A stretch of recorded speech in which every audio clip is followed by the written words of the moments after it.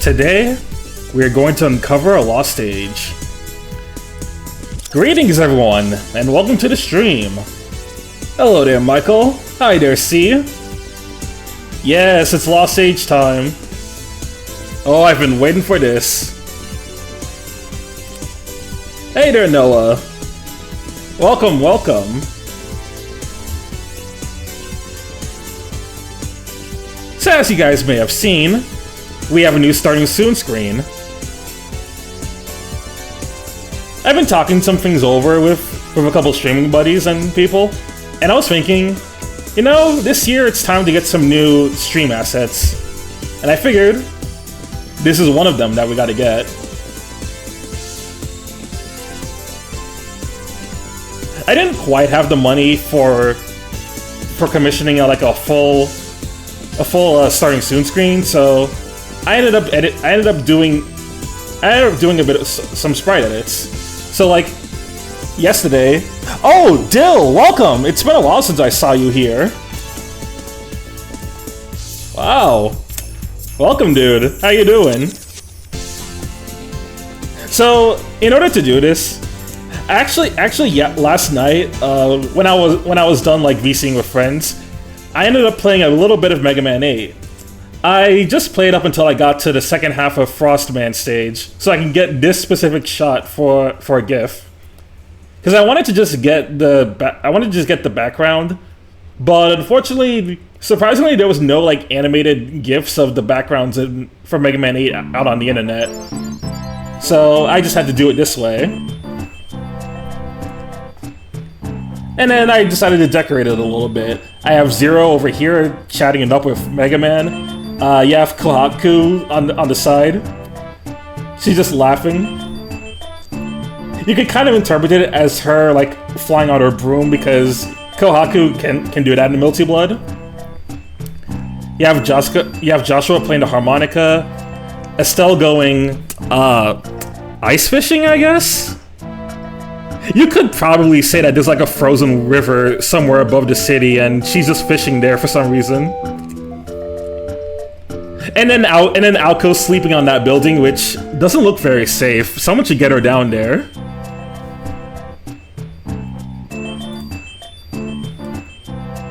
Bro, I've been going through it, but I'm alright.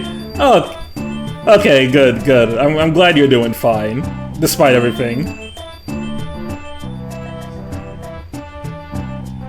Yes, Kohaku is really adorable. But yes, that's the first new stream asset I got. The second new thing I got is something that I'm going to be using for the thumbnails. But I figured you guys could see it here now that I'm actually going to be streaming the Lost Age.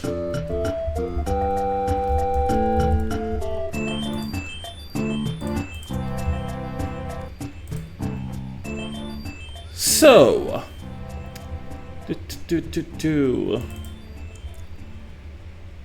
take a look at this.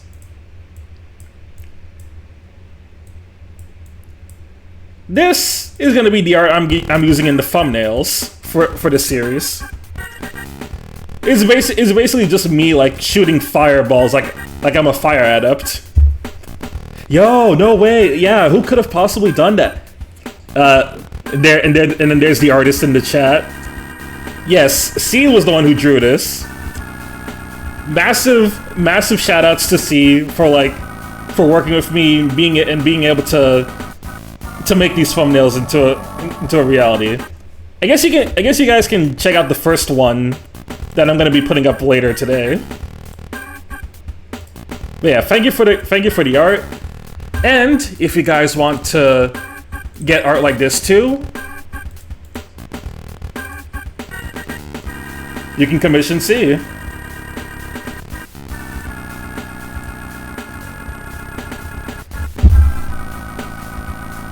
So yep, there you go. There's C's VGen if you want to commission any art for her. Art of her. She has great prices. She works surprisingly fast too. Like, here's the thing. I gave her up until like February 15th to get these finished. And she got done a week in advance. I was like, oh shit, you're done already? I guess I gotta make sure I have the money ready. And you know what? Good thing I did. Any love and support is always appreciated. Of course, C. Really love you here. Hi there, Smasa. Welcome, welcome. She also did my new Twitch and YouTube PFP too. Nice. Yeah, I saw she did the new art for you, and it looks really good.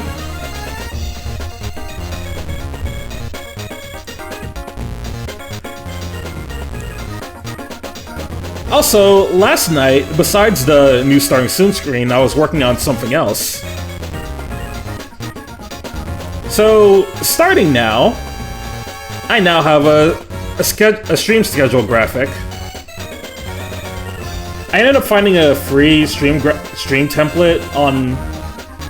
I found a free stream template on Ko-Fi, and then I just edited it up a little bit so that the colors match with my OC. So, here we go. This is the stream schedule for this week. Now, obviously, from next week onward, I'm gonna have this ready by Saturday, or by like Saturday, because... But, generally speaking, I never stream on Sundays. So, here's the plan. Wednesday, I'm gonna be playing Golden Sun. Thursday, I'm gonna be streaming The Lost Age, but I'm gonna start a little bit earlier because tomorrow, I'm going to be reacting to the State of Play with friends. And then on Saturday, we're bringing back the multiplayer Saturday with Genso Skydrift. Yeah, look, it's your art again.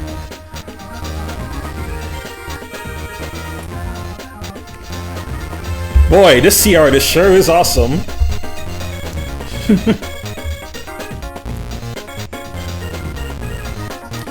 I wouldn't say I'm good when it comes to drawing, but I know my way around a pencil. Oh, don't be like that, dear C. You're an incredible artist. Don't sell yourself short.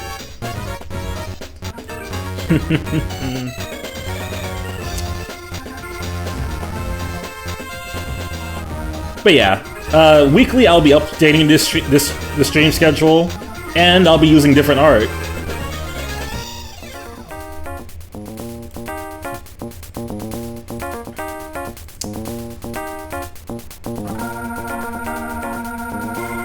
So, oh, also,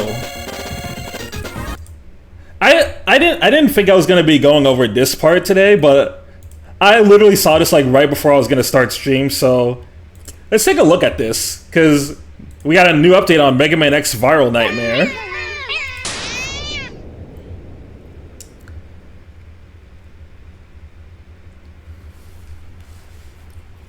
Paints Mona Lisa. True!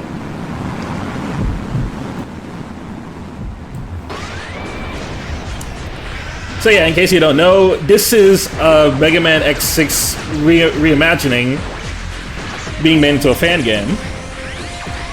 Oh, redesigned levels.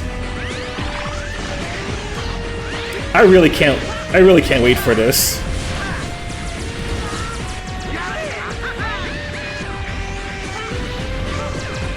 Dude, the level design and fights look so much better already.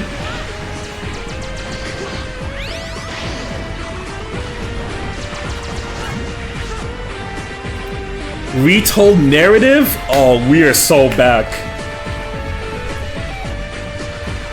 Guys, Mega Man is thriving. We got Dual Override coming out next year. We got Star Force Collection coming out next month. We have this. We have a new like reimagining of X6. Someone making it actually good. Damn it!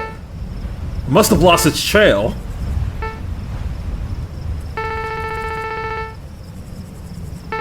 Yo, we are seriously living the good life.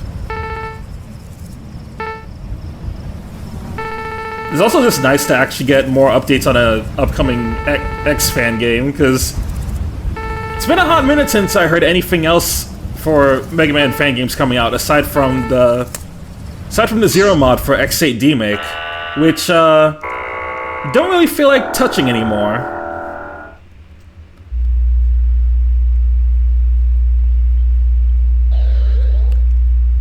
Oh, brother, not high max. Kill him. Kill it with fire. February 1st. Oh my goodness. Oh, brother, this guy stinks! Thank you, C. I hate that guy. Oh, February 13th? Guys, I'm not gonna lie. I might be a little tempted to stream this. I kinda wanna go through it. I kinda wanna go for a good version of X6. It would be so awesome. It would be so cool.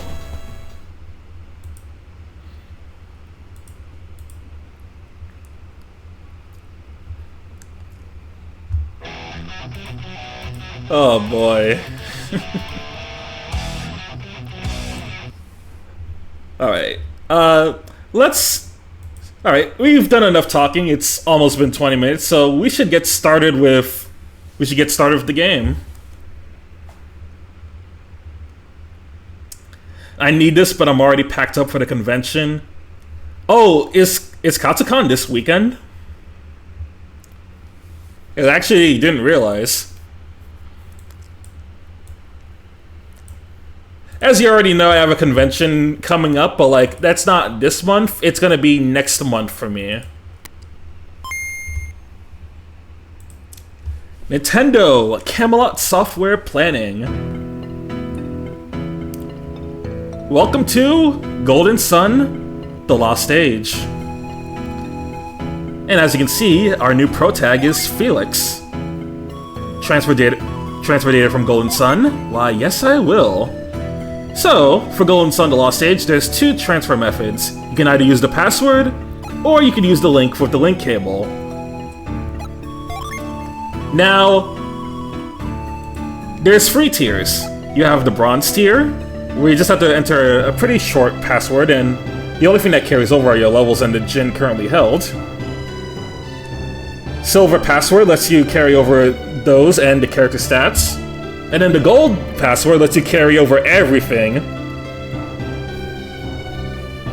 Now, if I were a madman, I would have to type in...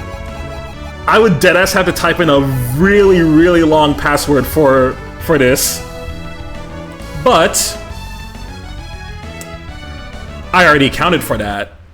The other day, I just typed in that long password off screen and made a save state right at the start. So, now we can start the real story. Ages ago, or so the stories tell, the power of alchemy ruled over the world of Weyard. Like, how long we talking? 6 pages long. Also, hi there, Violet. Welcome, welcome, welcome, welcome.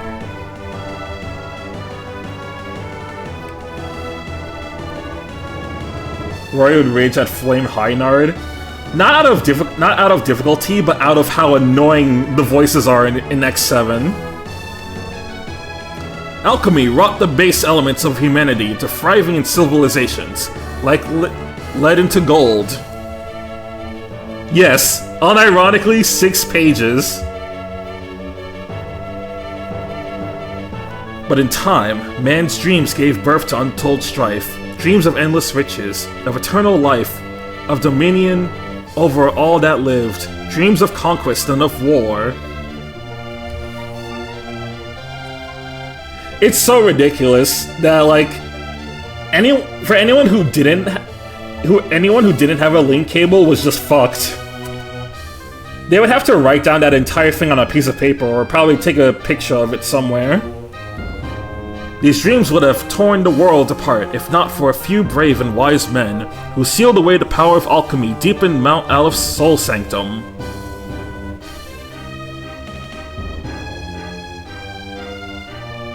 Prologue from Book 1.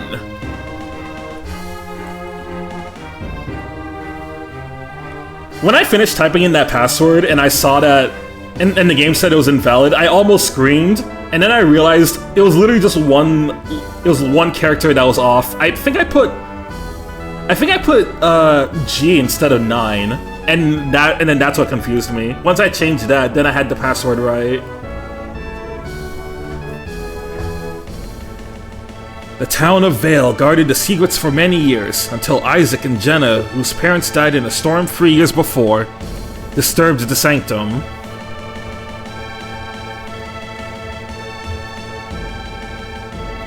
Sadaros, a minority of the Mars clan, followed them into the sanctum. With them traveled Jenna's brother, Felix, for lost in that same tragic storm.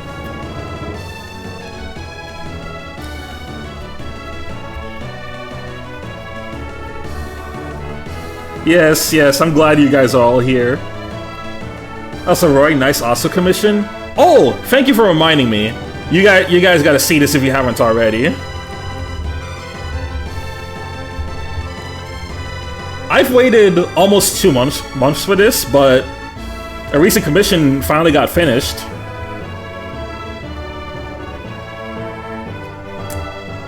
Our good friend Asu finished this piece for me.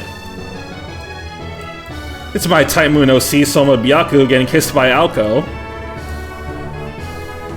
I am a huge fan of Asu's artwork and her art style. In fact, I'm gonna put it right over here.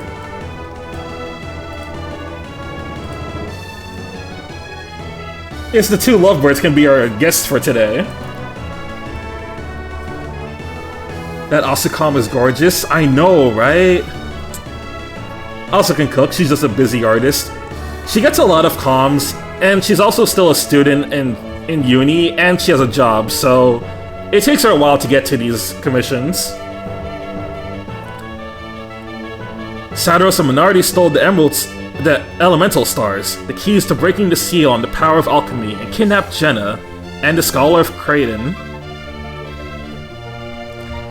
If these 4 jewels were used to fire the elemental lighthouses, the seal on alchemy would be broken.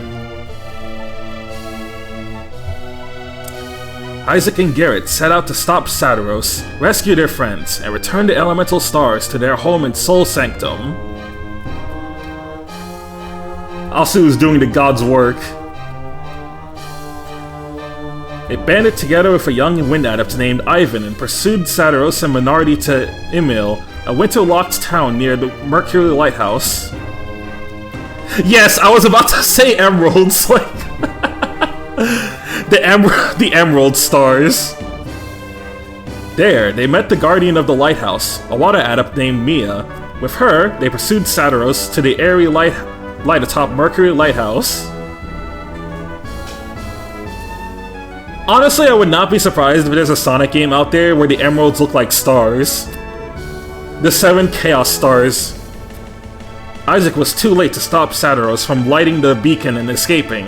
Again, Isaac chased him, crossing Angara to the shores of the Karagol Sea. Taking passage on a troubled ship, Isaac crossed the Karagol to Toby. He spoke with Toby's leader, a strange name named Bobby. Bobby.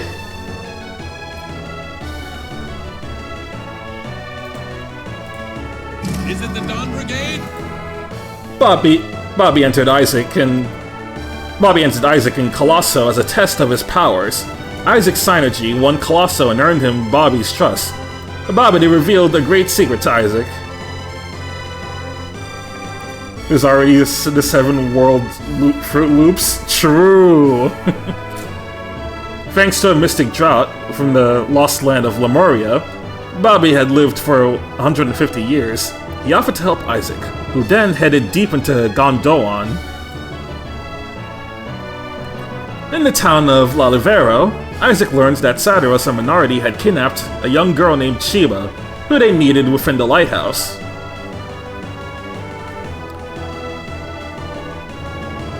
Isaac fought and defeated them atop the lighthouse, but he was too late.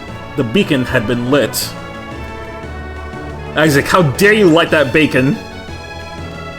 A great cataclysm followed. Shiba fell into the sea.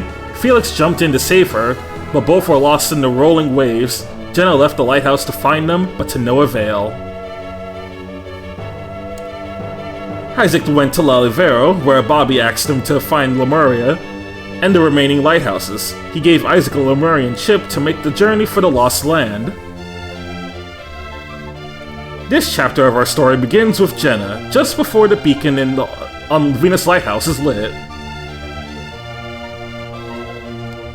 So excited for Kyoto Xanadu, slowly going through Tokyo Xanadu though. Oh yeah, I'm super hyped for it. Kyoto Xanadu and Sky Second Chapter are my most anticipated games this year.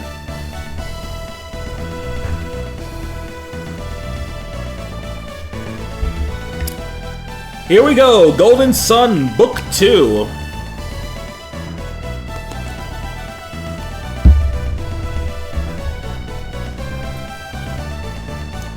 I beat the Sky First remake last night and I'm still kind of fucked up.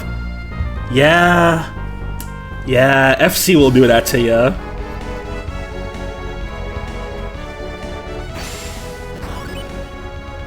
Hey, look at that! The gang's here. I missed you guys. Yo, my GOAT video game. Welcome, Genma. Welcome to the stream. How are you doing today? Are you sure we should be leaving like this? Once we go down those stairs, we can't get back into the lighthouse. Maybe I should have stopped my brother. Jenna, something troubling you? What is it? What's wrong? I have a bad feeling. Like something terrible is going to happen. Doing alright, doing alright. Nice, nice. Wait, Genma, weren't you gonna stream around this time? Or were you gonna go live like an hour later? Because I thought you were doing a stream today as well. Free PS. Oh, right. Because, yeah, different time zone. Okay, so you'll be going live a couple hours later. Gotcha.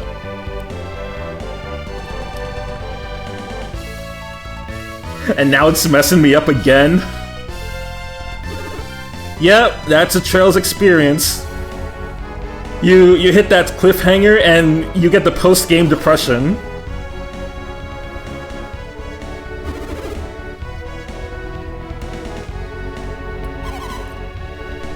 Where is Felix? He was just here a moment ago.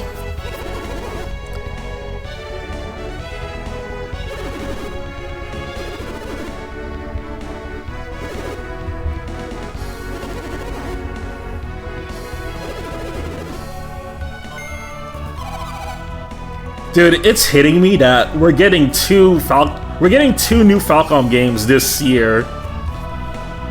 And like, it's not even just like the localization stuff, it's literally just like 2 games directly from Falcom's in-house. Like, that's not something we usually get from them per year. Usually it's like one big game and another game being like a remaster.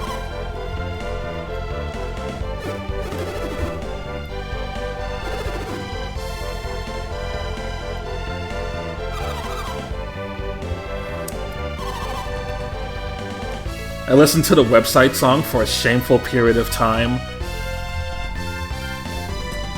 3 AM to 11 straight throughout my entire work shift. Jeez, dude. I mean, listen. It's a banger. I don't blame you.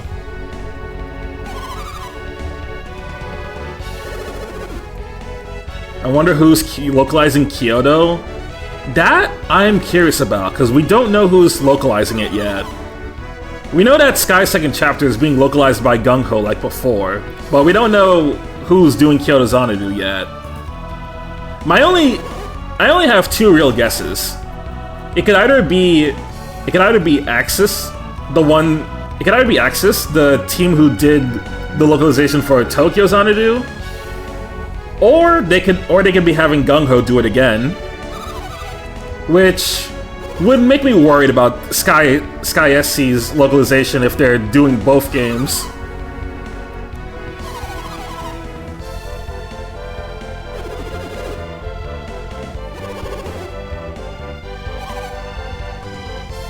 Why are boys such fools?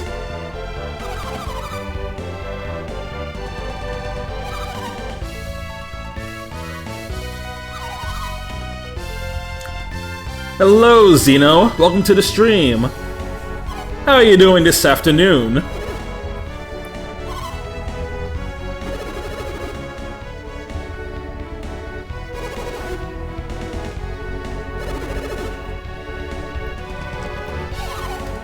I'm fine. I finished Kuro 2 last night. Oh, nice. How you feeling about Kuro 2 now? Unironically, that game is peak. Wait, did you actually end up liking Act 3 in the finale? I mean, the finale is one thing, because, like, I actually do think the finale is pretty good. Okay, that's good. That's actually good to hear.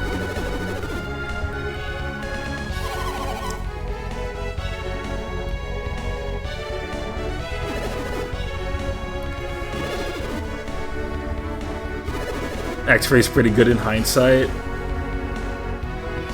The worst of it is in the beginning of Act 3, but like, some of the later parts are not as bad. And then also the finale is like really damn good. Surprisingly one of the shorter finales for a Trails game.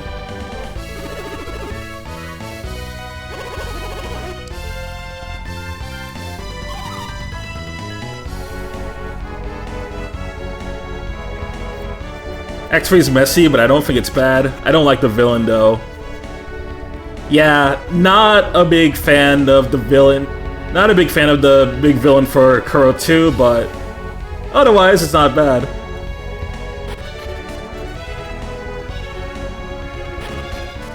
Also, shout out, we get to play as Jenna in this section. Pretty cool.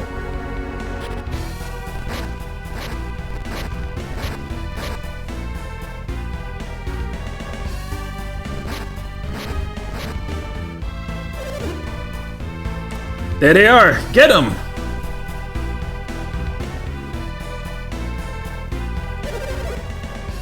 I think Kuro 2 is just fine. Like, it has a lot more flaws than the first game did, but I don't think Daybreak 2 was like the worst thing since sliced bread. It's just kind of frustrating coming off a Daybreak 1 that's like one of my most favorite games in the series.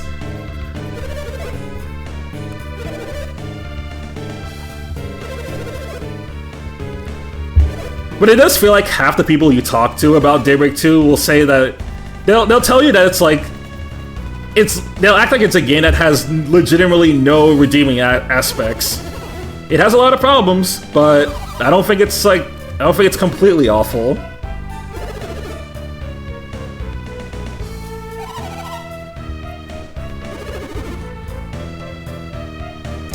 With most Trails villains, though, I always be like, can we skip to the part where I can kick your ass now?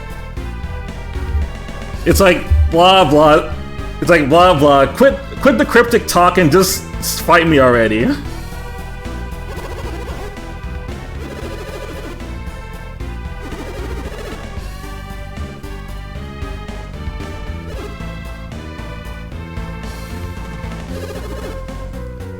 Thankfully, only those workmen block your path. Oh hey, look! There's obstacles! Now we get to burn them alive!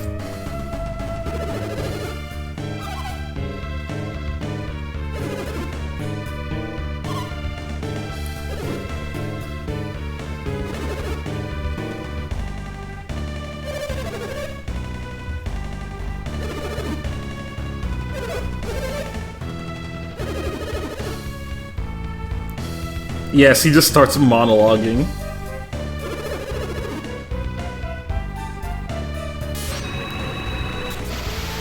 You fools!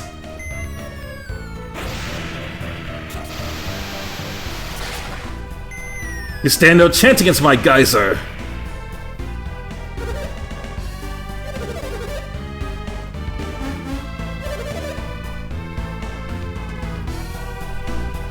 Now y'all better back it up before you get hit with a League of Legends player's worst nightmare. Showering.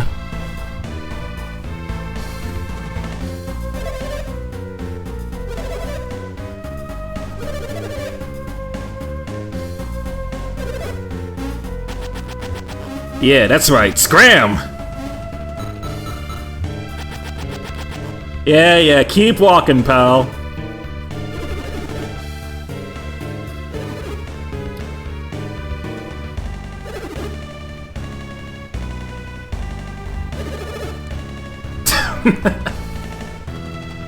I said this before in the previous playthrough, but I love those little emotes that the Golden Sun characters do above their sprites.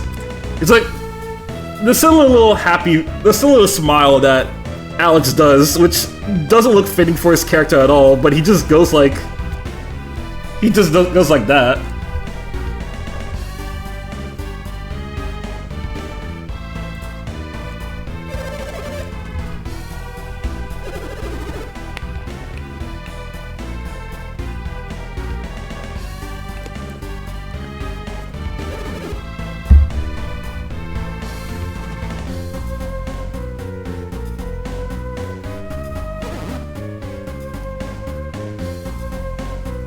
He's just like, oh, you want to try me? That's cute. Let me show you the power of a Mercury Adept.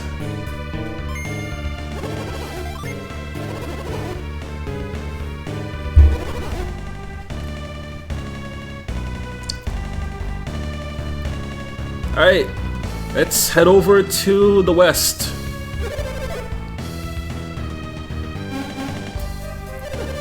He looks like a menace. Oh, oh, believe me, he is. You don't want to mess with that guy. Oh, I love this theme. Alright guys, enjoy Jenna's battle theme while it lasts. Because unfortunately, we're not going to hear it for too long.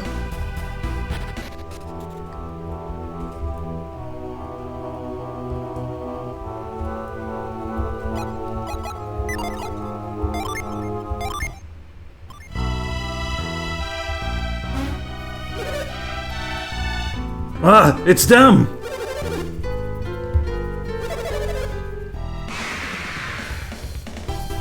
You would be sorely mistaken. Also, can I just say, I really love the crescent shape on Jenna's staff. This is a really nice design.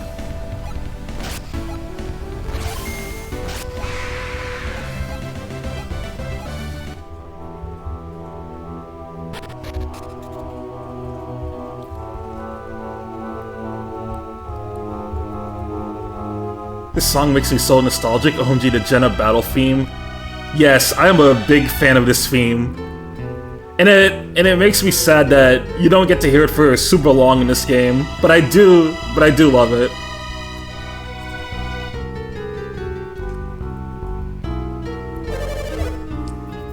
It's funny though, these games were technically my Trails pipeline. I got so tired of waiting for GS4, I was like, alright, this Trails series looks pretty cool. Yeah, at a certain point, you just gotta slide it in and realize they're not making another Golden Sun game. Oh, I hate Camelot so much. I hated Camelot so much. We could have gotten a fourth Golden Sun game and actually completed the completed the the tetralogy, quadrilogy. We should have actually gotten a follow-up to Dark Dawn, is what I'm saying. But instead we're forever cursed with mediocre Mario sports games.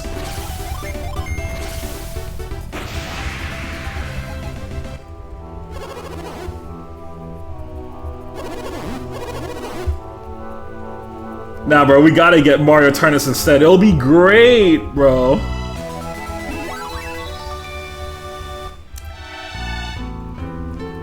Nintendo will sell you multiple Mario Tennis games like their life depends on it.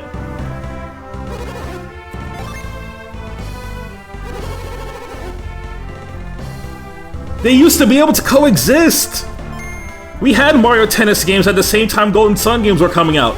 There was one on the GBA that is literally just a Golden Sun game, but with Mario. Like the art style, the sprites, the sound effects are deadass just the same ones in Golden Sun for Mario Tennis Power Advance. If anyone's ever played that game.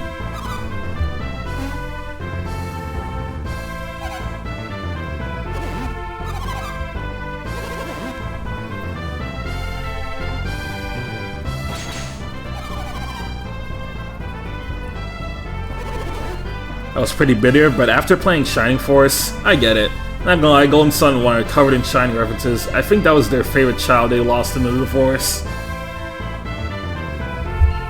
Yeah, like, they couldn't really make Shining Force anymore, so the next best thing was just to make a sorta new Shining Force, but as a GBA game.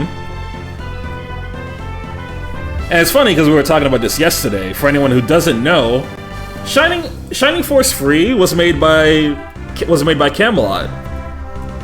And if you take one good look at like how Shining Force 3 looks, you'll see a lot of similarities between it and Golden Sun in terms of like the character designs, the overworld look.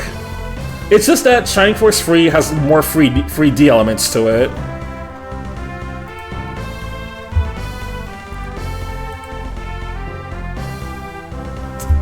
Like this artwork right here, you got...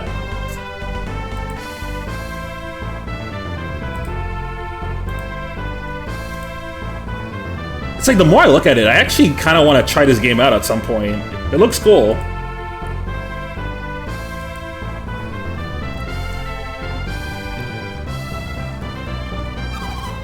Actually, they made all the Shining games. They just renamed themselves to Camelot in the Saturn era.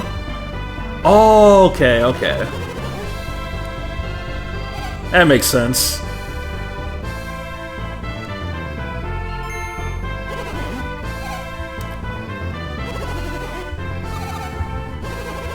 I know they also did other games like Beyond the Beyond.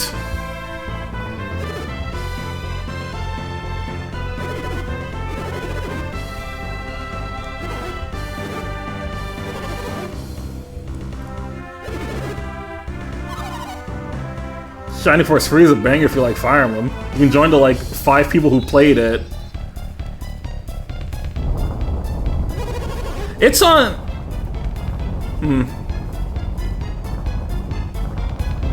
Yeah, maybe someday I'll give it a look. I've always been curious on Shining Force.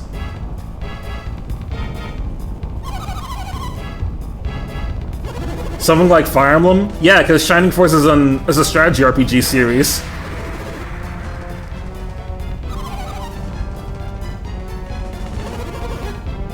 Dang, it has not been an hour yet and shit's already trembling.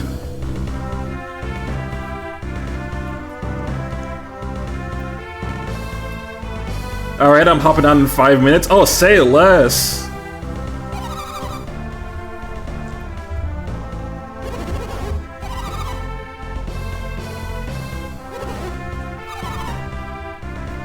What a wacky start.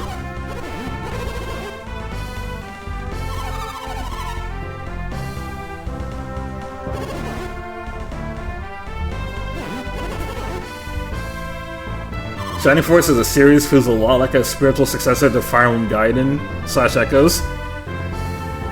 I could see that. I think I would assume they came out around the same time because the first 2 Shining Force games were Sega Genesis, and then Gaiden was late NES. Yeah, Sega gave up on most of their RPGs, and then they gave up on the RGG. Oh god, speaking of RGG... Speaking of RGG... So, reviews for Kiwami 3 came out, and despite the hill that they were dying on, the game still ended up reviewing pretty poorly, and a lot of people are saying like the game's really bad. But you know what? They deserved it. They deserve this. They deserve this outcome. Look at this. Persona 3 Reload haters feeling 0.1% of the pain Yakuza 3 fans had to endure Kiwami 3.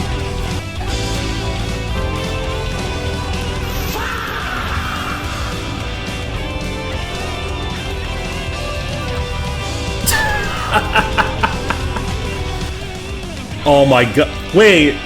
No. Let me pull up the other tweet.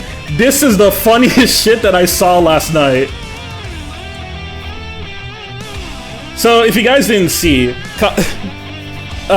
Yokoyama, the current director of Yakuza, made a statement saying that like, oh, we're making a Daidoji universe for the future of Kiwami games.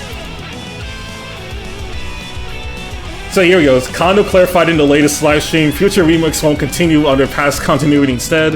They're launching a brand new series. This means that the next title won't be called Sky Third, as its story is being heavily rewritten to fully align with the Heiyue universe. It's a parody off of this, where this guy says that they're making the Daidoji universe. Dude, this shit was frying me.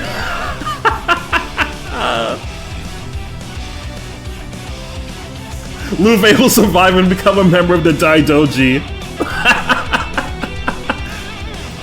I'm just a man whose trails are beyond the horizon. You know what? Let me send this tweet to you, Noah. You can.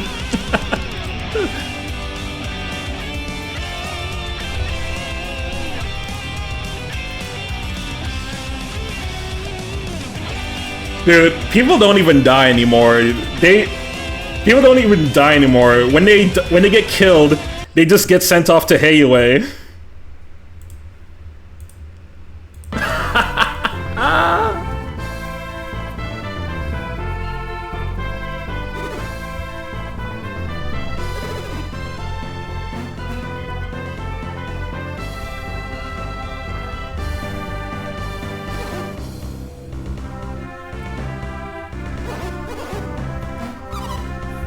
You know, the worst part about all this is that weeks ago, I made a joke saying that, like, Yakuza's gonna be moving like Sonic Forces now, where they're gonna revive all their past dead villains and make them come back as Daidoji members in Yakuza 9.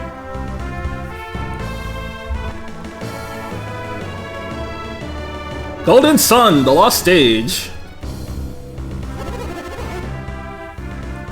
Oh! There's Felix and Shiba.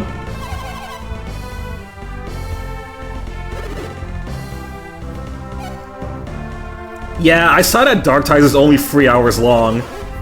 They tried to gas it up like it was going to be another Yakuza Gaiden, but apparently it's more closer to a Majima saga. Which is like, okay, dude. Died on that hill and then Mine's side story isn't even good. Like, what are we doing?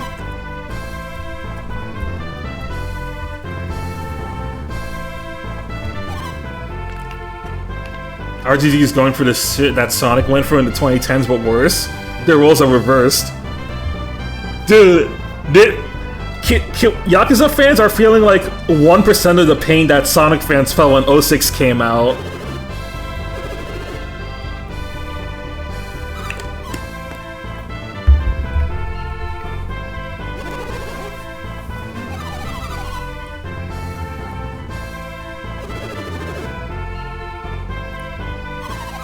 Thank God that game's gonna flop. I bought Free Houses instead.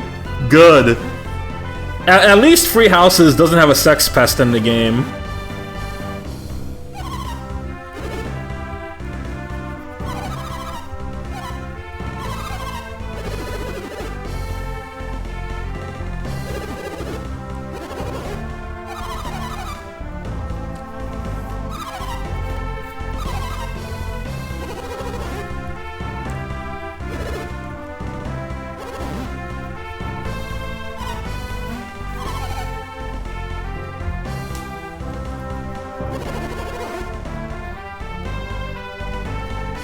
God, to think for a moment, if I didn't know about the Kagawa stuff, I would have at least bought it for Dark Ties, but then Dark Ties isn't even good, so like, it's the fact that even aside from all the Kagawa shit that got released, the game's not even good anyway, so. And then they delisted the original Yakuza 3, so you just have the word. This is literally like everything that people hate about remake culture.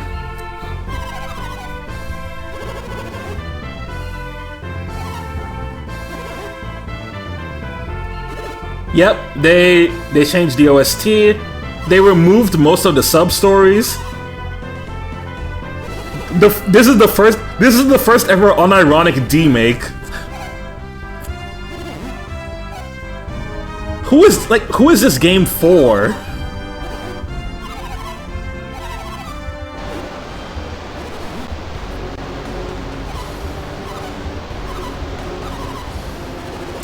Tidal wave? Oh no, Rita's coming for us. Blah blah blah, tidal wave.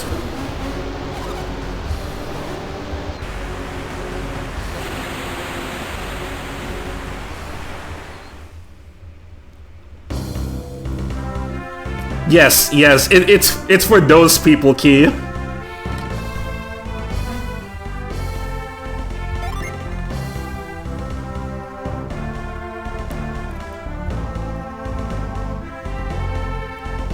The legs are working too, fine.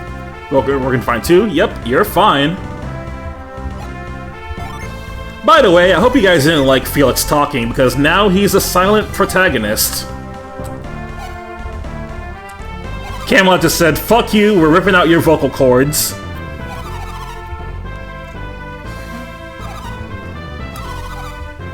No more talking for you.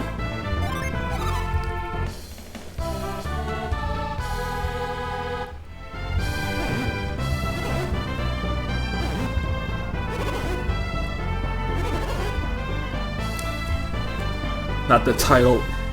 I should get a... You know, part of me wants to get a soundboard for Rita doing that voice line. But like, what am I gonna use it for? Where's there a context where I'm gonna want to say blah blah blah tidal wave?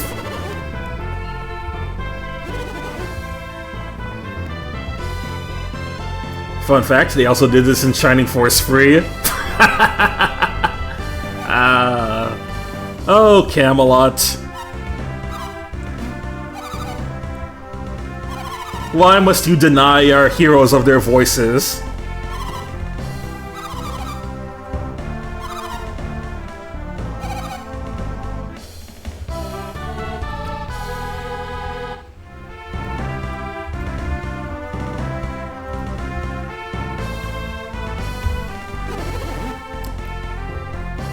By the way, where's Alex gone?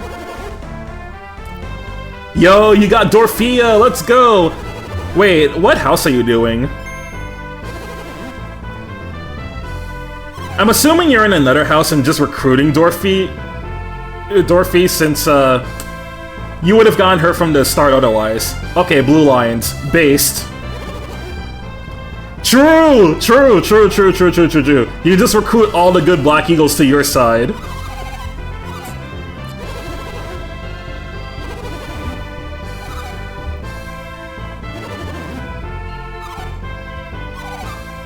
Yeah, it's definitely a choice that they like to do, because Persona's the same. Like, Innocent Sin, Tatsuya doesn't talk, but Maya does. And then Come Eternal Punishment, Maya doesn't talk, but Tatsuya does.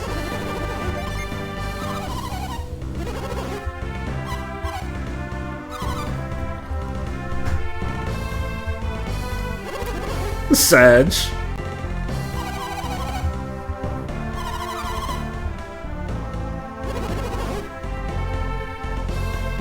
Oh yeah, the emotes remind me that I actually talked another new stream asset I'm gonna be getting soon. So I talked to the person who made my current PNG tuber sprites, and I asked them if they can make like a bunch more emotion expression states that I can use, since I can hold up to multiple. I can hold up to multiple on VitoTube. Like, currently, if I use this, I have two different states I can use. I have the regular. There's the regular me, and there's the bunny. Also, why is this taking up the whole screen? What the hell?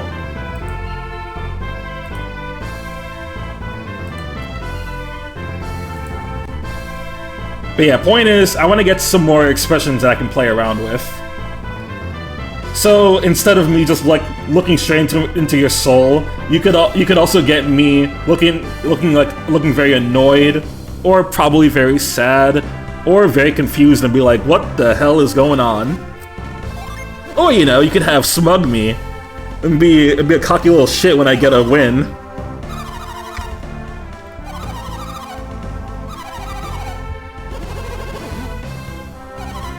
I don't mind it myself. Silent Protags have their charm. Yeah, it's not the worst thing in the world. I think there's some Silent Protags that are actually pretty cool.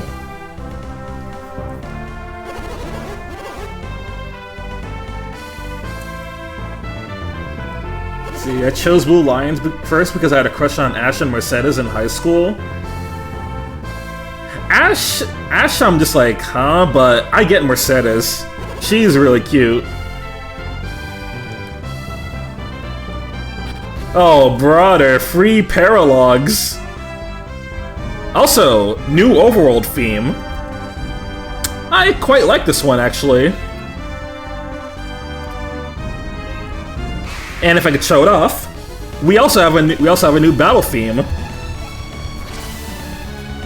And as much as I love this theme, I do miss Jenna's battle theme, but this one's good as well.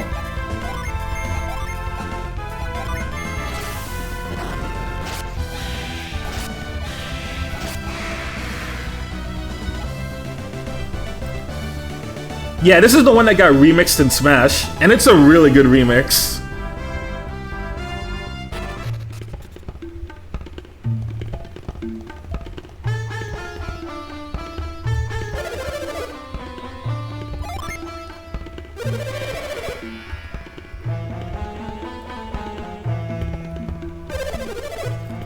I like how epic this one feels, and when you get the really cool animations playing, it pops off hard. Yeah, because then you get to hear more of the theme instead of the battle just ending in like 3 seconds.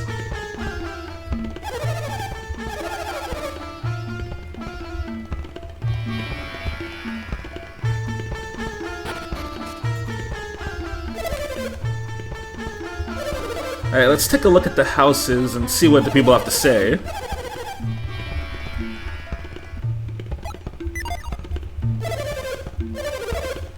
Yo, Ricky? No way.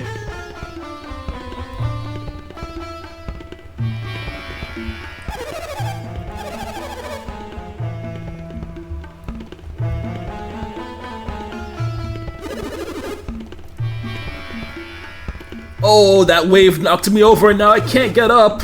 I must have been born to suffer. Well, sucks to suck.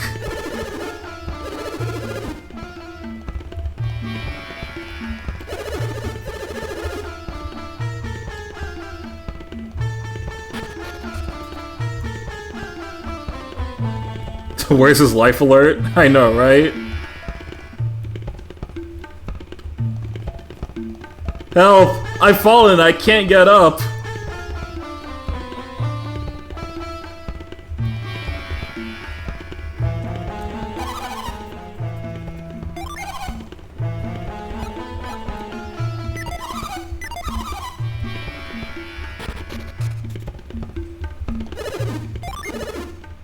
Alright, let's see, what do we have here?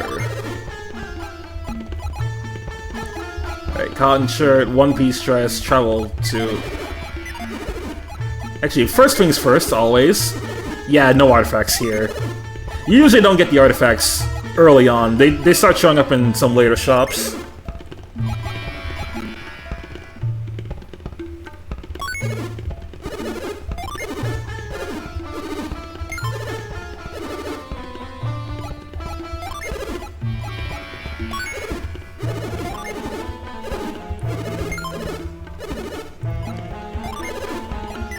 So, tomorrow we have the State of Play coming up.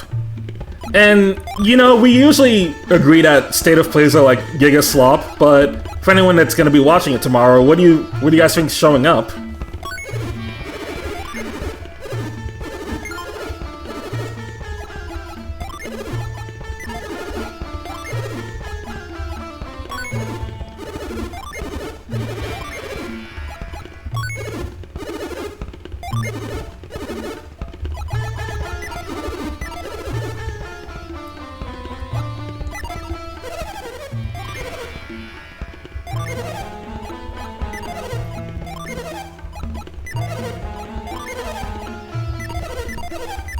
Okay, don't need to worry about the weapons.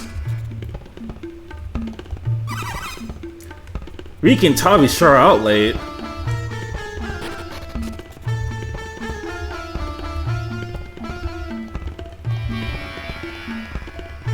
I have no real guesses on what could show up. I just hope that it's good. Because, you know, it's an hour-long presentation. Like, surely they gotta have something for us. Surely. But then again, it could easily just be an hour of, like, the same tired first-person shooters that look dark and gritty. The same tired the same tired Souls clones that don't get the point of Souls. Another 10,000 roguelikes that with card builder roguelikes. What else do they usually show at those?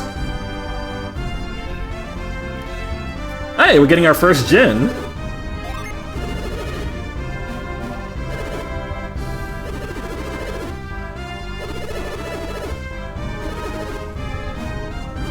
Yes, 20 minutes of gacha games. Including, more updates on, like, Genshin Impact, Honkai Star Rail, Zenless Zone Zero, Wolverine Waves, and then they're probably gonna announce, like, a new Chinese gacha that's gonna take over the internet. I'm good.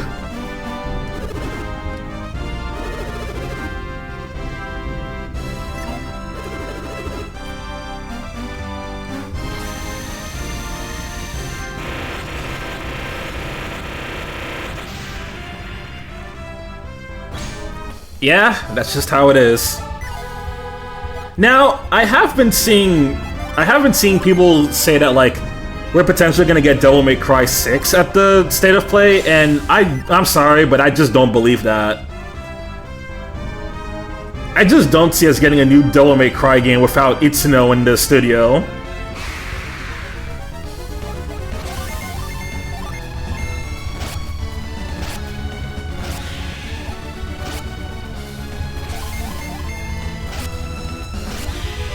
The only Golden Sun game to make the tutorial optional, and thank goodness.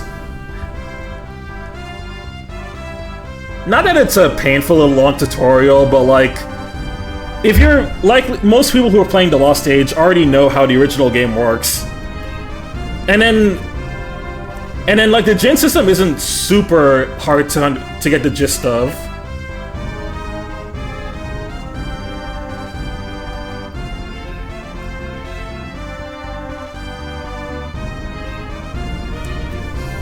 DMC 6 feels like a fever dream. DMC 6, but it's written by Adi Shankar. No. Anything but that. Please.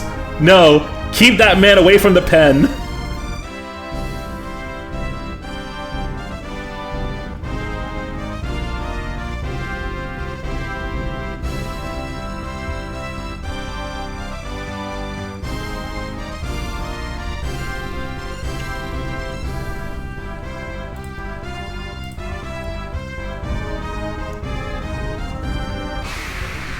Isn't it crazy how Adi Shankar and Yokoyama are basically brothers at this point?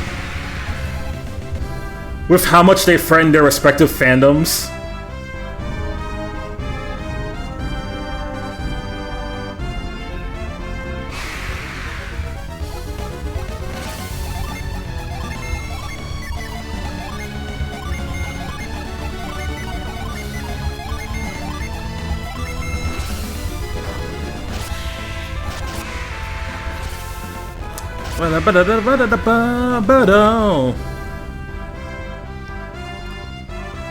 What are your thoughts on Gang of Dragon? I just hope it's good. Although, something about the game looks off to me. Like,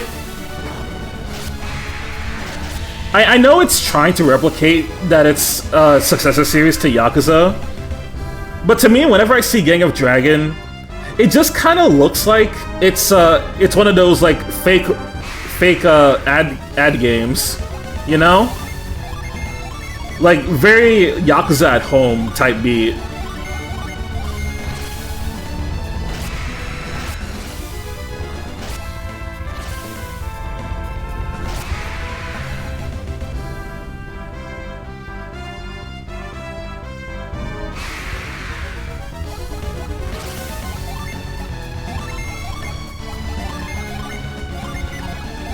Yeah, you get me on that, right?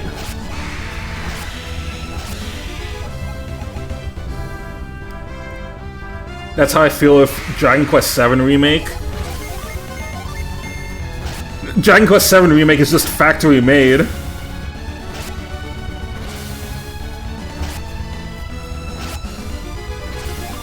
I don't really understand the point of the current Dragon Quest VII Remake we're getting. Because we got a remake on the 3DS years ago, and it looks perfectly fine. Also, I'm pretty sure that remake addressed some of the complaints that people had about the pacing of the original. So, I really don't know what they're going for.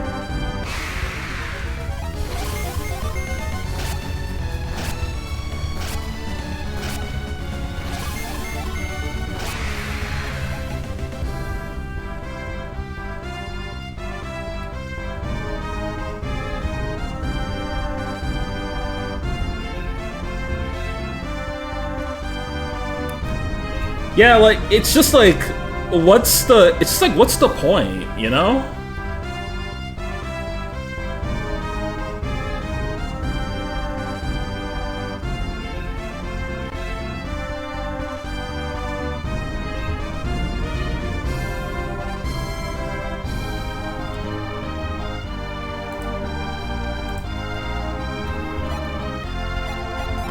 Let's see, how are we doing on coins? We could probably get a stronger sword for Felix before we head into the first dungeon.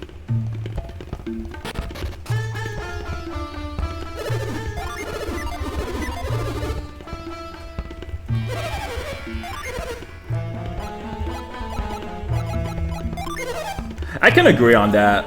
I personally would have preferred if they just remade Dragon Quest 4 through 6, because there's still no way to play that on modern systems.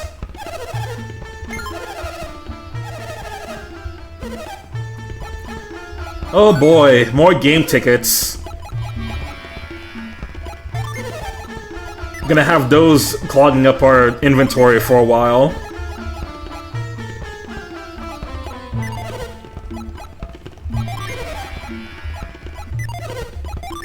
I forget, can Shiva use swords? No, she can't.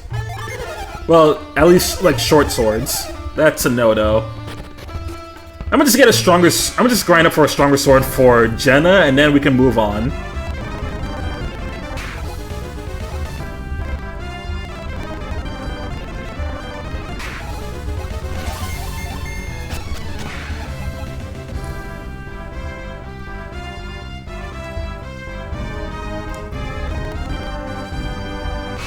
Yeah... It sucks, you know? Like... And Dragon Quest V was actually, like, the one Dragon Quest game I actually got super into. Because I'm not too crazy about Dragon Quest, but I did like 5 for how unique the story premise was. So, if they ever, like, re-release the trilogy for Dragon Quest 4, 5, and 6, I hope people get to try out 5 and see how it is. Because it's a surprisingly good game.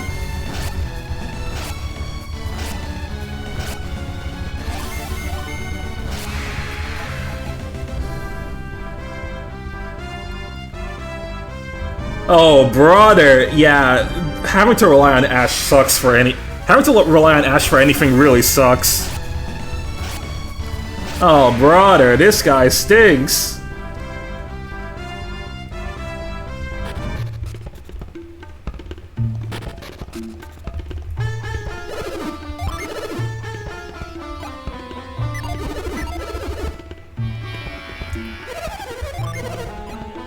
Yeah, just use Shamir. She's genuinely so much better.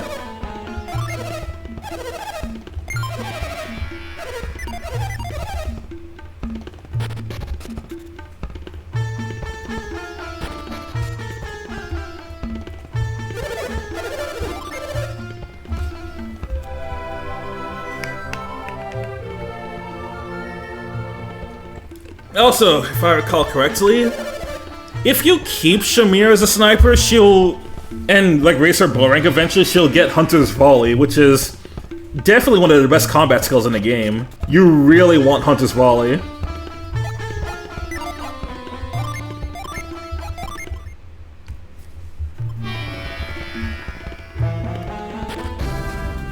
I remember the last time I played Free Houses, Felix got that when I made him a sniper, and it made him really cracked in the late game.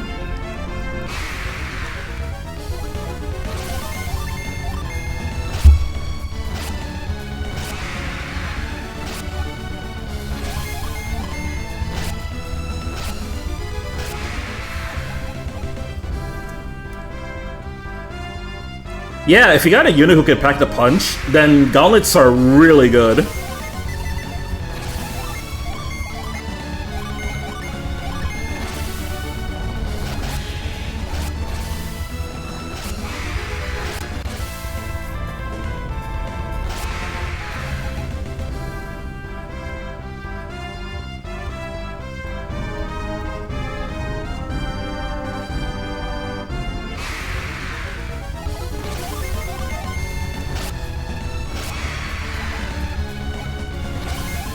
And personally, I prefer how gauntlets worked in Free Houses than how they didn't engage.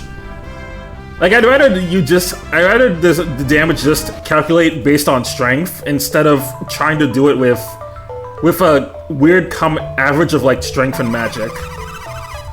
It's why Illyr with the Silver Arts wasn't that good.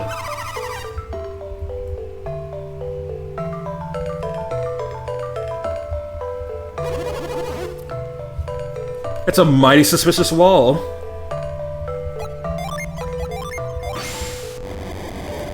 Don't mind if I do.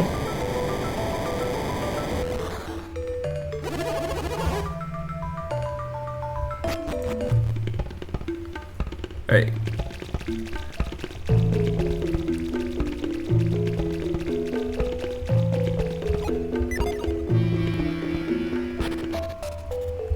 The only reason I remembered about them in my last playthrough was because in the last time I played Engage, I was doing a draft run, and one of the units I ended up using was...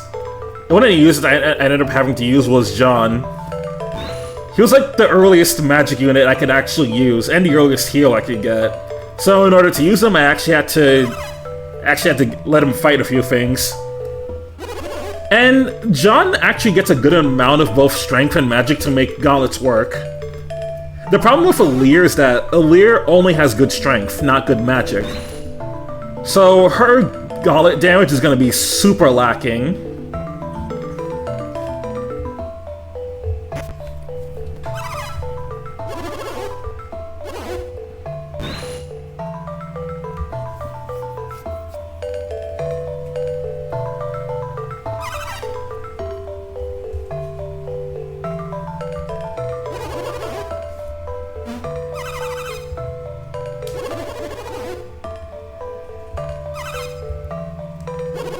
I'm not gonna lie, I haven't finished Engage.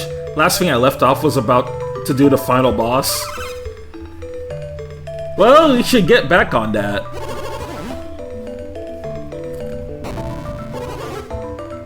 Funnily enough, the friend I was talking about who did my PNG YouTuber sprites, they actually finished Engage not too long ago. But like the thing about this person is that they really like to over-optimize to the point where they grinded so much to get like the most optimal builds. And when they did the final map, they legit beat the final boss in like a single turn without needing to even break down the shields. So like they just skipped the entire gimmick. And to be fair, you can pretty easily do that in Engage if you set up your turns right.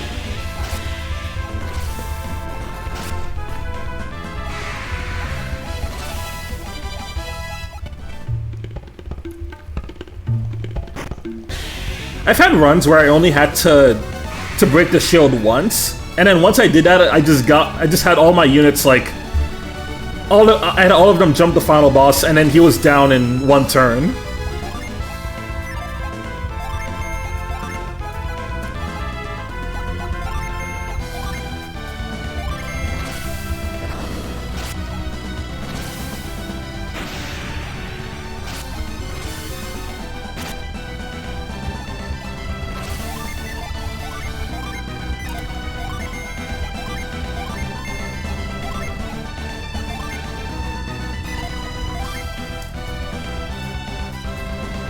I also grind way too much. I mean, fairs. I really enjoyed Engage once I got used to the game, but it was a wild ride fresh off of Free H. Yeah, Free H and Engage are very different vibes in their gameplay. It took a little bit to get used to like the Engage mechanics, but once I really like understood how the emblems worked, I had so much fun breaking Engage.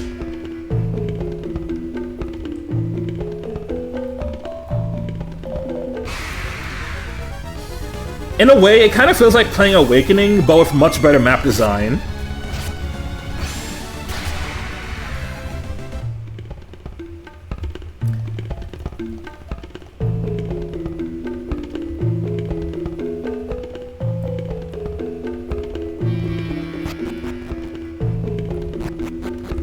Ah, you're talking about the story there. Oh, yeah.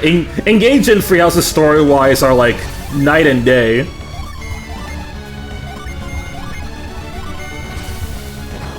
Like, Free Houses tries to be a much more serious story with like lots of lore bits, and in a way, Free Houses story-wise, it feels like it wanted to be the next genealogy of the Holy War, and it certainly tried. I wouldn't say it succeeded in the best way, but there was an attempt.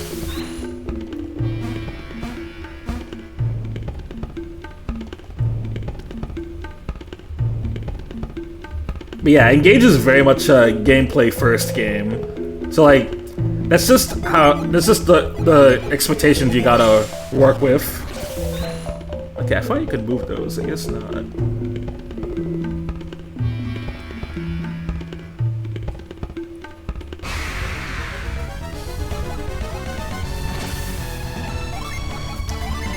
Engage is more or less a Saturday morning cartoon. To the point where a lot of people said that the opening feels like a 4Kids opening. It's like you wake up at Saturday morning, you don't gotta worry about going to school till Monday. You open up, you turn on the TV, and the first thing you see is Fire Emblem Engage, rise from 1,000 years ago, shaking off a hazy dream.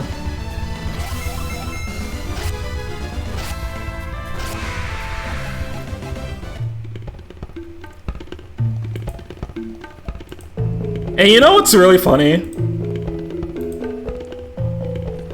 I actually have a soundboard for that opening, but it only plays one part of it. It plays this. Why the fuck is it not connecting?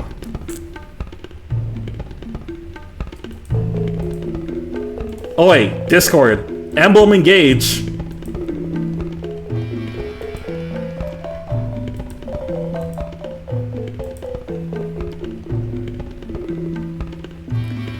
Okay, never mind. Discord's being asked right now. Emblem, engage!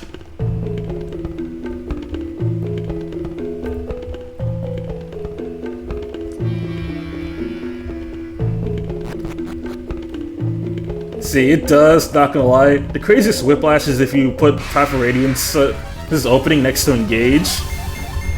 Yeah, whole different tones right there. It's crazy.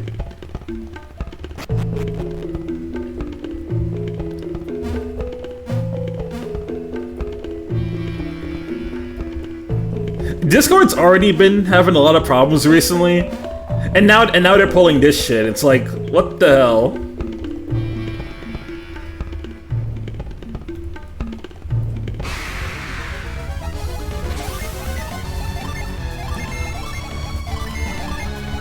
Remind you guys, never give Discord your information. They're doing the same shit that they did to British people, and they're censoring the internet.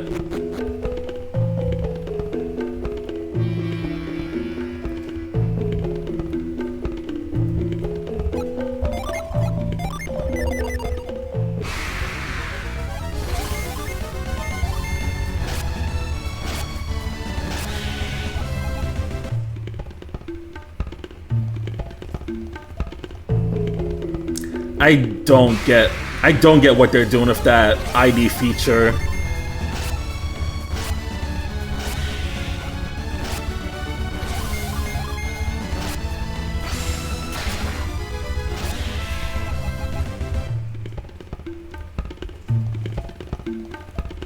I'm not sure about that yet. I'd rather we confirm that we find like a good Discord alternative first before we do such a thing.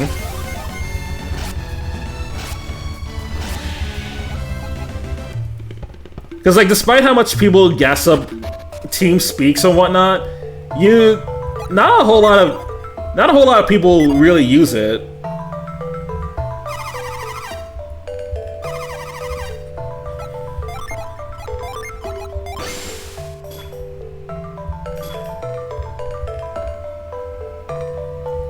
Oh yeah, for anyone who hasn't played Golden Sun, something I really like that you can just use Mind Read on any NPC, and you can get some extra dialogue from them that way.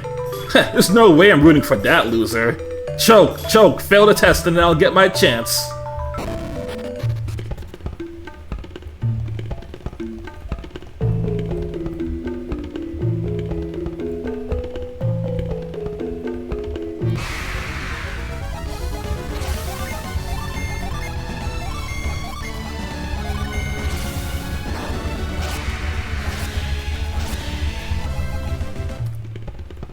Gotta go now, it was fun.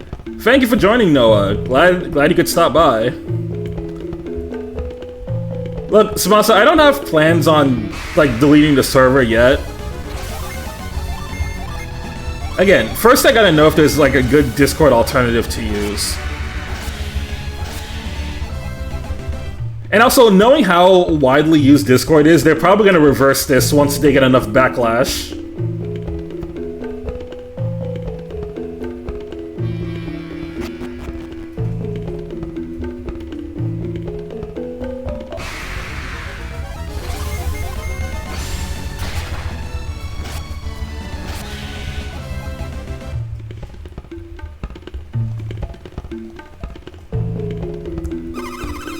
It seems I may not have been ready after all. I should start my meditations over again. What do you have to say, buddy? Is it really possible for anyone to pass this test?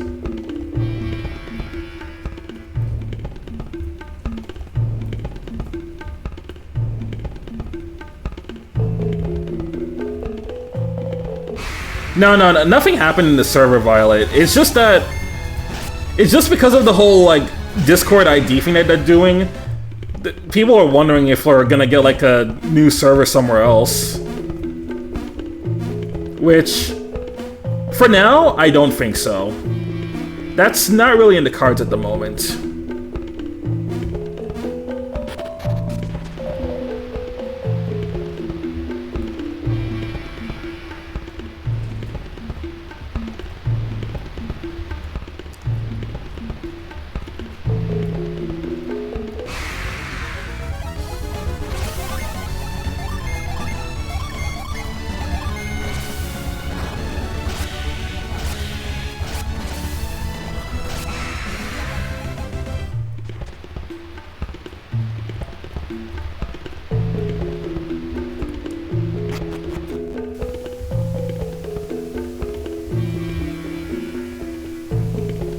I guess to change the topic a little bit, besides the DMC6 thing, there's another leak that's going around right now, and it's not for the state of play, but actually for Pokemon Day on Pokemon's 30th anniversary.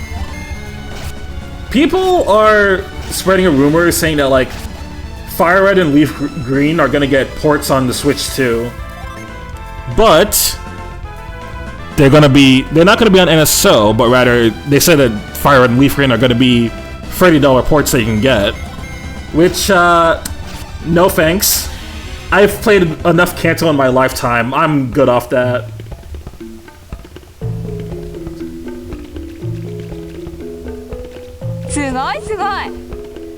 Hey, Zach Game, thank you for the follow.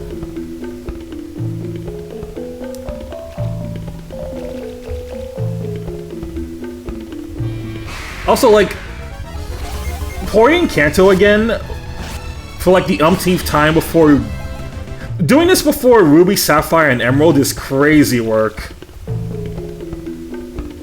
Before even doing another port for like Gold, Silver, or Crystal, or bringing back the Sinnoh games, or Black and White, like, what are we doing here?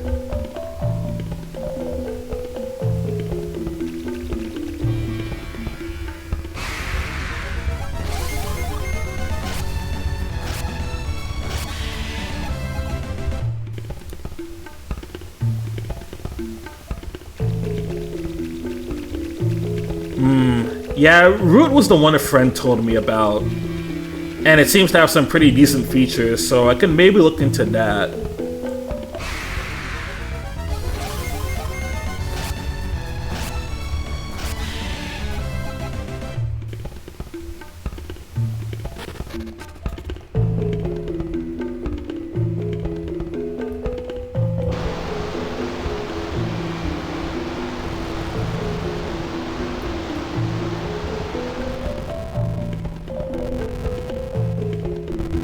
Yeah, I'm with you on that.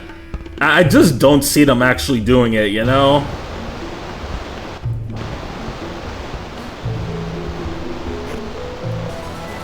Got a mysterious card. Alright, let's see. Equip that to change your class.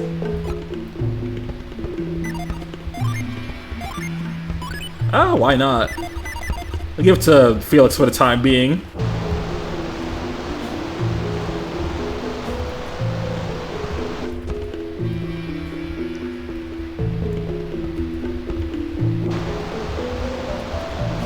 Like, I don't usually believe these leaks, because people can just say any bullshit that they want on the internet. And it's easy to make predictions like that for Pokemon, because people do it all the time. But I also wouldn't put it past... Game Freak to re-release Kanto for the umpteenth time. So, you know, make of that what you will.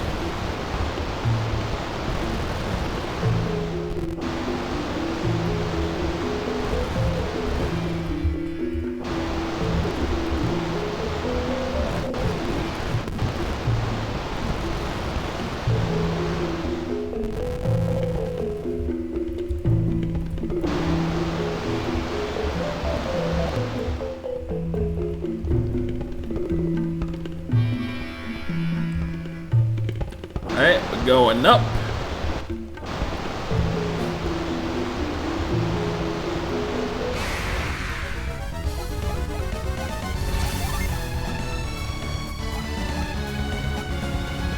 Oh, it's this! I forgot about this. Alright, so let's do a little bit of juggling.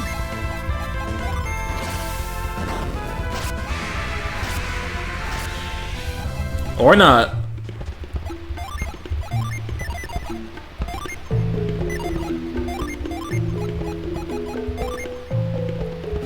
Okay, I might use that a bit later, but I'm going to take it off for now because Felix is our only healer for the time being. At least until we get a water adept.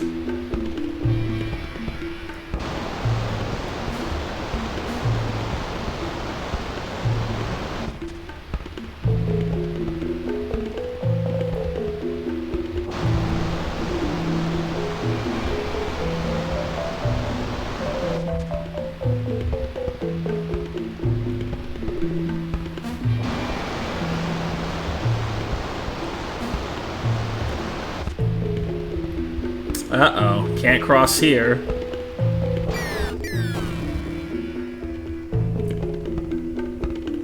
The last Kanto remake we had was the Let's Go, and I think that should be left after that. Yeah, I would honestly rather they just, like, leave Kanto alone now. Now, of course, this year is the 30th anniversary of Pokemon, so they're gonna be obligated to do some Kanto bullshit.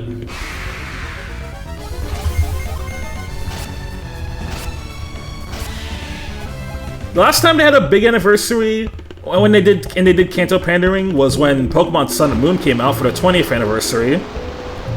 And in that case, they ended up putting like they ended up making a lot of the regional Pokemon just like Gen 1s.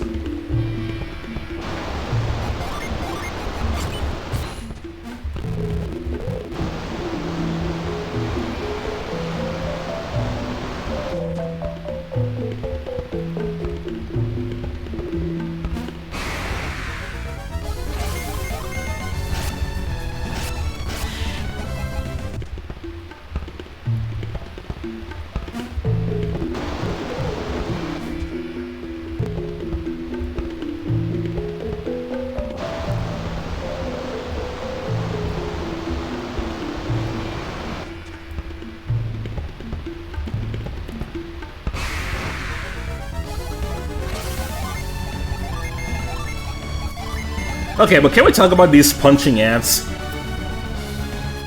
These guys would definitely be a bug fighting type in like Gen 10 Pokemon. Although, based on their look, they look like they would have pretty mediocre stats.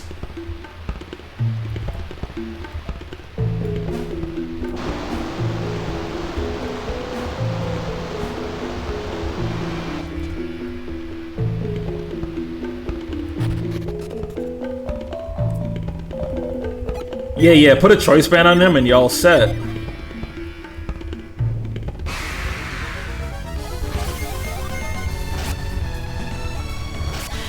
He'd be running into Guts, Drain Punch, probably giving some shit like Bullet Punch as well.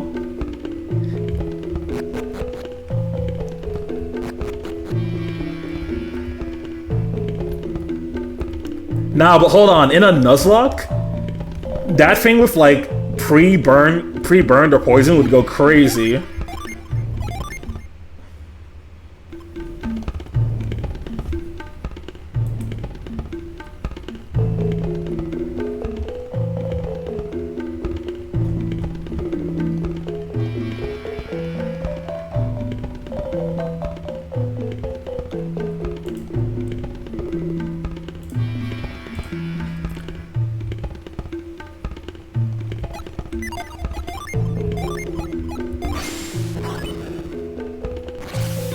What's the sign say? Extinguish your desire and the fire will cool. Empty your mind and you will feel no pain. Form is emptiness. Emptiness is form.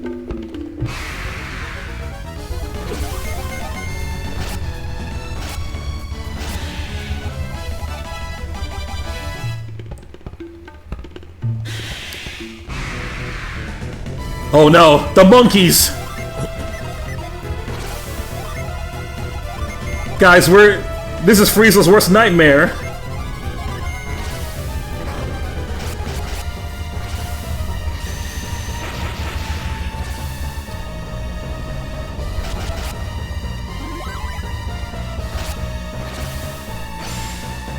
Monkeys. Okay. Okay, monkey.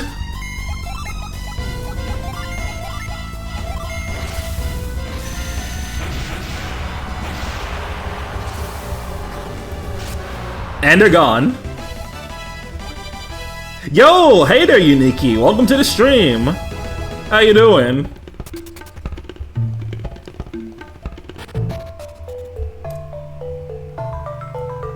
We have purged the monkeys.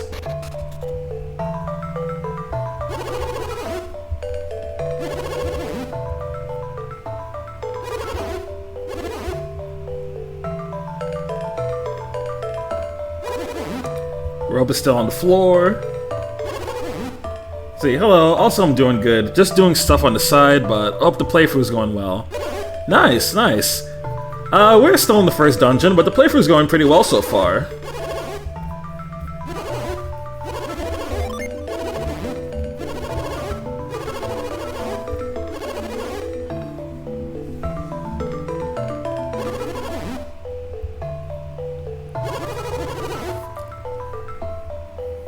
Oh yeah, since you're here, I don't think you got to see the new stream assets I have.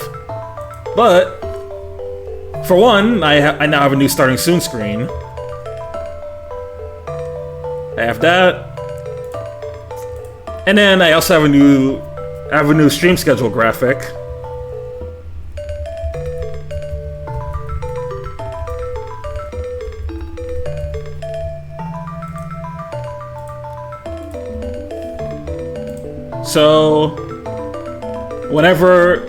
So starting like this week. Oh, that's the empty one. I need to get the other one. This one. Yes. So yeah, here's the new stream schedule graphic that I have. And starting now, I'll be updating it weekly. Isn't it pretty cool? See, I got my socials up here. There's like a little spot over here where I can put art of my OC.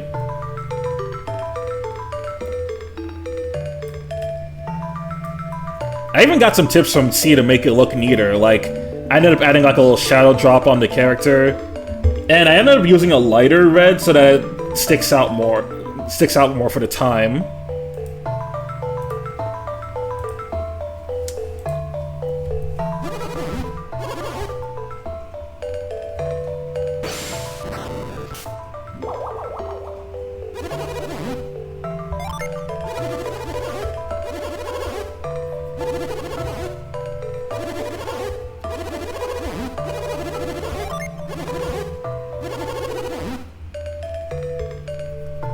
What do we call an old man? That's gonna be all I'm hearing next month when it turns my birthday. It's like, haha, Unk.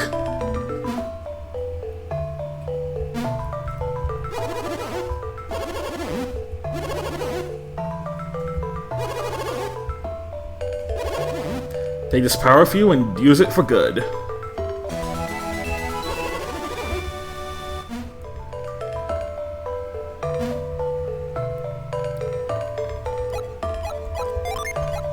See, I'm already in my Roy mid arc, so I'm just further going down the Unk path. And funnily enough, sometime later down the line, I could be an actual Unk. Just depends on when my sister wants to have kids with her husband. Alright, now that we got Lash, now we can go back for that Jin.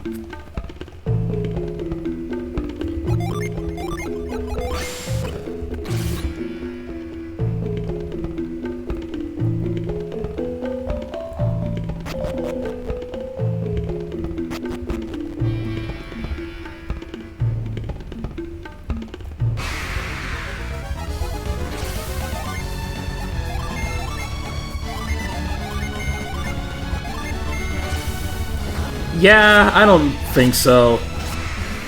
And you wouldn't be Unk anyway.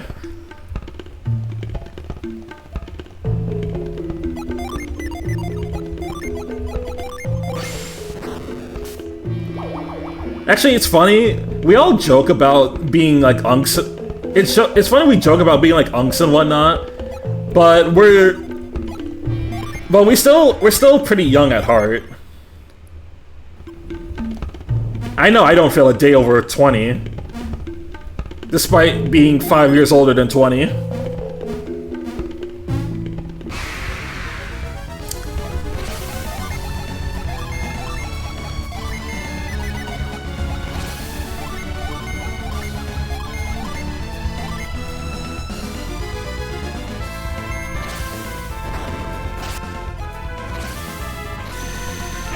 Kamehameha!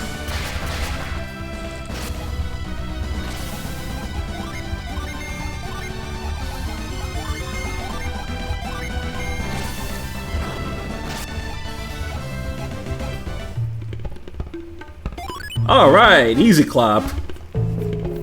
It's a little funny that we already have a Mercury Djinn before we even get a Mercury Adept.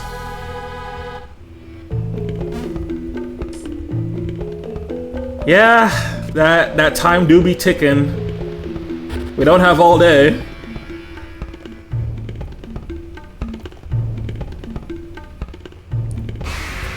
Yes, the rabbit with the clock.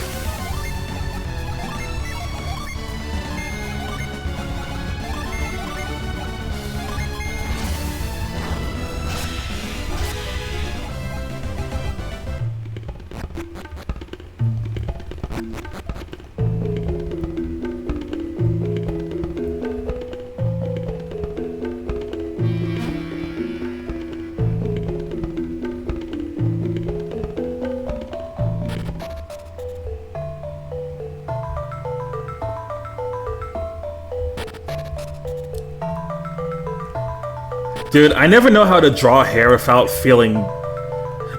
Back when I was actually attempting to be an artist in high school, drawing hair always felt awful. I don't know how people do it.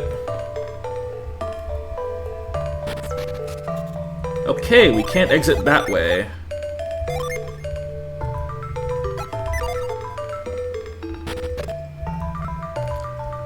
Alright, we can't use retreat in here. We gotta exit the long way.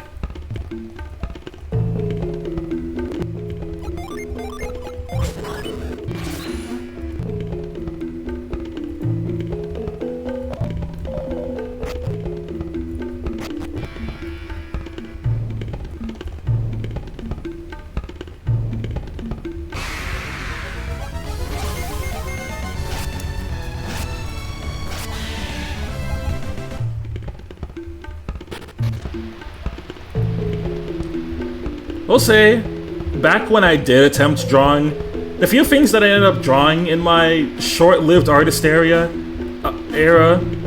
I drew Sword Kirby, I drew Leaf, I drew Seliph, and I drew Mikleo.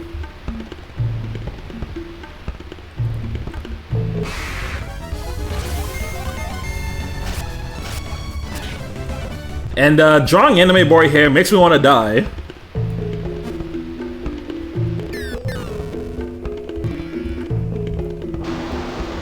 That said, massive respect for anyone who's still on the art grind. Like, that shit is not easy.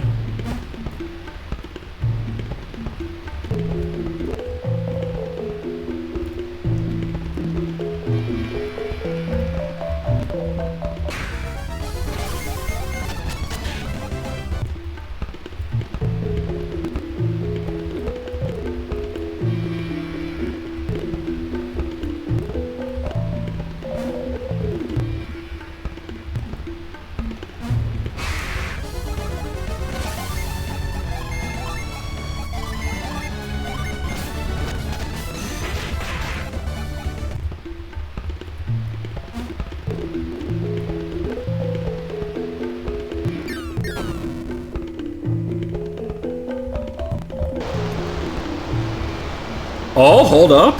You might have cooked. Okay, Dill Nation, we might be back.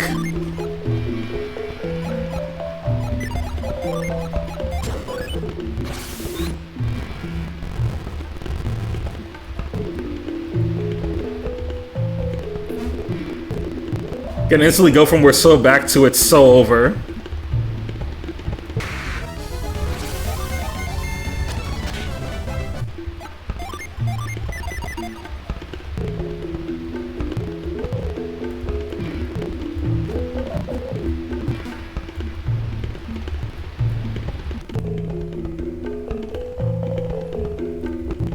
But look, regardless, I still trust in the plan.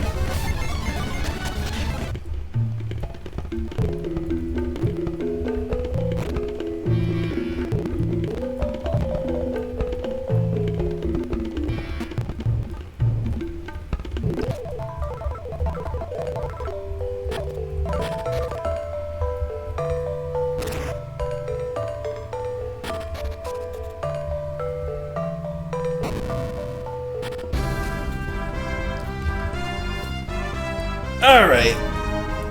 I need to use the bathroom real quick, so I will BRB.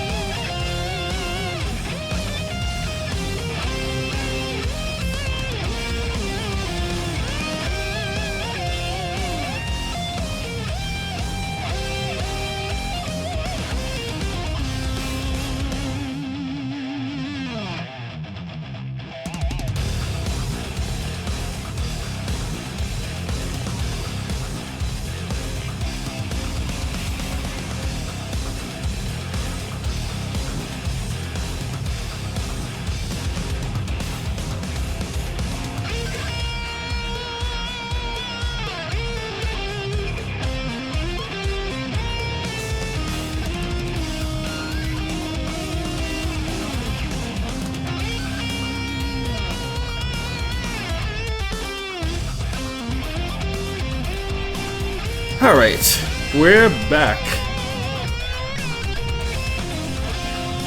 And since we were talking about trails earlier, it just reminded me of another silly thing that I did recently. This series has way too many aliases. And there's a whole tier list template where you can rank all the different ones if you want to. So I really just said fuck it and just ranked like all the different ones for the characters. I'm not gonna stay too long on this page because it does have characters that show up in Horizon. So if anyone avoiding spoilers, I won't stick too long on that. But basically, Trail's characters are chuny as fuck. They have so many funny titles. Some are a little too over the top. But that's just part of the charm, and I love them for that.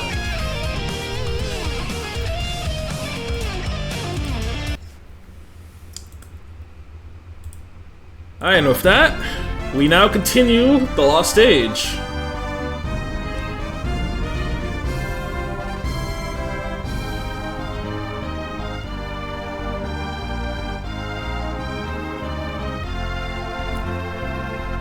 You know what? Actually, I think I'm gonna give that mysterious card to Shima.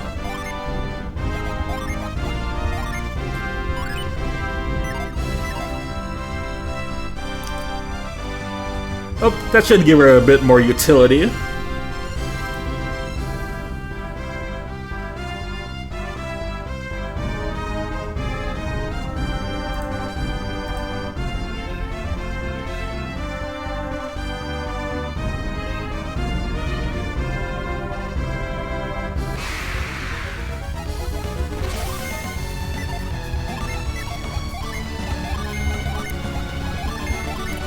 Alright, Juggle and Battle Card. Yeah, I think this is actually going to be much better for her.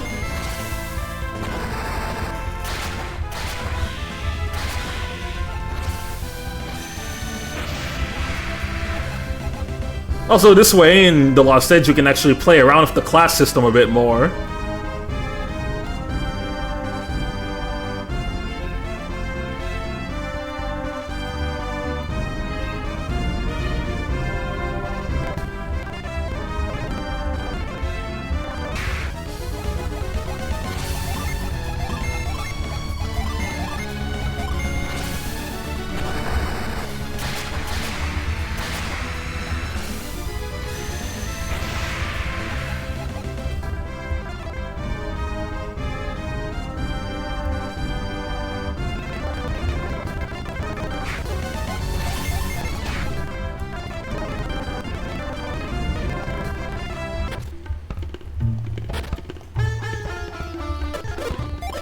Alright, heal up.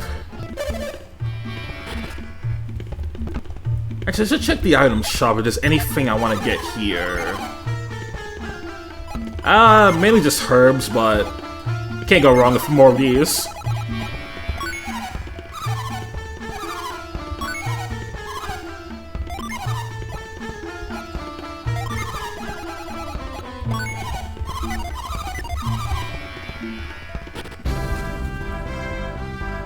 I saw Twitch support tweeting something regarding that mods can delete their own messages. I mean, could they not already?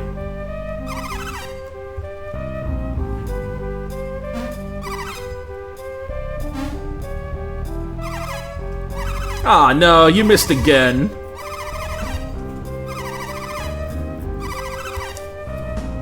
Dude, how the fuck did that kid get all the way over there?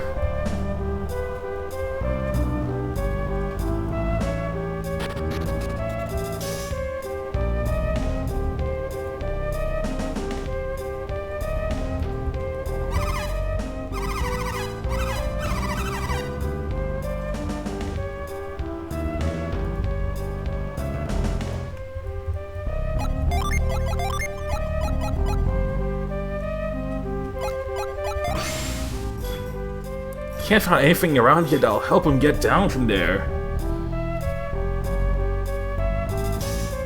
Oh, but we have the solution, my friend.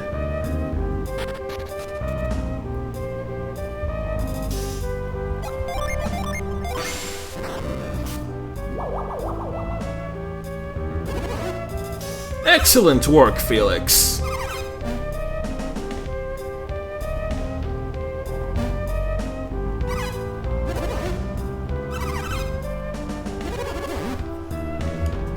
I'm not sure. They made a post about 15 minutes ago.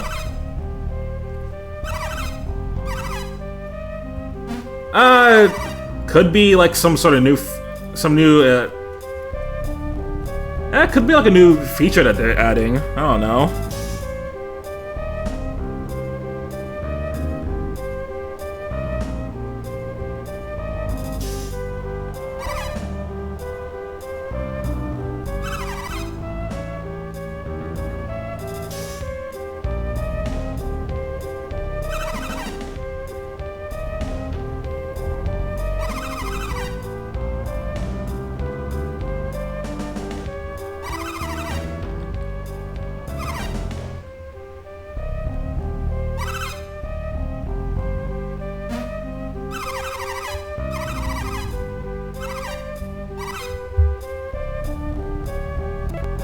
There they go.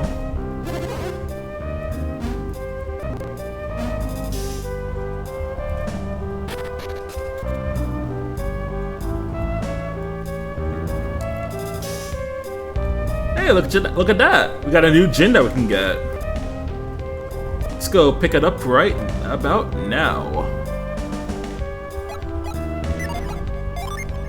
I'm gonna save because I don't remember if this one fights you or not.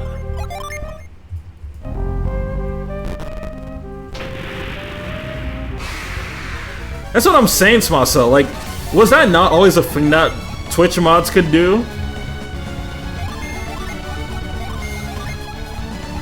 What, are you just telling me that, like, all of a sudden they now just thought, oh, oops, Twitch mods can't actually delete their own messages. We should probably go fix that. Like, what kind of bullshit is that?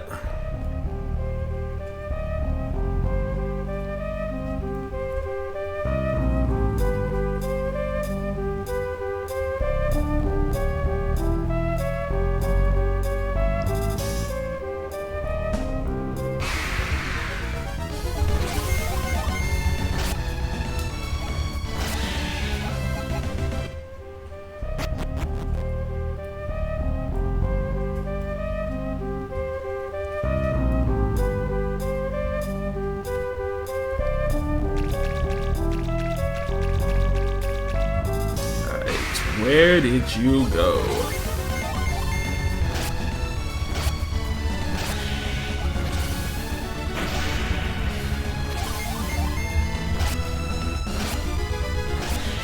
Now, whatever you do not mention China's HP number.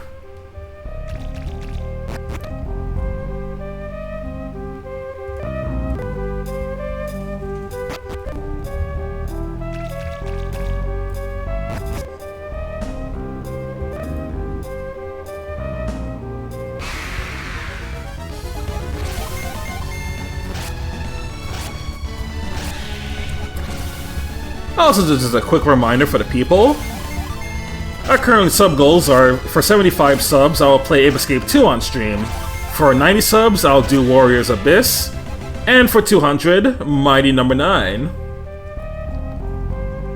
Although, good luck actually getting to 200.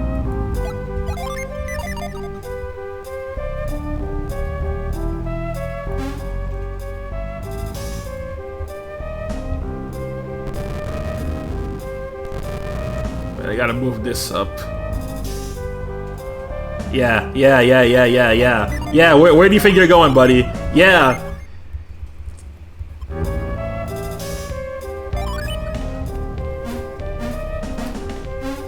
Don't even dare it, because it can happen. All of a sudden, Peyton drops in and drops 200 subs because he's a maniac.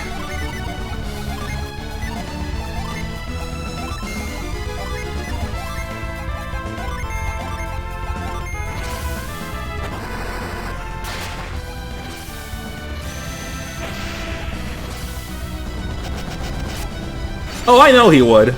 He's probably working right now, so that's why he can't. But get him on a good day, and he will come and give me those subs.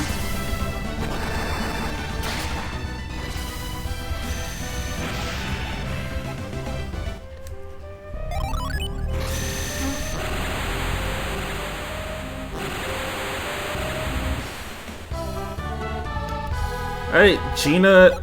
So Shiba now got breath.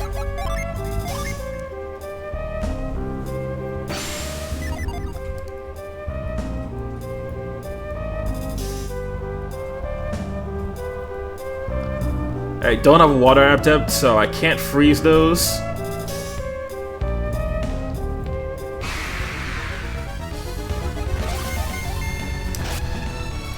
On one hand, you'd be covered financially, then the downside is having to play Mighty number 9.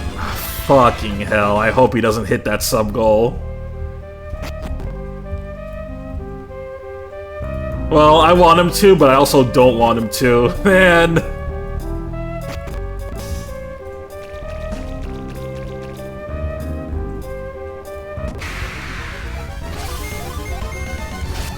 But, like, that's part of the fun of these sub-goals, you know? You never know who's actually gonna be contributing to the cause. And to see who wants to see me suffer. Or who wants to see me play a cool game, depending on what ends up being the sub-goal.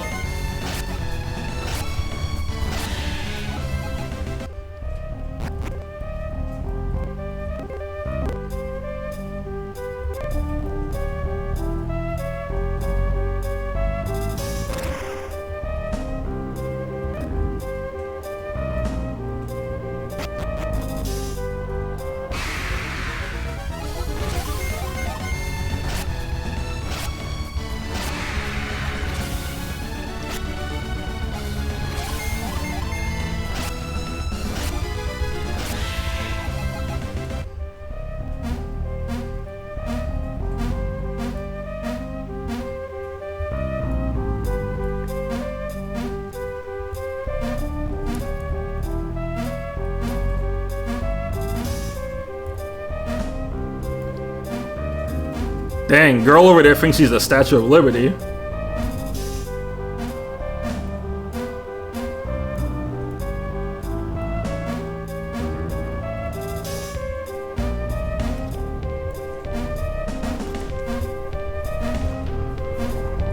I don't think we can do anything about this right now. No, we'd have to go for the other side. Through the other side, I'm hanging on to the other side.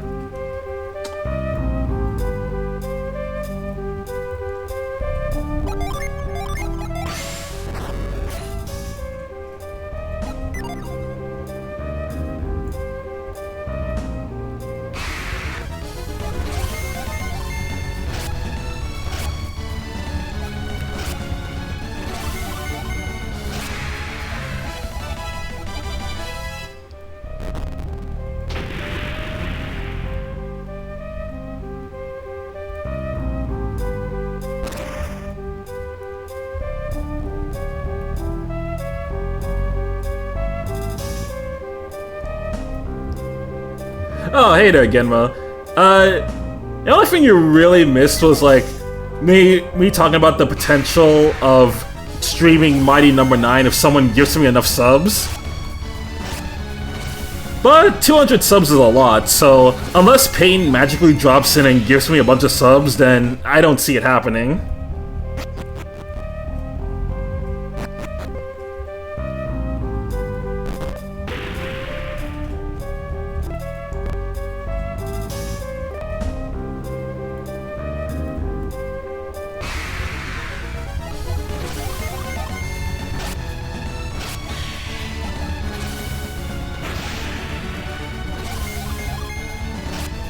I'm getting a sense of deja vu.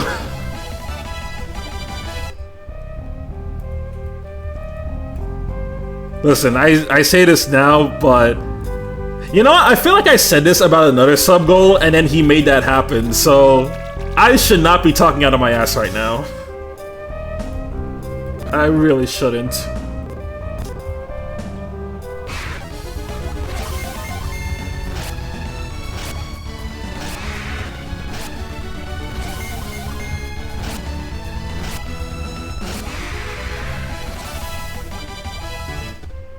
Just will it into being.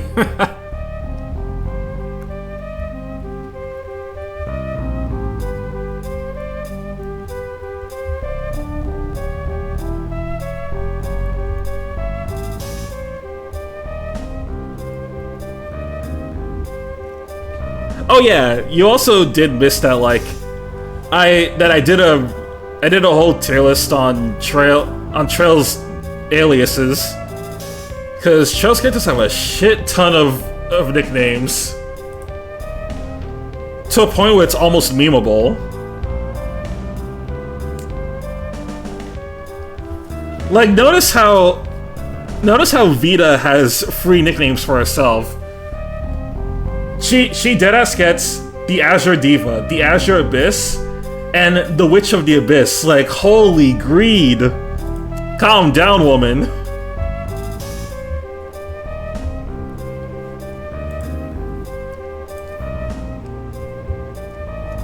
Yeah, I saw other people were making tier lists on the titles. I'm like, holy shit, there's actually a template for this. Let me go put in my 2 cents.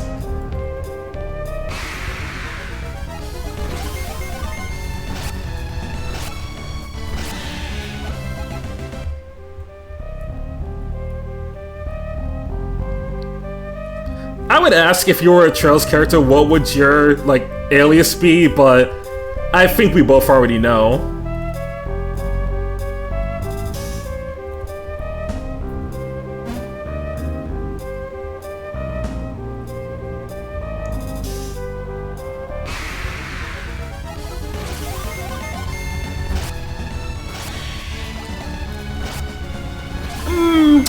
Perhaps.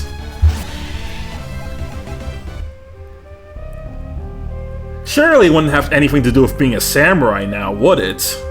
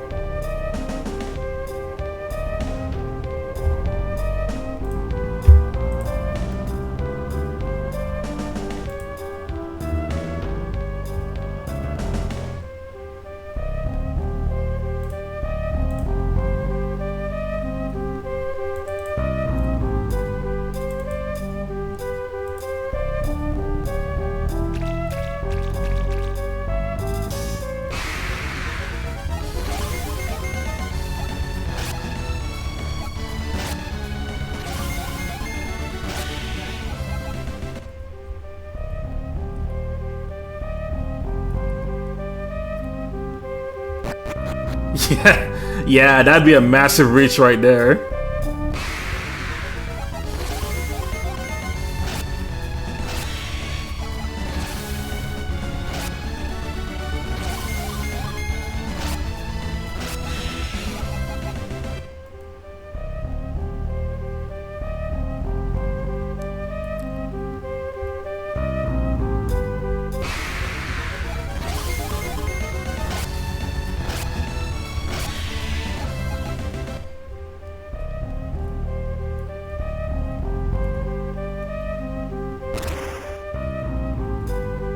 Or imagine if they made your title something like, I don't know, Genma the Myrmidon.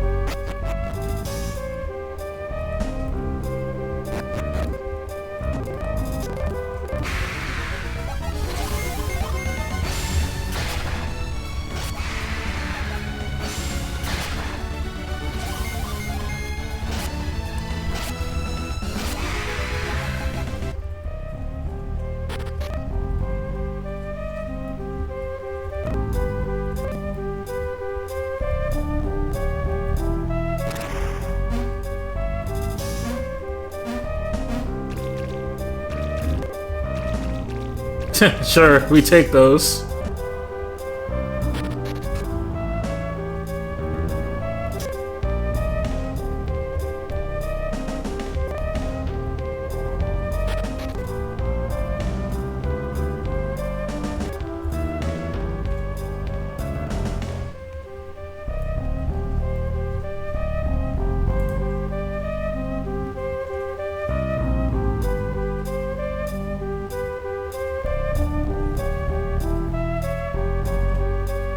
Not gonna lie, funny thing about streaming this game, I love GS2, but it is like 80% gameplay downtime. Yeah, like, GS1 was the same thing, but GS1 was also a shorter game. This one is notably longer.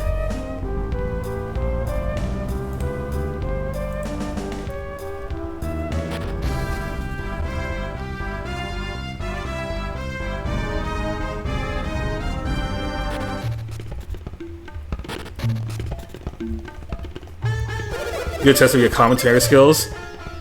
Yep, which means it's time to make up some bullshit.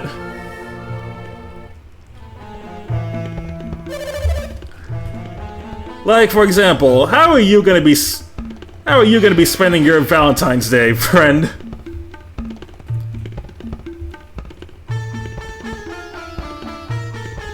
Cause my Valentine's Day is just gonna be doing the Genso Skyger stream in the afternoon.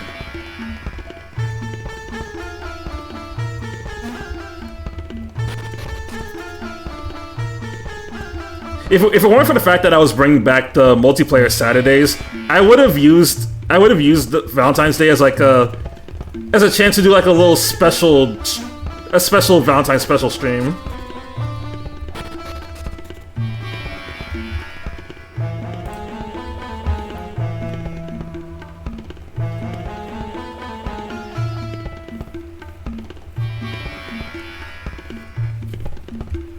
I could also use that time to try out a bit of Mega Man X Viral Nightmare, since that's actually coming out this week.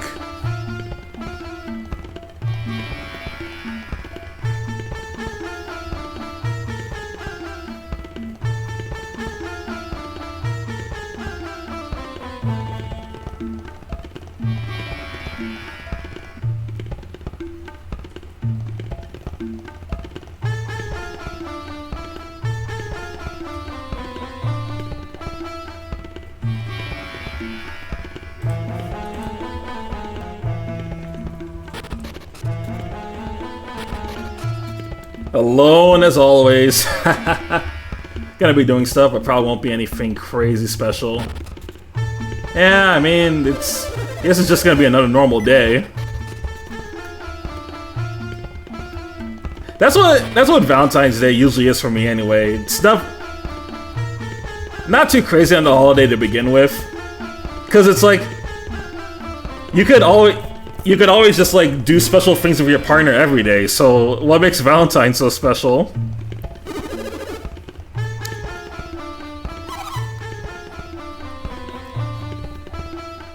Plus, in middle and high school, some people were really annoying about some people are really annoying to you if you're not dating someone at that time.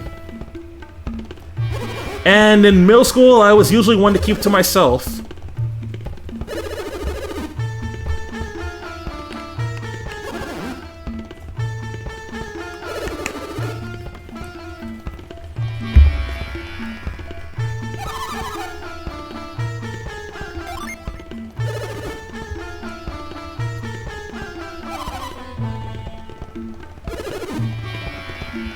No, come on, man. You're joining us.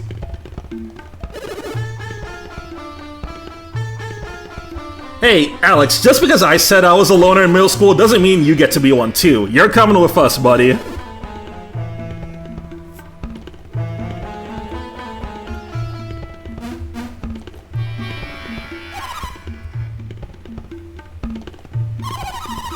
I think it's nice for the healthy-minded people who like it, but yeah, dumb stuff too, like any big holiday.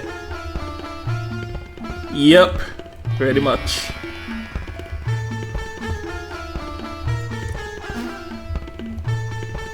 I mean, for the healthy-minded people, they can just celebrate it however they want to.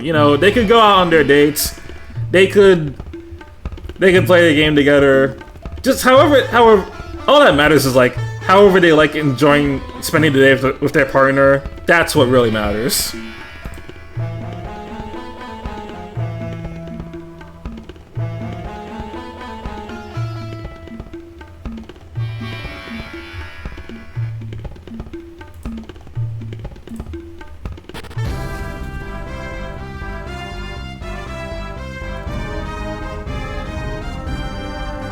People can't survive not being in a relationship.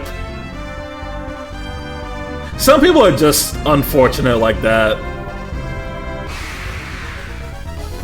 Like, I've had partners before, but it's not the end of the world if you're not dating someone at this very moment. It helps a lot if you have a good friend group who like really care for you and love doing stuff around you.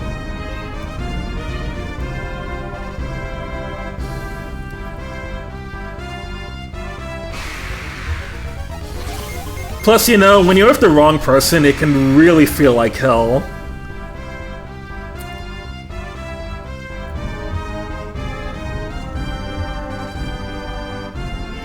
And the last person I was with didn't really give two shits about me, so I'm more than fine being on my own for the time being.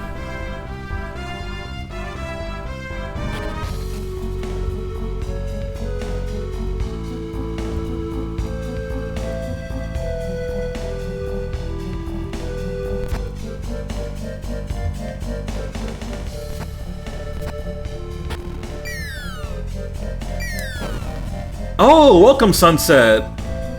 How you doing today? Hey, Sunset, have you ever played Golden Sun?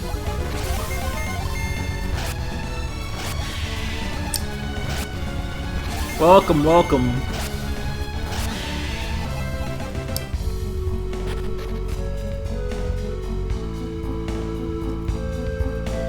Yeah, for now I'd rather just focus on myself and vibe.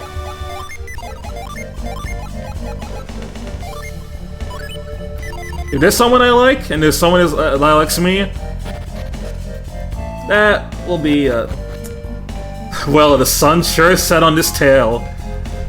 Da-da-da-da-da-da. If Discord was working right... Actually, let me try going back in. Oh, now it works. Okay, so now I can actually show off that soundboard I was talking about with Engage earlier. Engage! Yep, that one.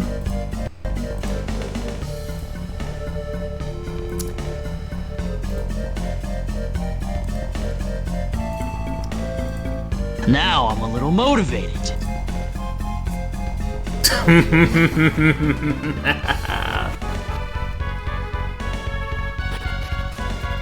Oh, we love our puns here.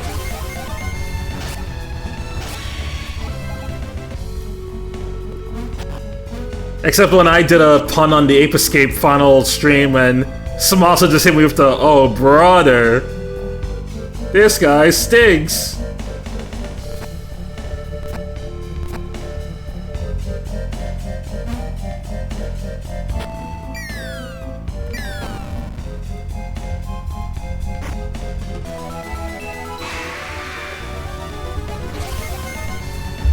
Thank you for the Hydrate Redeem.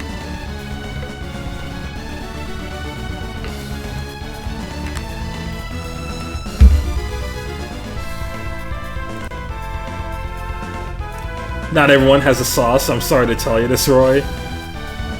Look, it's all about the execution and the timing.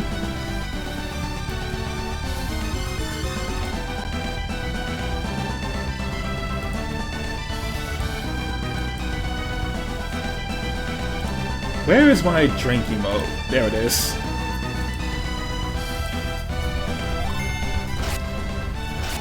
Yeah, of course.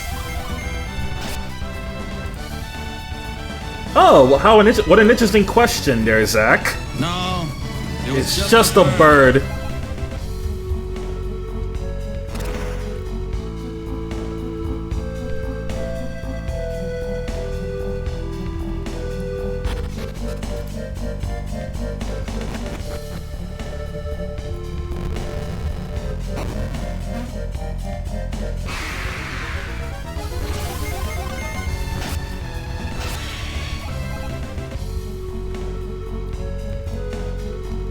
I really love that I added those two sound clips.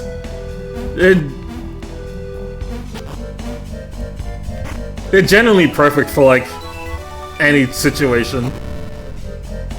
Here's another one that I have that doesn't get used too often, but it's pretty funny.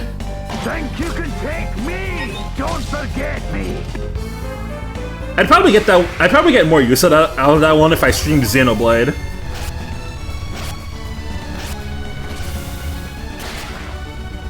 Which, by the way, Nintendo, please, please, please, please make Switch 2 upgrades for Xenoblade. I'm begging you.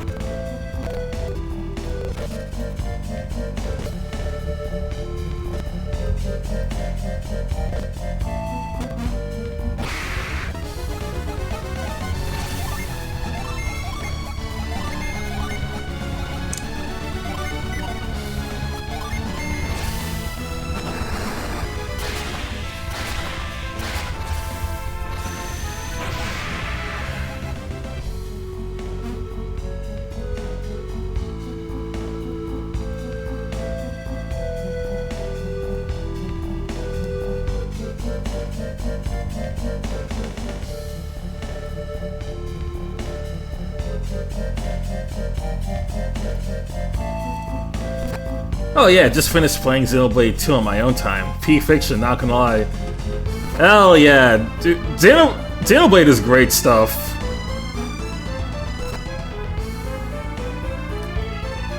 My personal favorite is 3, but I really like 1 and 2 as well.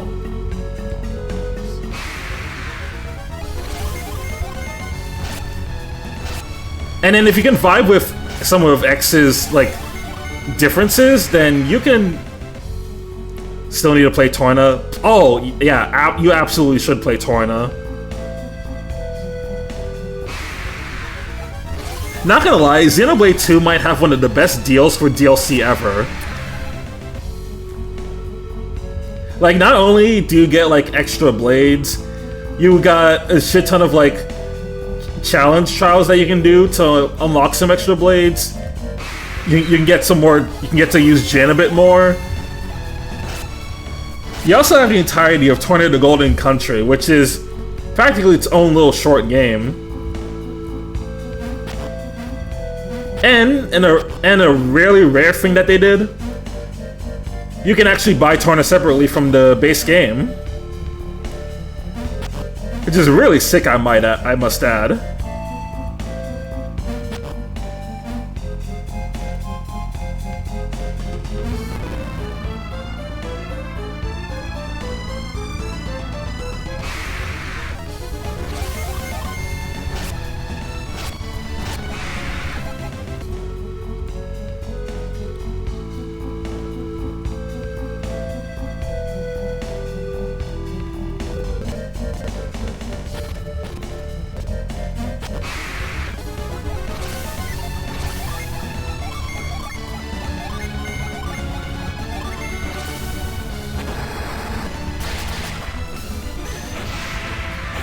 I'm a firing the laser!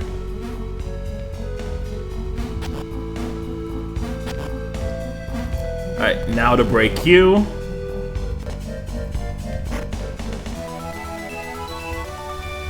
Oi, I got an axe!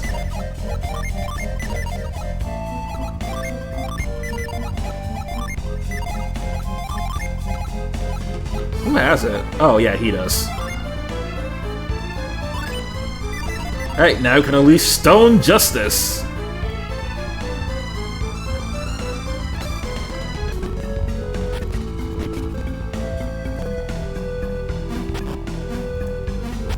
Fireball!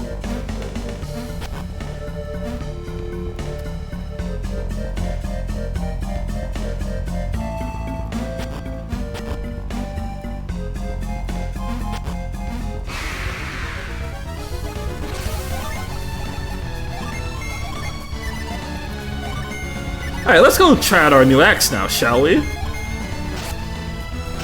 Alright, come on, unleash it.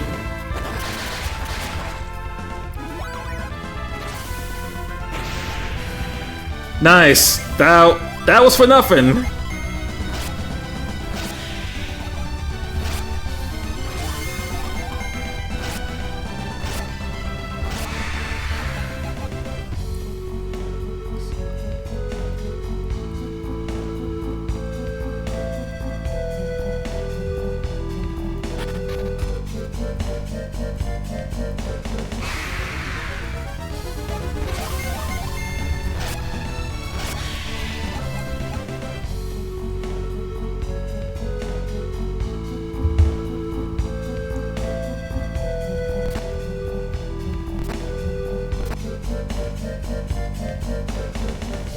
Ooh, oh, okay. New Jin we gotta get.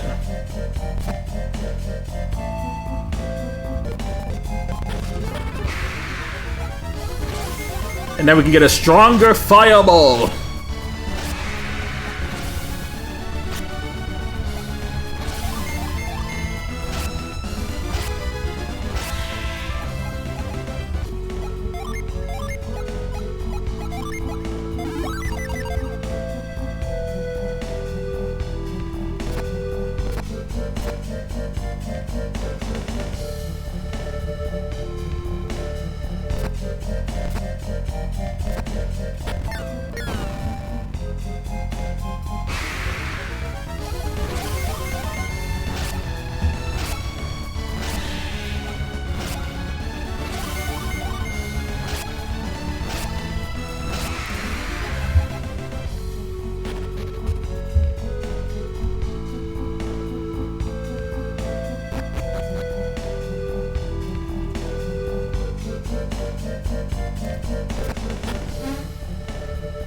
Nice.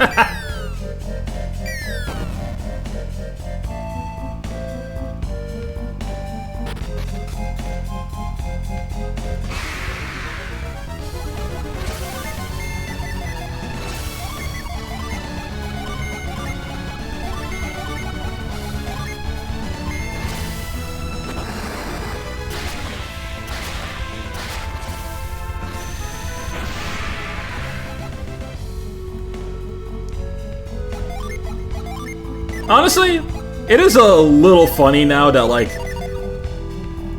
we got Felix and Jenna using like their regular adept spells, and then here Shiva is just juggling cards like she's Ace from Final Fantasy Type 0. Rory the Red Flash aiming to surpass the Divine Blade. Hey there, Aunt Jay. Welcome.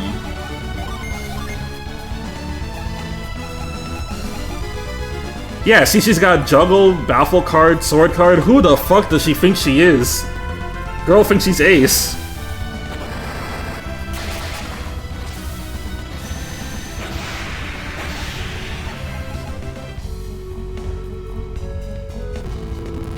Yeah, it's honestly pretty good. Especially because it gives me a Void, so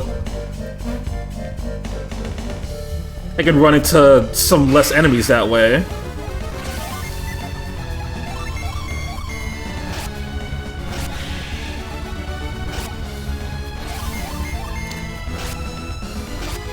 Oh wait, let me ask you a question.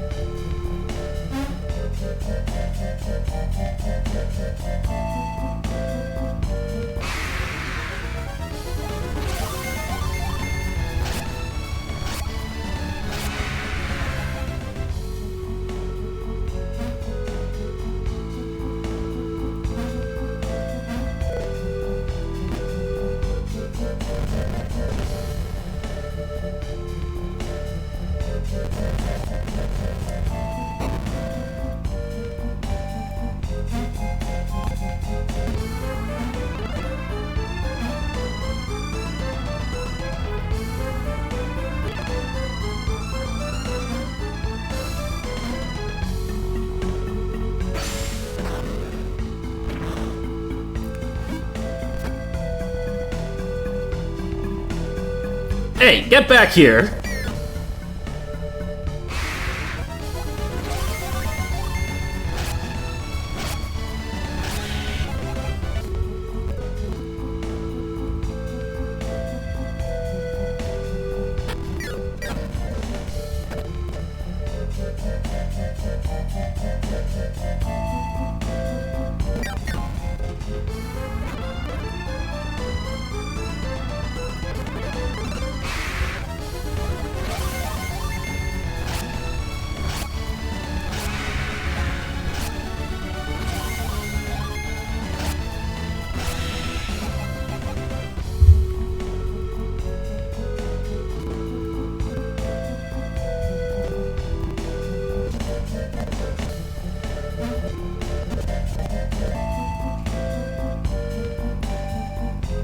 Actually, I'm thinking about it now. Since I made that little bit there, has anyone here in chat played Final Fantasy Type 0? Because I've tried it years ago, and it is certainly a Final Fantasy game.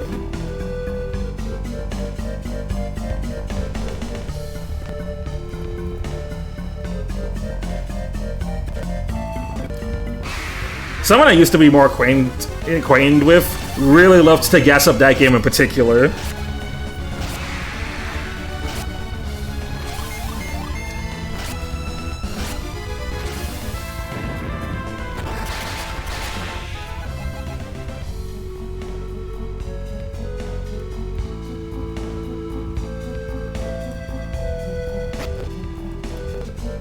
Never even heard of it.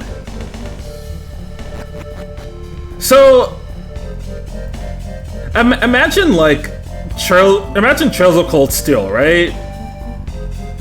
Imagine the whole concept of Class 7, but it's in a Final Fantasy game and it's an action RPG. And the characters are even more anime tropey. Then you get Final Fantasy Type 0.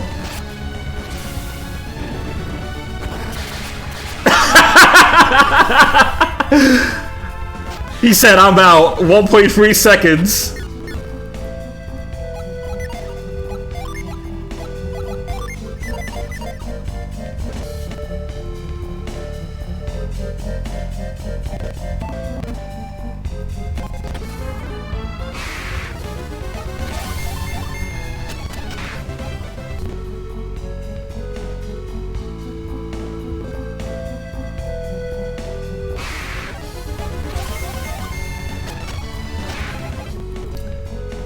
No, not mobile. It's actually a game that's on PSP. The original was on PSP, but the remaster's on PS4 and PC.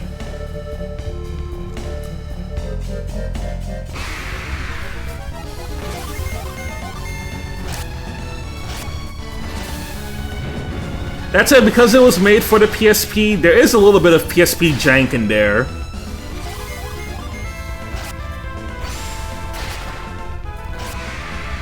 But yeah, Type 0 is one of the more niche FF spin-offs overall.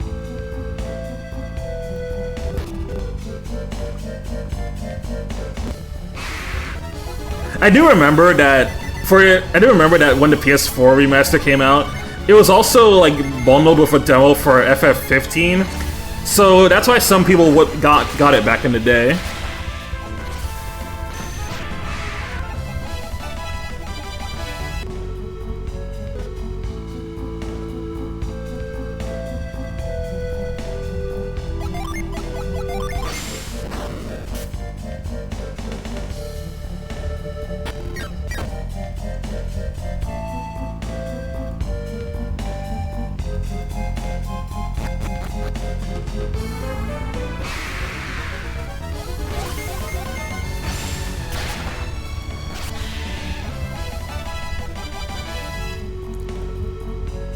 That's why I got it. Yeah, I knew some people who got it back in the day for that very same reason. And to be fair, it is a pretty good marketing tactic.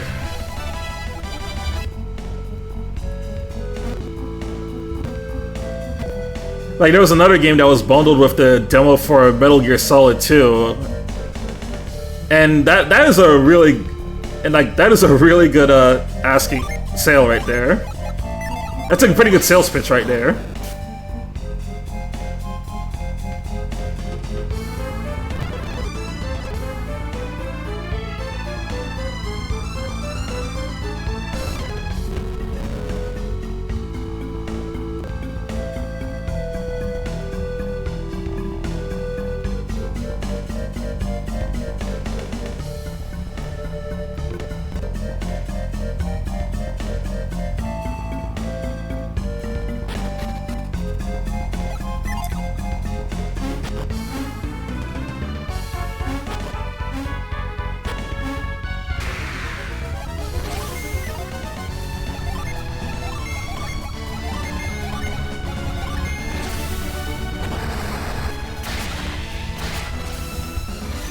Man, I'm remembering now that, like, The Jin in Lost Age really do not want to.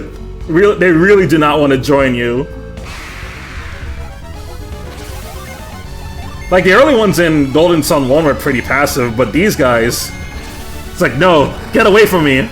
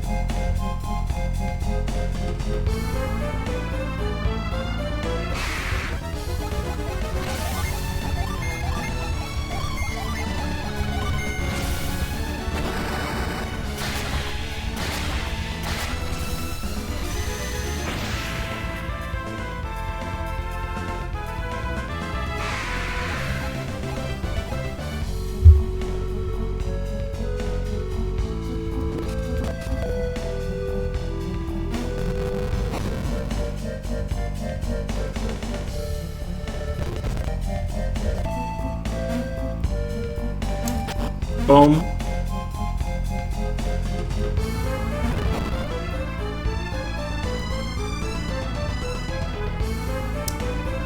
Oh, Golden Sun sound effects, how I love you. Very silly yet very charming.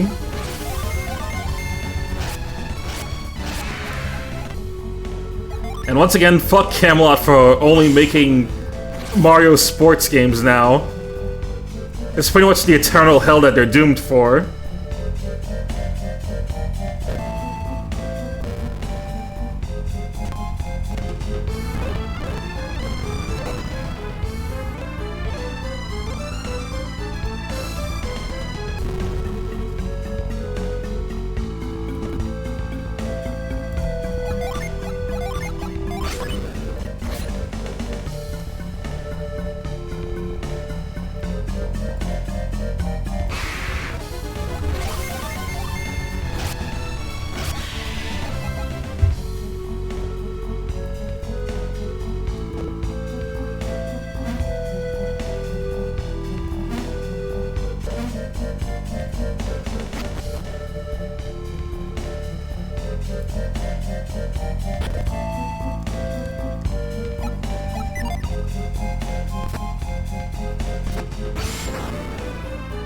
Ow! Fuck's your problem? The drawing didn't come out too bad. Yay, gotta go now, sadly. Ah, man.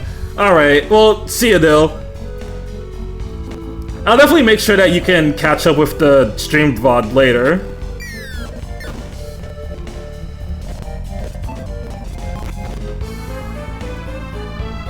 Yeah, no problem. Have a nice day now.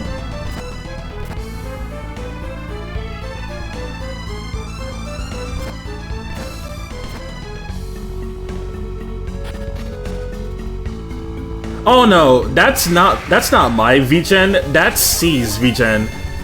So we were showing off the new art that I got from C.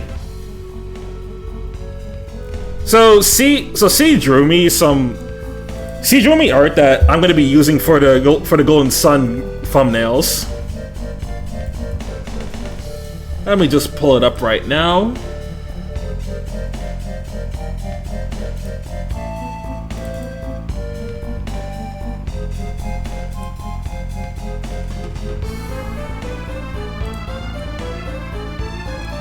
Yeah, this is just me plugging C.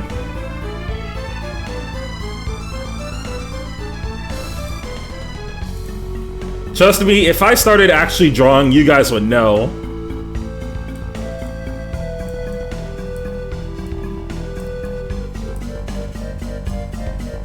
But anyway, here's basically the art of me being a fire adept. So like the idea is that I'm a fire out up here and I'm like casting fireballs and whatnot.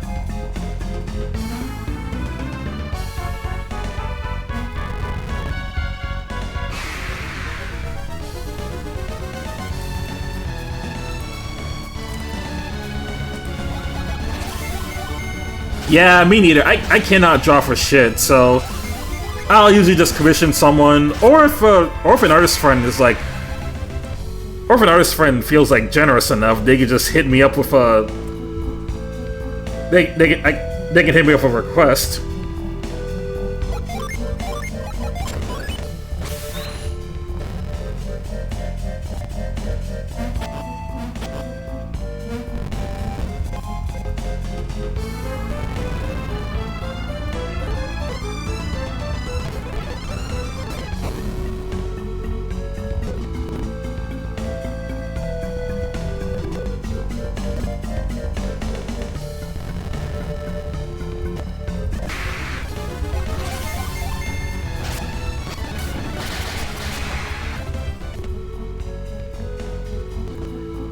Did you ever at least try drawing, though? Because I've definitely had my arc of trying to draw in high school.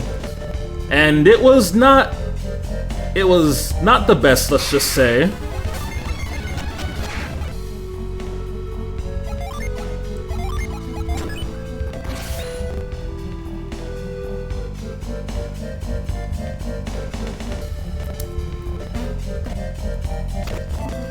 Yeah, we were all there. And how good everyone and how good you are at art just it varies from person to person. Now, truth be told, I could probably actually be good at art if I like really wanted to lock in and learn how to do it. I just don't see me being particularly great at it, you know?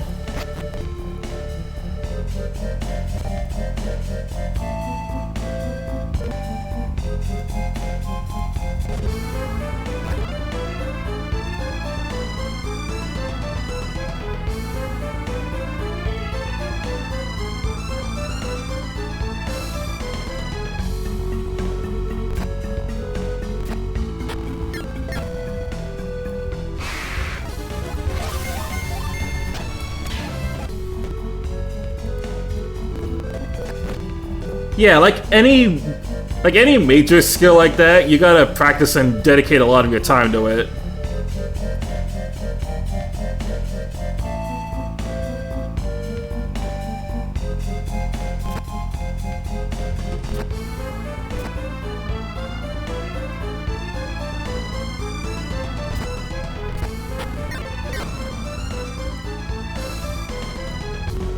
Yo, the samurai! Welcome back, C.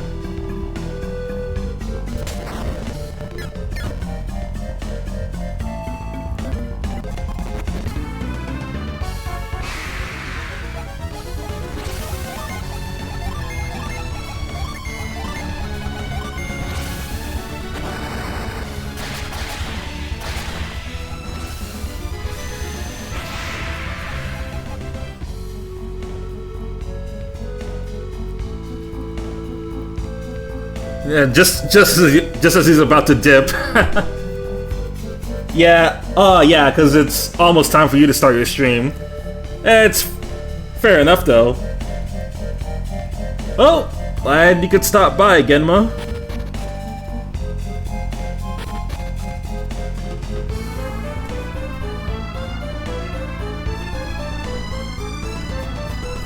Let's see, I'm walking in with my hiragana. Here's your name. Roy with an I instead of a Y. See, that's something I really got to get back to. I really got to get back to my Japanese studies.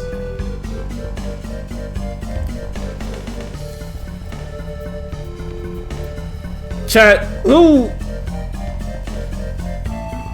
Okay, chat. Anyone here who knows a second language? What was the other language that you guys learned? For me, I just know English and Spanish. And a massive asterisk on Spanish because I haven't used it very much since I graduated high school.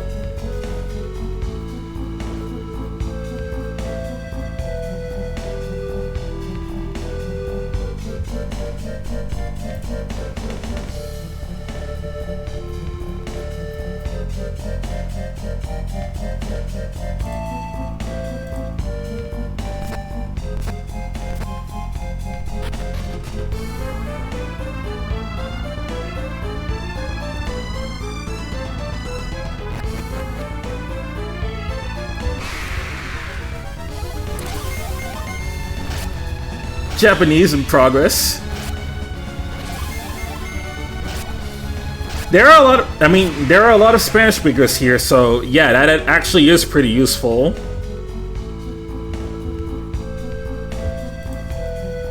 I know a friend who, back in high school, he worked at this grocery store that typically got a lot of Spanish people coming in, so it was practically mandatory to know some Spanish there.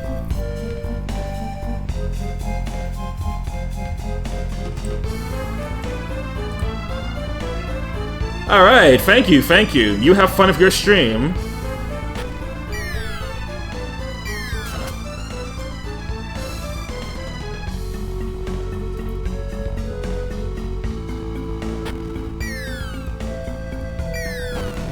Yeah, I was able to understand some of it. Like, I remember enough Spanish to where I can at least remember that.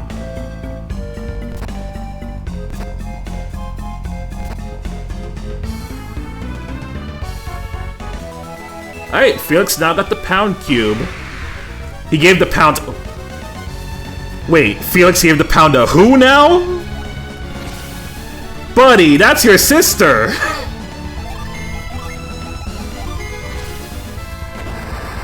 And in front of Shiba too? Like, did you give her the executive cuck chair? I went to a Japanese festival in October at a botanical garden, and they wrote my name in Japanese.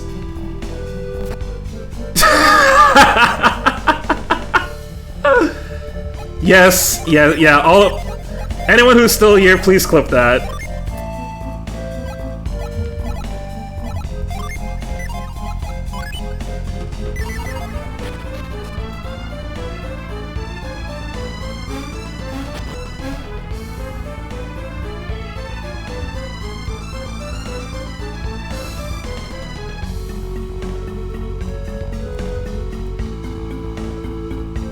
But the fact that they wrote your name in Japanese is really sweet, actually.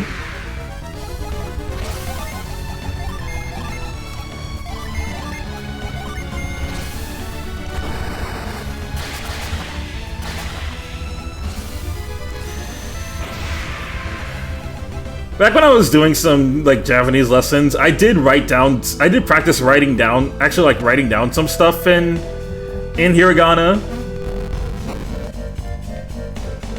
And it's really interesting seeing like the rules that you have to apply when you're writing that stuff down in a different language. Mainly because of Japanese, you're using different characters.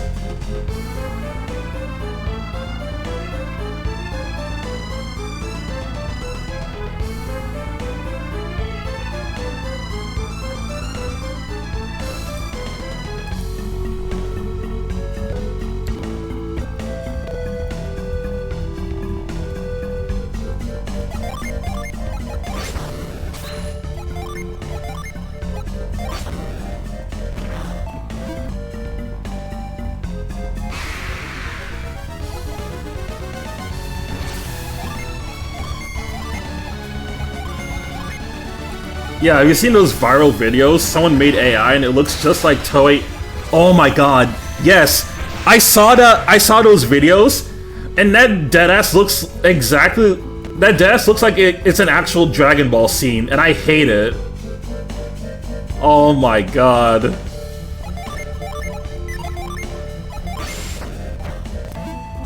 We really gotta kill AI. This shit's getting way too This shit's getting way too smart.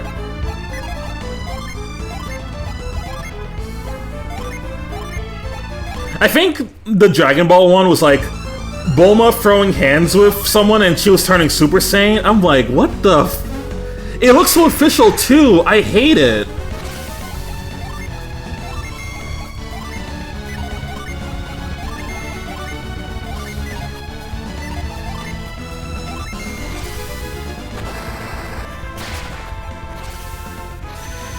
Yeah, Bulma punching Beerus.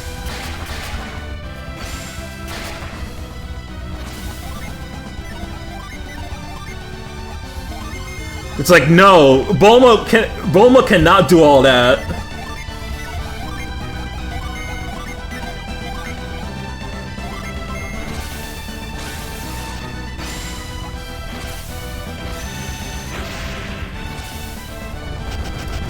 And you know, it doesn't help that a lot of YouTubers also use like AI thumbnails now. Which, by the way, is really sad to see, because making an AI thumbnail, really guys? When you can easily just like use an in-game screenshot or make like a edit yourself, or even and this is gonna sound crazy, but you could even commission someone to make a thumbnail for you, like how C did for these streams. Yeah, just hire someone. It's not that hard.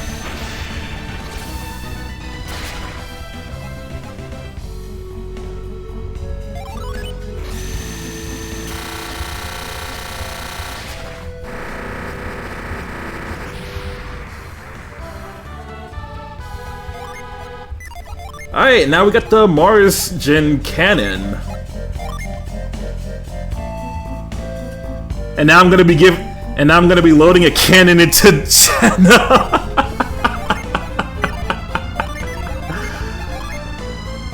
Please set this. Thank you.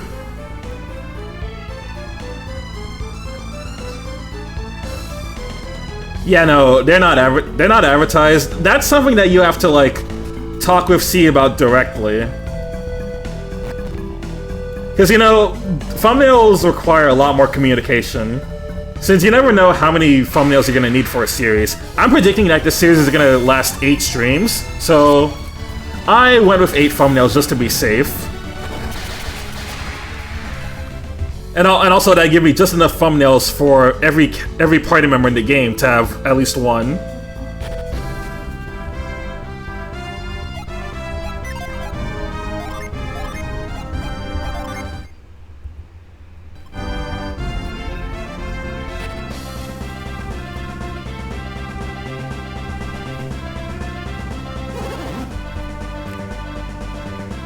It's Minority Ship!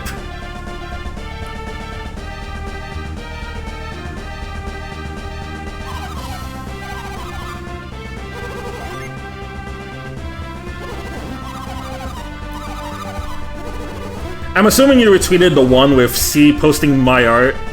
With C posting the art of for Golden Sun: The Lost Age. Because I retweeted that one too, just to boost it.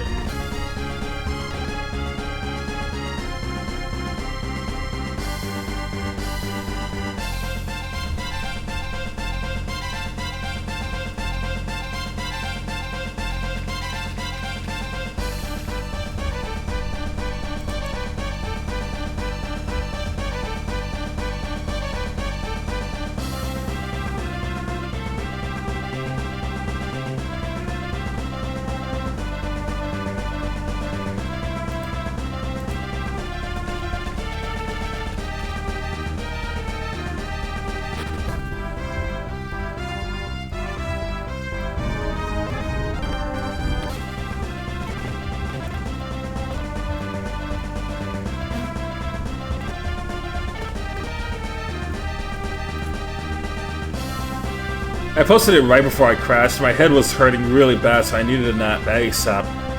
I'm still surprised you were chatting it up with friends for so long, despite that headache.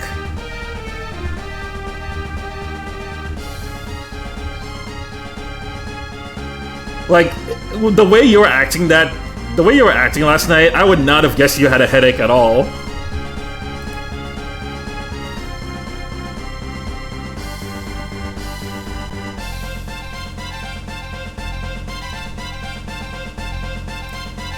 I had to help my mom at the FedEx store. Oh, I see.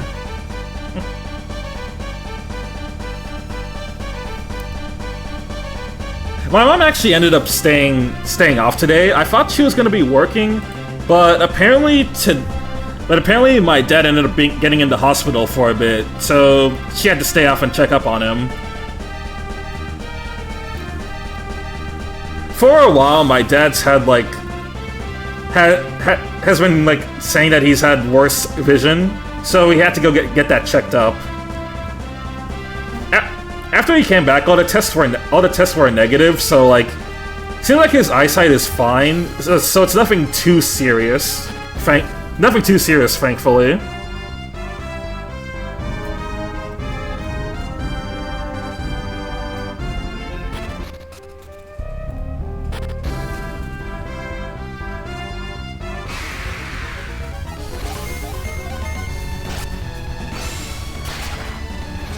Yeah, I'm glad he's not, like, legally blind or anything, because that's scary to think about.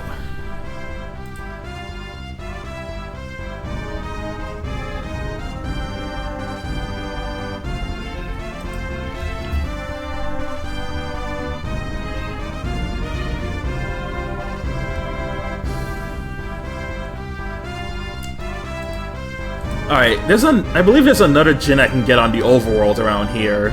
So I gotta hang around the cliffs.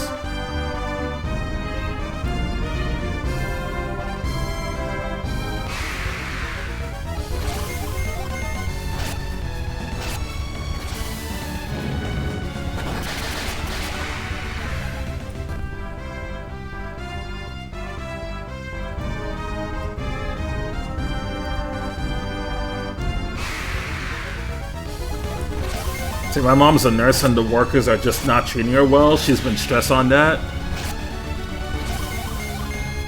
Mine is also a nurse. She used to complain about, like, not really getting enough shifts, but it feels like the past month or two, she's actually been getting a couple extra shifts now. It's just the only reason she took off was because she had to check up on my dad.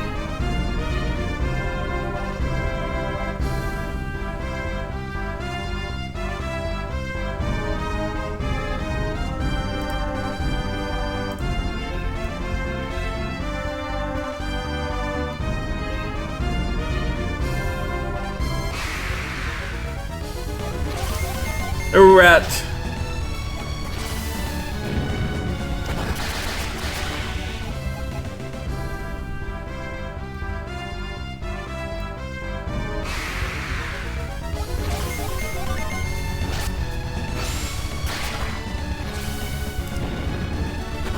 I'm so... Oof. Sorry about your mom there, C. I can definitely understand why she stopped.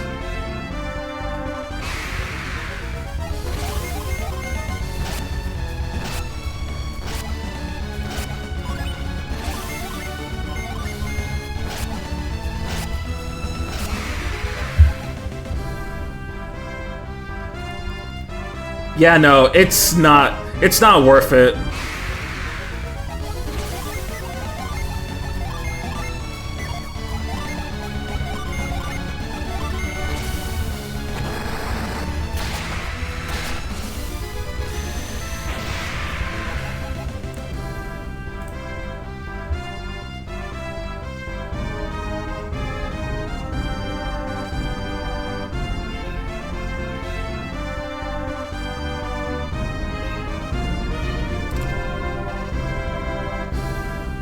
Hit the river, so like around there.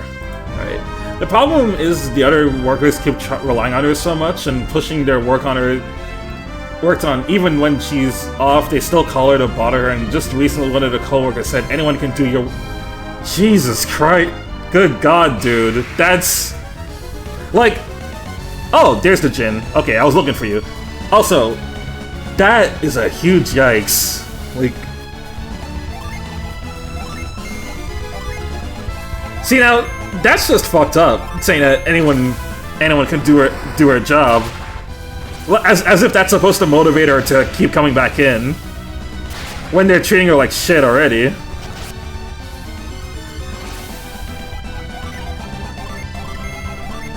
It's like, when you say something like that, don't get mad when she suddenly quits.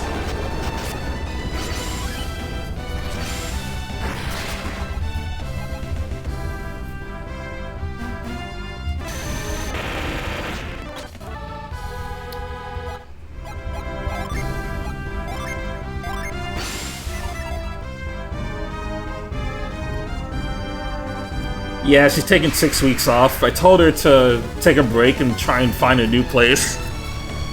Yeah, with the way they're treating her now, that would be for the best.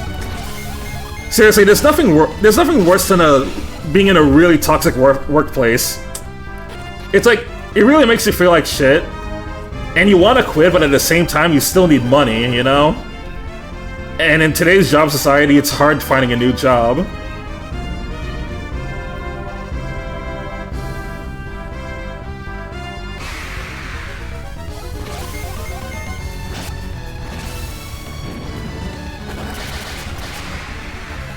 Bro thinks he's the boss. Who the hell does he think he is?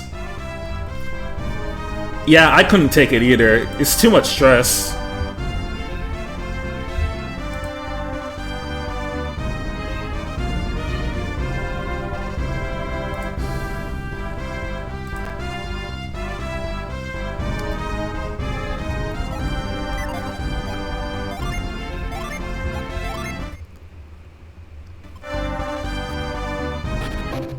It is super depressing.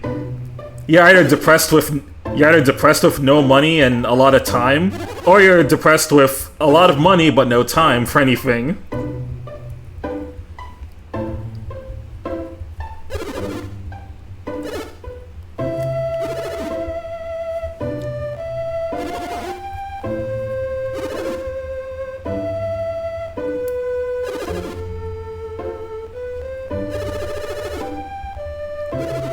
Also just got back after eating lunch with family. That's good.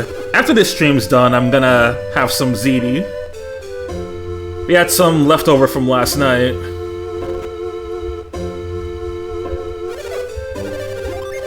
Unfortunately, Noah, that's just how the world is today.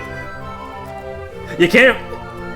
It feels demotivating to even want to chase your dreams. You just kind of have to survive, and that's all you can really do.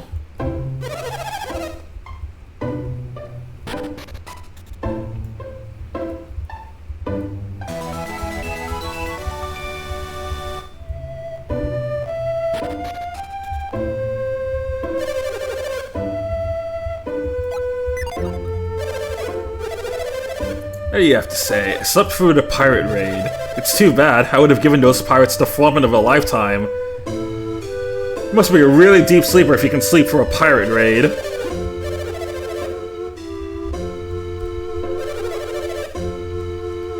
Hey, if you see a gladiator named Isaac, give him a message from me. If he's thinking about going to Colosso this year, he doesn't stand a chance of winning. Oh, life is very cruel, but again, all we can do is survive. Just do the best you can, you know? And try to make every day worth living. Alright.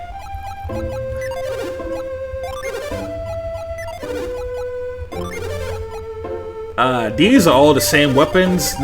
These aren't worth shit.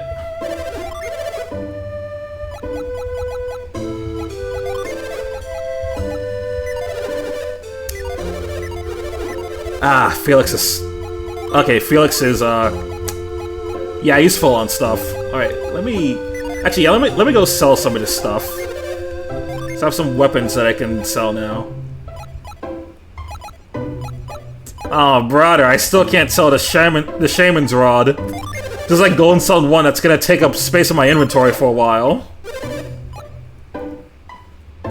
Smoke Bomb, don't think I'm gonna use that, ever.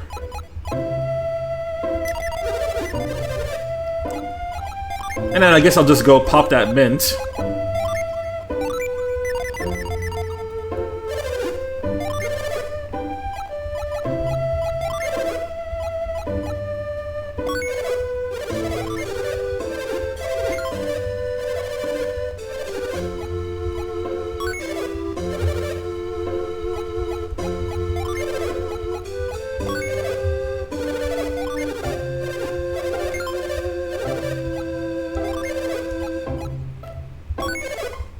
Yeah, that's what I try to do sometimes. It's hard to get out of the house to do something.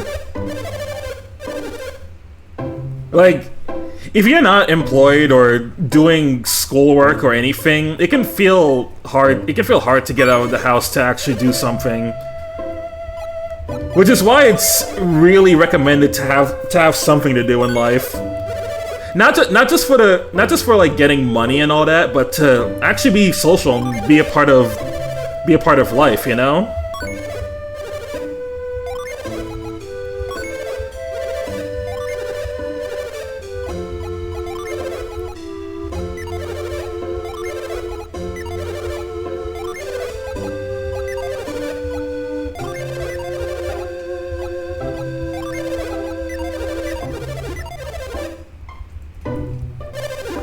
Actually, let me see if you guys have any artifacts now. Nope. What about you?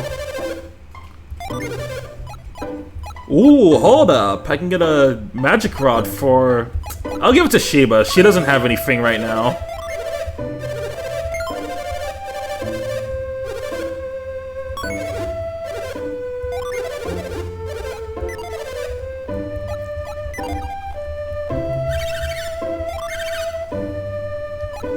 What sucks the most is that they say that your 20s are supposed to be some of the best years of your life, but at least with the way our 20s have been, because we're Gen Z,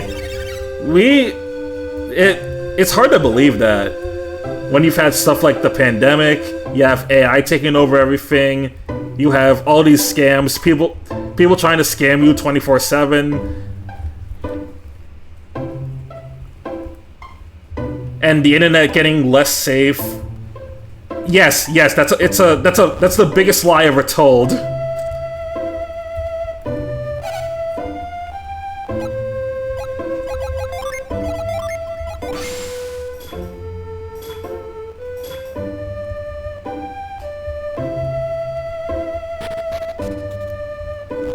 It's really not our fault. It's just really unfortunate circumstances that ended up changing the world forever.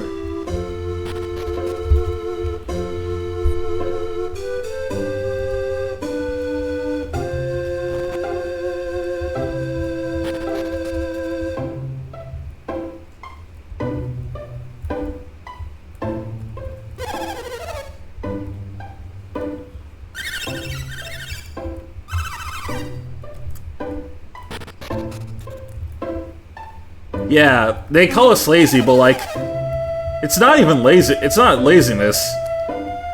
It's just a massive change in society makes it harder to actually do anything.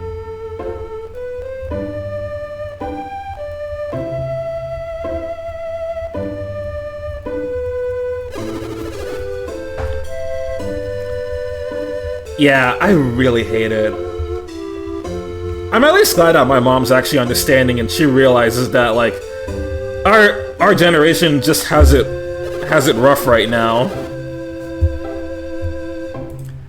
When a lot of other parents around that age are like, "Oh, but you guys are super lazy. You guys should have like moved out, be a billion, moved out, have like thousands of dollars, be married, have kids, all that stuff." But no, people, at least like, some people are more understanding now that the world is just messed up.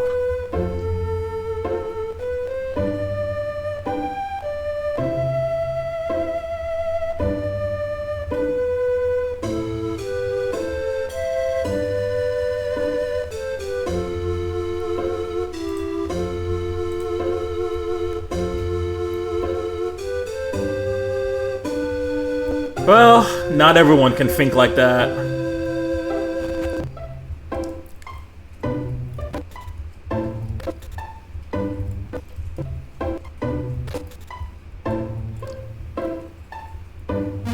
Man, apartments are way too expensive nowadays to be wanting to move out. Alright, who can equip this? Okay, this is a massive boost. Used to raise healing powder. Unfortunately, neither Jenna nor Sheba have healing magic right now, but I'm gonna give this to... I'll give this to Sheba.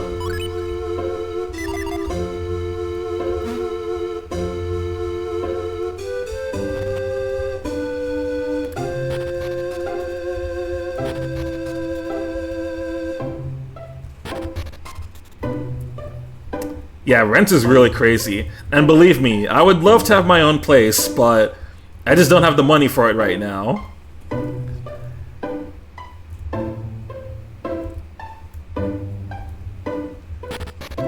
Until something greatly changes, that's not gonna... It's gonna be like that for a while. Oh! Okay, it's time to get our fourth party member.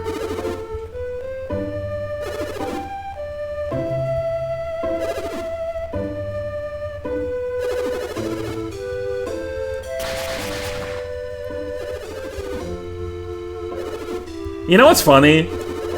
This guy stanced up to be like a brawl. If you look at Piers' official art, he stanced up to be like a brawler, but because he's a Mercury adept, he can actually heal you. Let's see, Golden Sun Piers. Also, Piers is the only party member in Golden Sun who makes his debut in the Lost Age, while everyone else is a character that shows up in the first game, just not playable at the time. The exception being Jenna being playable at the start of the game.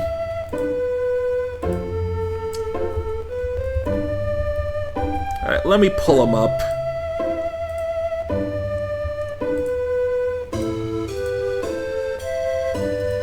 See, look, here's Piers. This dude looks like he's ready to deck you in the face. So don't mess with him. I would say out of like every Golden Sun character, Piers and Alex have the most aura in their official art.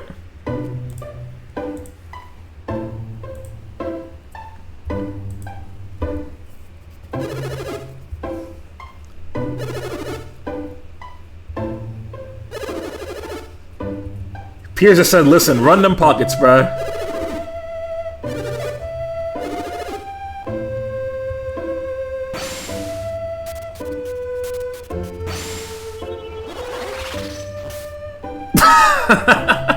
The way he just plopped down.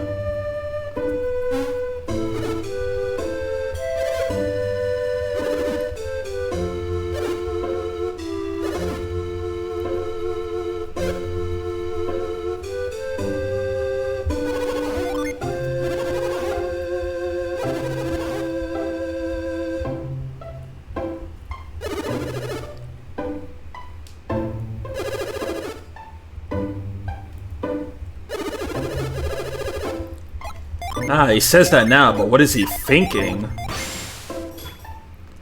Why did I use... learned how to read!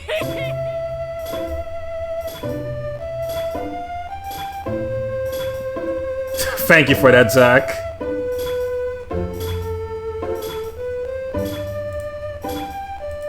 Think you can take me? Also, I never thought of having a backlog of games back when I was younger, but now it's cursed having so many games. Dude, I have way too many games to play. Like, I have the opposite problem that I had when I was younger. Like, there's way too much stuff to play, and I don't know like what I should play first and whatnot. At the very least, I have the streams so I can sometimes like demo certain games and replay some, like the one I'm playing right now. And I'm glad I've been using these streams to replay the Lost Age. To replay Golden Sun. Golden Sun 1 was very fun, and this game's also really cool.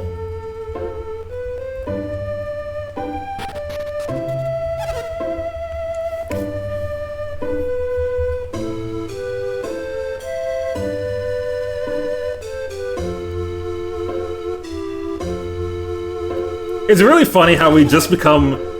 We literally become that one meme that's like, my body's a machine that turns games that are 75% off on Steam into games never played.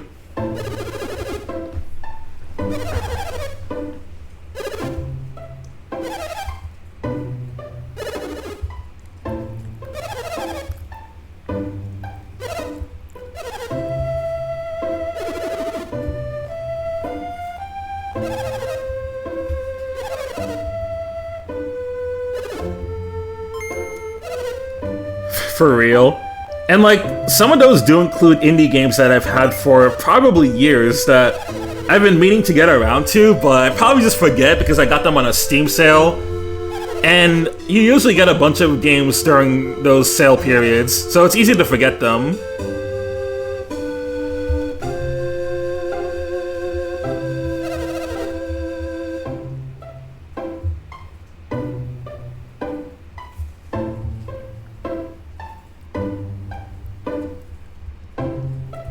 Yep, it was the same for me.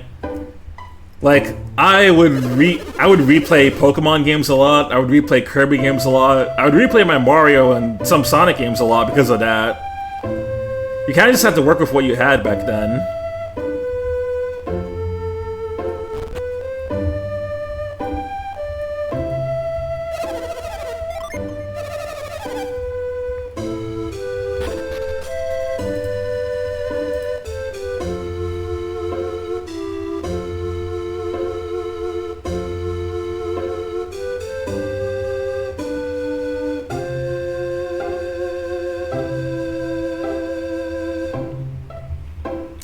Yeah, me too. I would replay multiple times and even chill on certain areas like Kirby games. I think I'd replayed most GBA, DS, and 3DS games way more than the newer stuff I was introduced to. Yeah, GBA and DS games especially, I would play those a lot.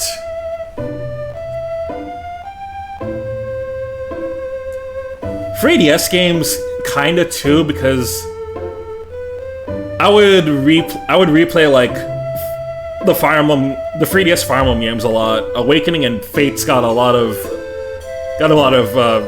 playthroughs, especially Awakening.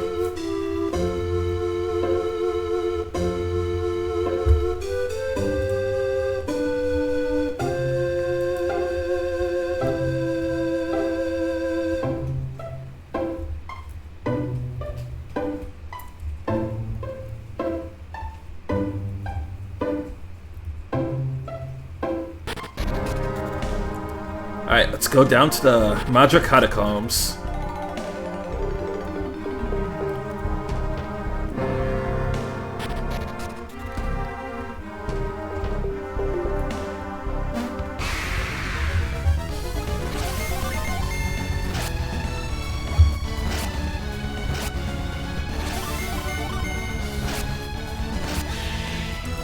Oh boy, I just saw someone that I'm following on Twitch is playing Free Houses now.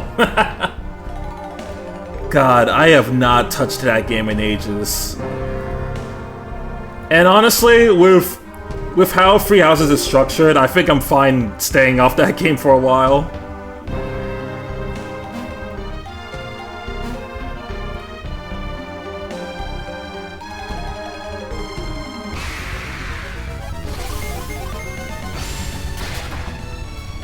Yeah, legit, I have not played it since Cindered Shadows came out.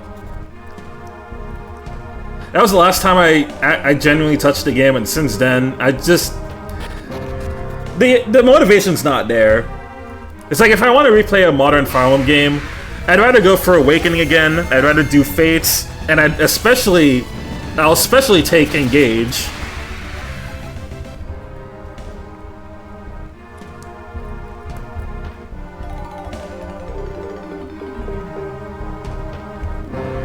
It's not even just that. It's not even just that, Noah. It's the fact that with Free Houses, because you're spending most of the game in the monastery, and you have to deal with the calendar system, it just makes replaying it so slow.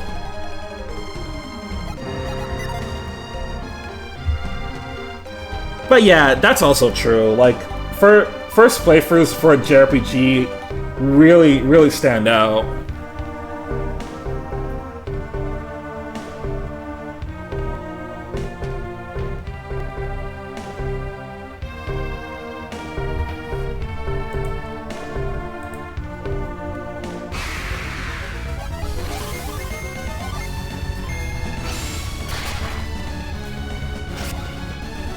Yeah, it's inoffensive on a first playthrough, but second playthrough onward, it gets really monotonous.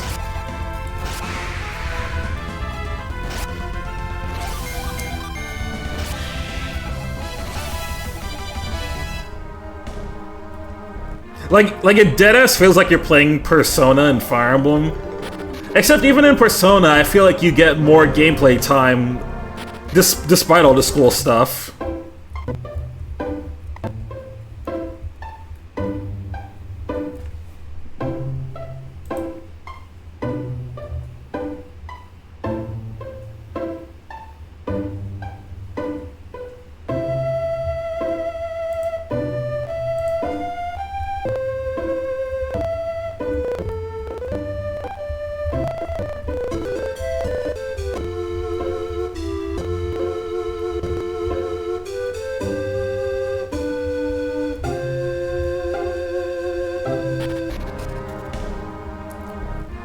had to enter this.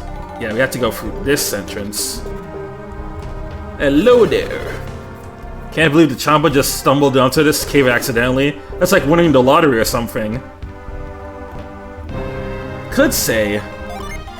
One could say it's like gambling.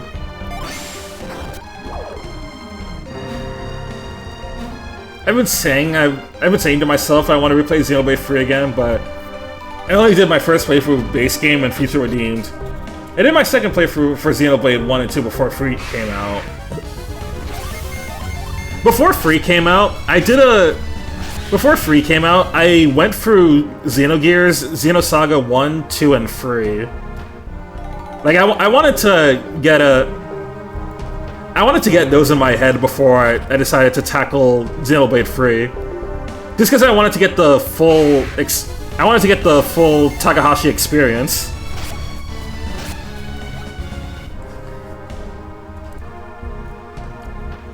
And you know, despite some of their flaws, I do think it's very much worth playing those games.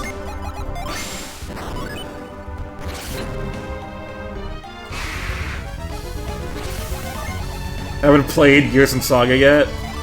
But yeah, well, it's kind of hard to when these games aren't available on modern consoles. Wink wink, nudge nudge, Square Enix and Bandai Namco, I'm looking at you two. Wake the fuck up.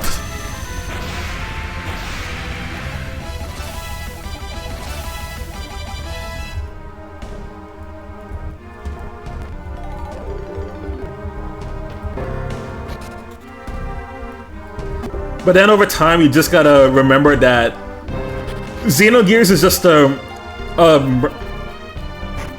Xenogears is literally just bait for more merchandise, and that's it.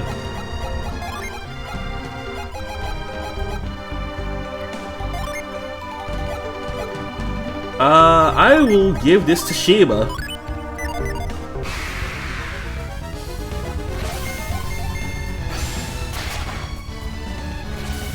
I can become king of the pirates. That too.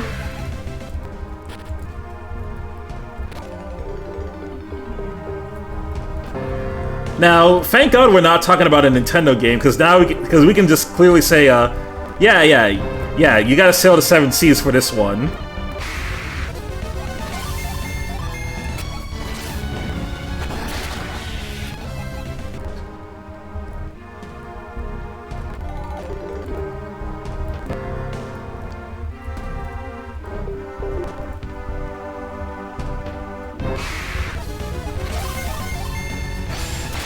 But yeah, if you ever get the chance, do play those games. They're really good.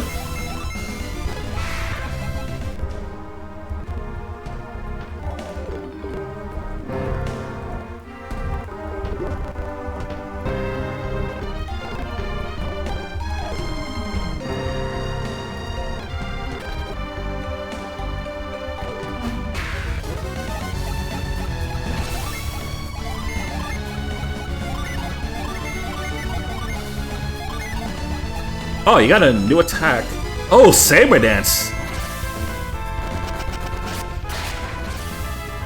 Man, the class system in Golden Sun is so fun. It gets even more fun once you get more Jin to play around with, because then you can get some more combinations. Actually, wait. Okay, Tremor. Shake objects left and right.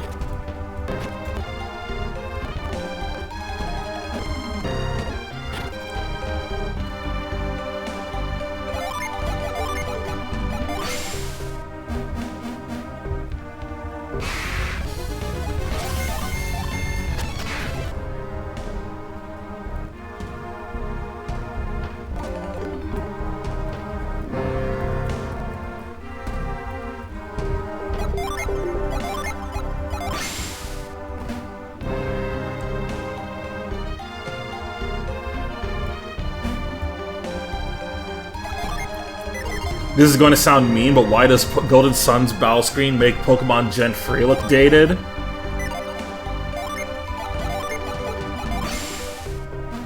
Because Noah, and this is going to be a massive truth nuke here.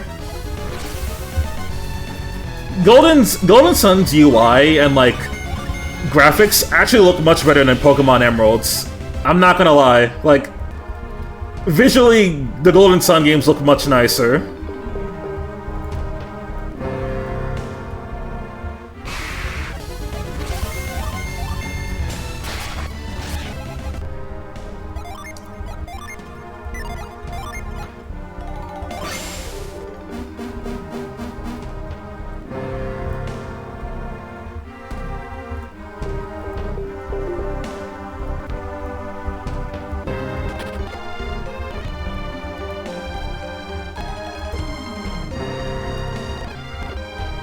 Yeah, like, if you just look at the first game, like, would you believe me that that was a 2001 video game?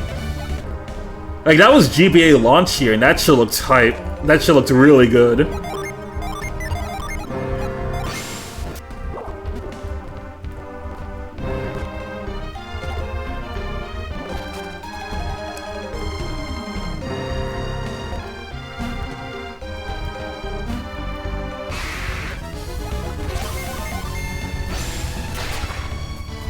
Yeah, it's true for every console, but it's really funny how this even applies to the Game Boy Advance.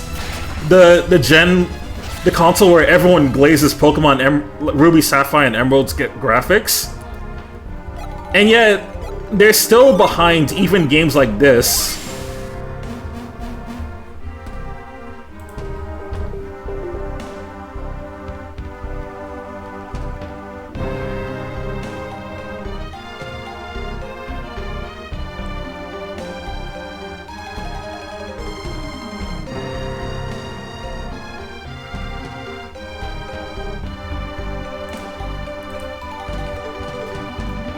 Golden Sun looks like it came from the PS1 era, but it looks good for the GBA.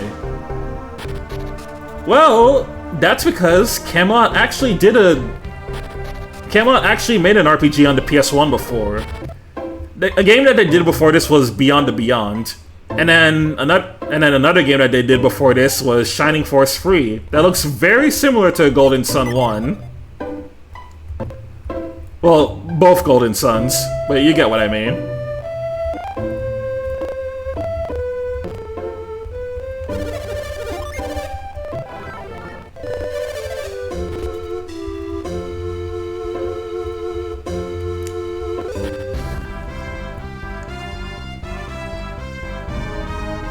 After playing so many better RPGs, it just makes me wonder.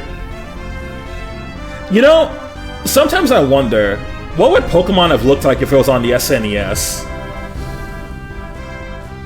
Like, how would you compare it to, say, like, Chrono Trigger or Final Fantasy 4 through 6? Or even games like Earthbound, you know? Because the devs of Earthbound went on to be part of Game Freak. Oh, also, welcome there. Welcome to the stream. How you doing?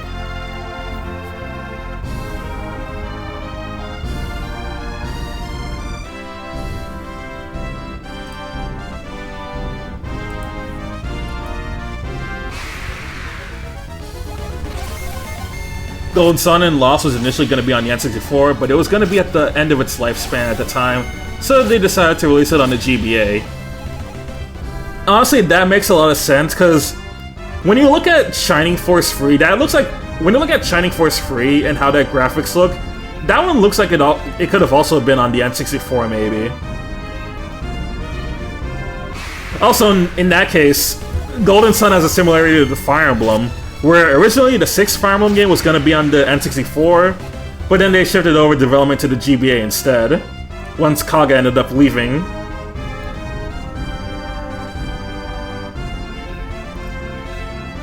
Already in bed, just watching a little Golden Sun until my eyes fall shut. Alright, nice, nice. Well, you get to chill with us and see some Golden Sun gameplay.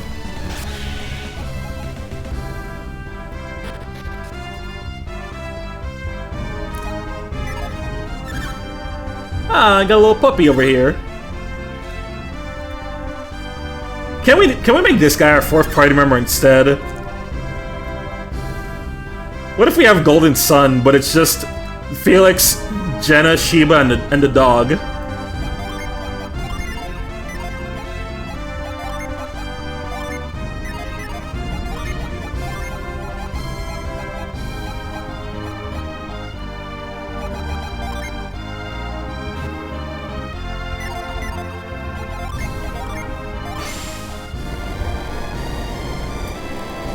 Puppy!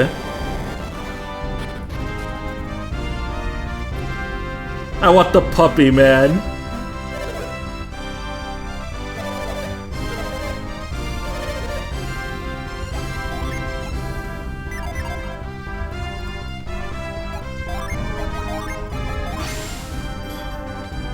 My family lost its entire store of food. Month's worth gone in a flash. Well, we'll show those foreigners what happens when they mess with us.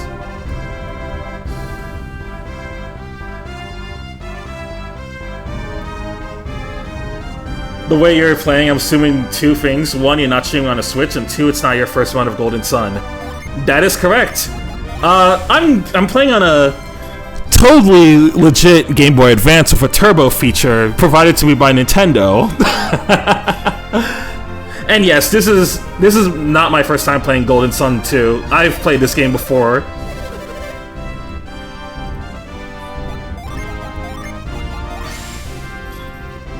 In fact, months back, I did a replay of Golden Sun on stream too.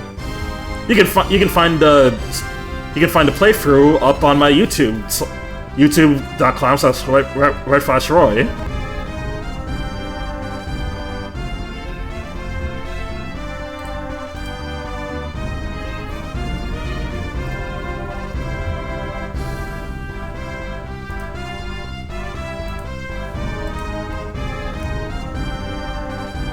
Actually, Golden Sun, especially the second, is my favorite game. Awesome! Oh, you're gonna like these streams then. Let me tell you.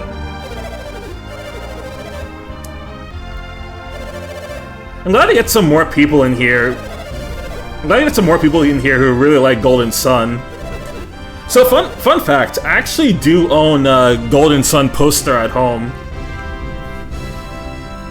There was this panel at a convention, and they were selling like a bunch of different posters, and they had a lot of posters for like old school RPGs from like the 2000s and like 90s. So there was like a buy two get one free deal. So what I ended up getting was one of them was Golden Sun. It had the party members of the first game. The other one I got was Persona 3 Reload, and then the third poster I got was one for FF6, and all the party members there.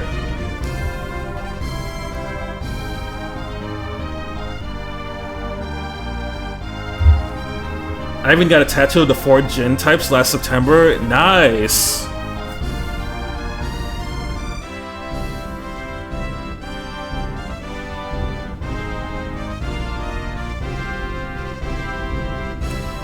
Dude, it's always nice seeing more Golden Sun fans in the wild.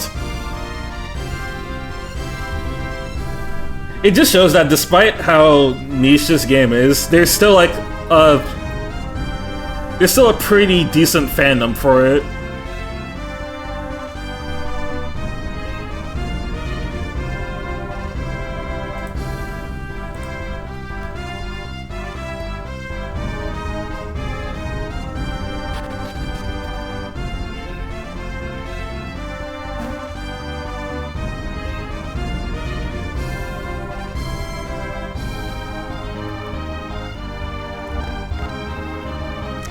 Golden Sun 4 is the only Google alert I ever installed.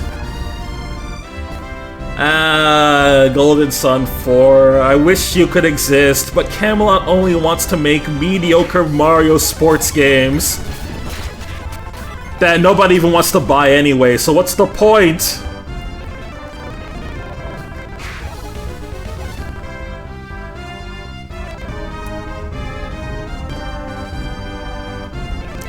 Still waiting? Hey man, maybe one day Nintendo will lock in. Oh, who am I kidding? I've already given up hope. It's not happening.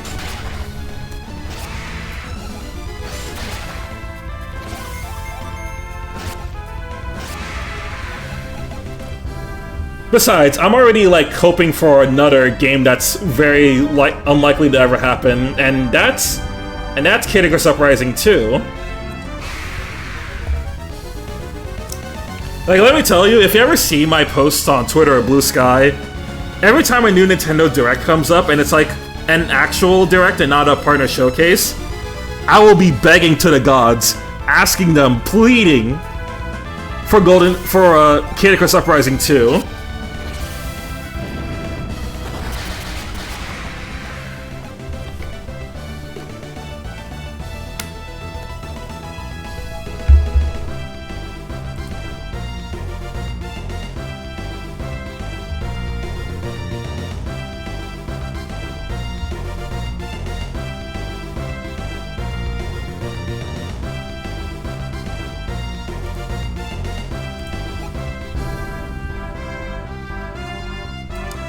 If not, some random geeky fan will make a great version. Dude, can someone make like a fan-made Golden Sun 4 already? I'm tired of waiting.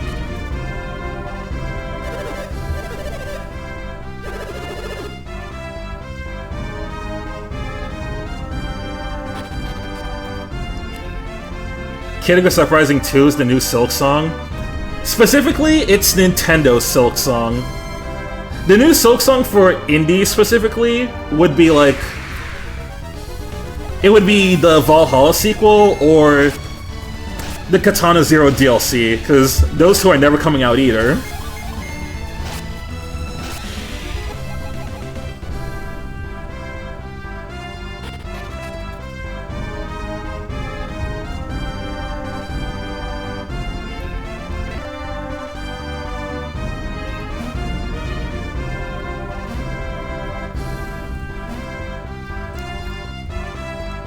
Yeah, once again, this is just the reality we gotta live with. Just slide it in, it's not coming out.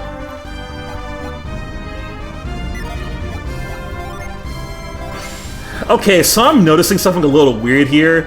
Why did Felix give Jenna both Lash and Pound? Is there something you want to say here, Felix? You had something to confess to the people of Wayard? Oh, I got a pirate sword. Is that stronger than my axe?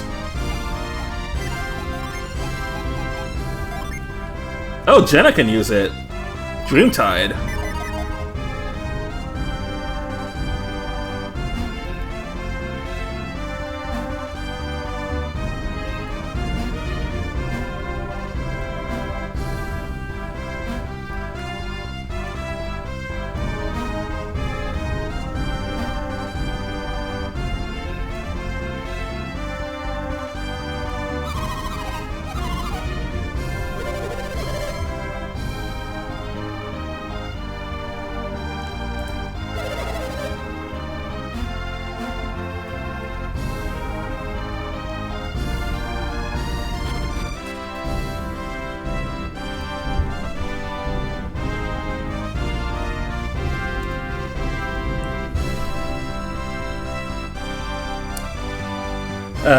If there would be a GS4, is there a character you'd like to see in it? Or just a new, maybe completely independent generation?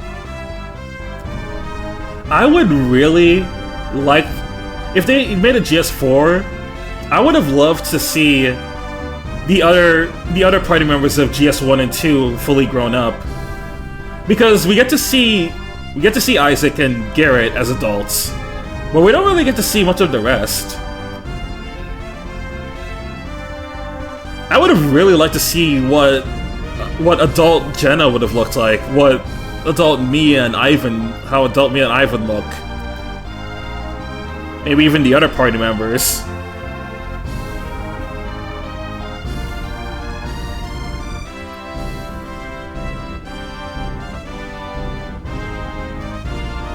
Oh, my sister's asking me for my T-Mobile smoothie deal.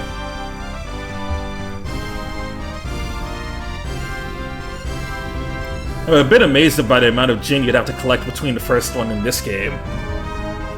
Yeah, and if you collect all of them in the first game, then you can just transfer them over here.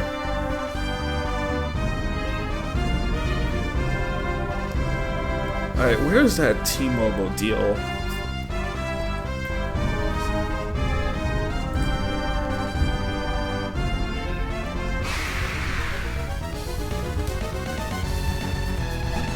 Actually, talking about T-Mobile deals, I don't think I checked what deals I have for this week.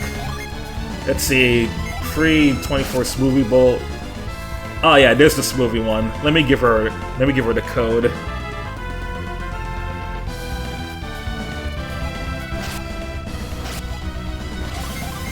I don't know if any of you guys have T-Mobile, but they do have this app called T-Life where you get a lot of different benefits each Tuesday.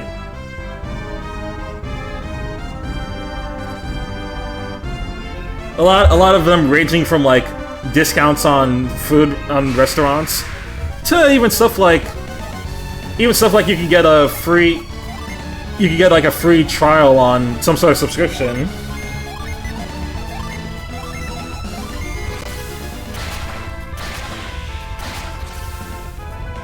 I used to, but got even more poor and switched. Man, it'd be like that.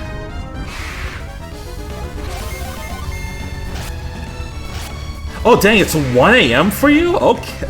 Dang, you really gotta sleep, dude.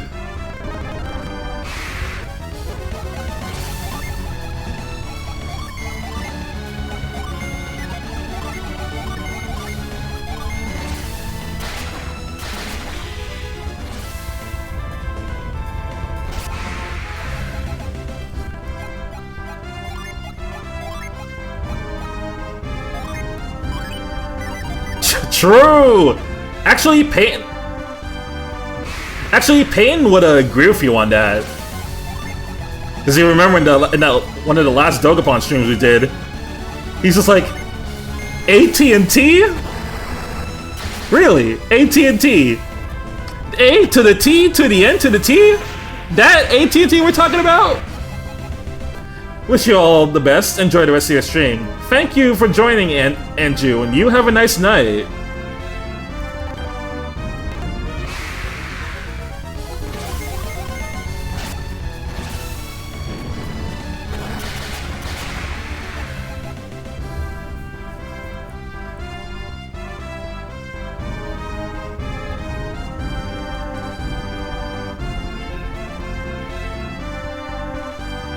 Yeah, nah, imagine pulling up with AT&T in the Big 26. Like, what are you even doing?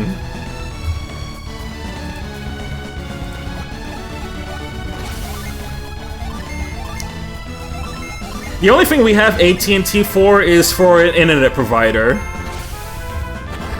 I don't use the phone company.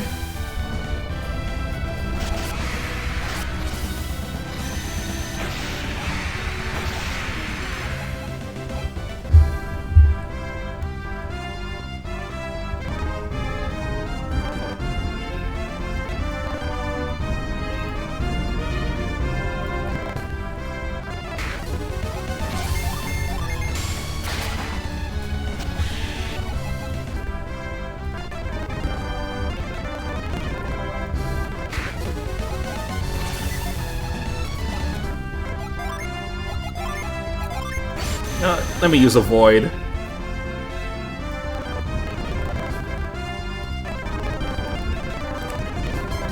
It's like using bling, right?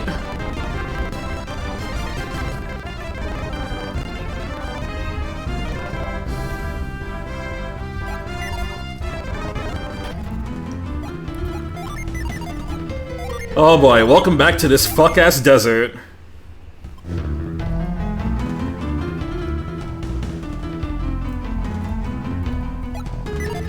Oh no, not the CU subscription.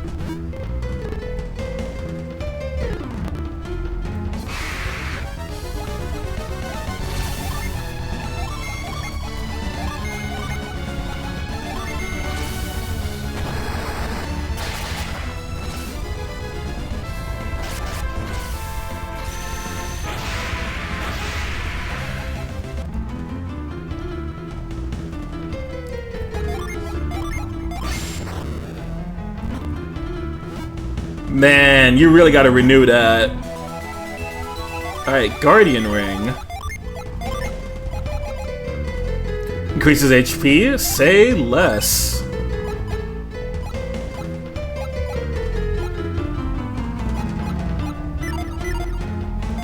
How much do you have now? Okay, 122. That's workable.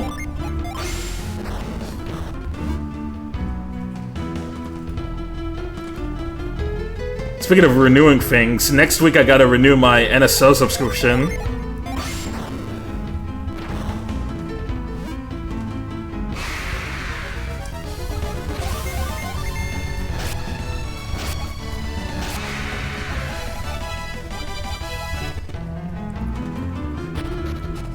Yeah, his emotes are really good, so like... And I know you love using them a lot in this chat, too.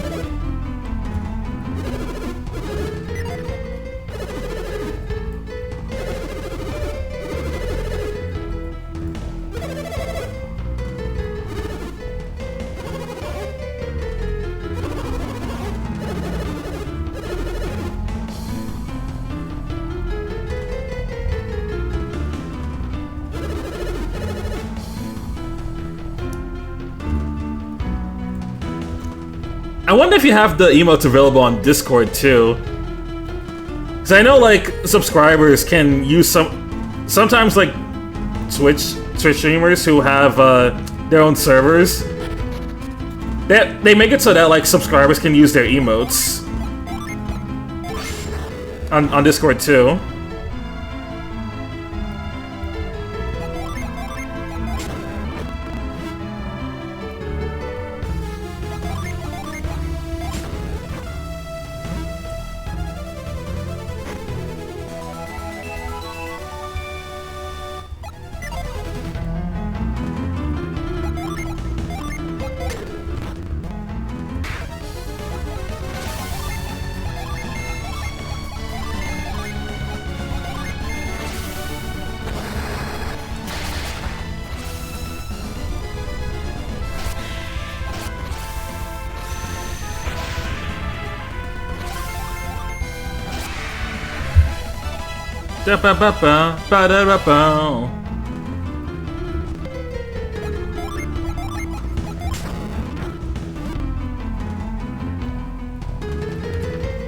Oh, new gin.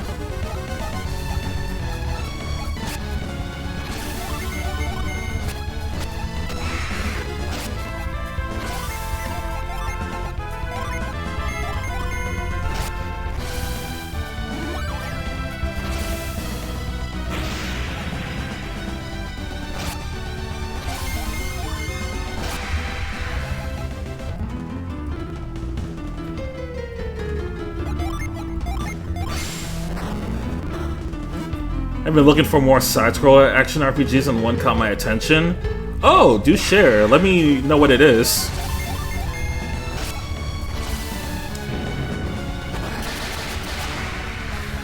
Is it a relatively recent one? Because most, like, side-scroller action RPGs I know of are usually old school. Astral Leap. Oh, thank you for reminding me. I really need to play that game. That's another one that's just been chilling in the backlog for a while. Thanks, Steam Sales!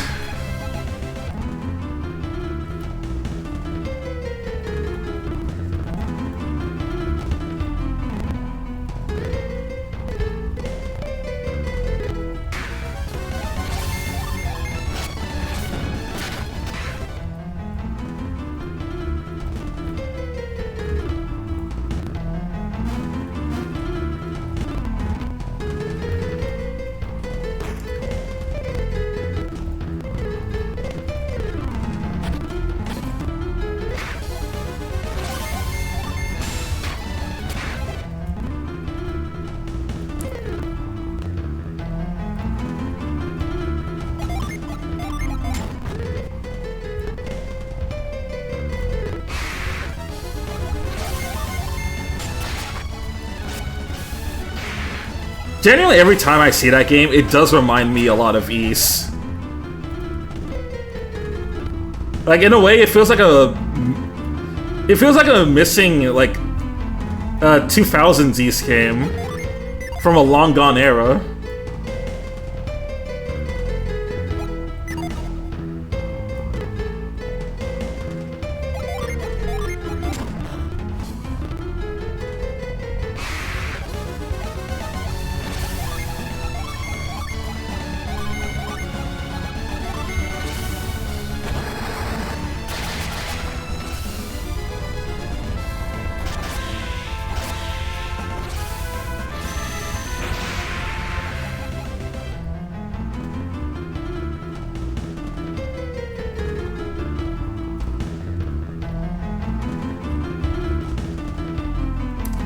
Yeah, 2000s Falcom does feel nostalgic. Pretty much. And I didn't really... I only like really started getting into Falcom stuff in my adult years. Like, I first started playing Sky... Like, I first started playing Sky FC before I turned 19.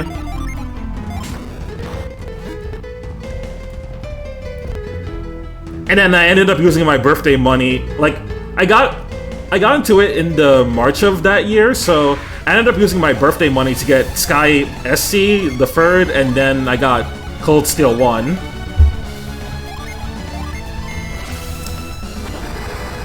Man, to think I've been on this rodeo for like almost 7 years now. Jeez.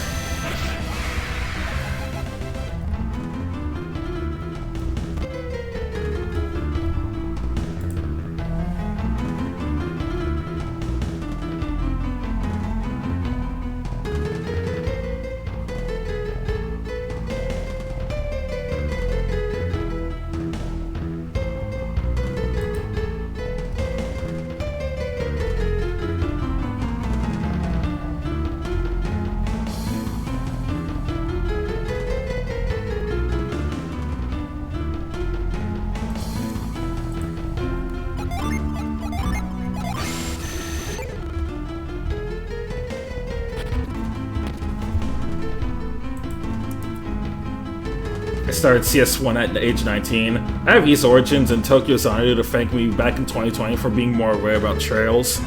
Oh, you got into East and Tokyo Xanadu before Trails. Interesting. Well, I actually got into East before, but like, the way I did it was, in 2017, I ended up playing E7. I mainly ended up learning about East because of like, The Last Promise, the same way I learned about Trails. But like, the difference is, East ended up having more... East was more accessible for the most part, and there was more East music in The Last Promise compared to Trails. With Trails, there was just Silver Will.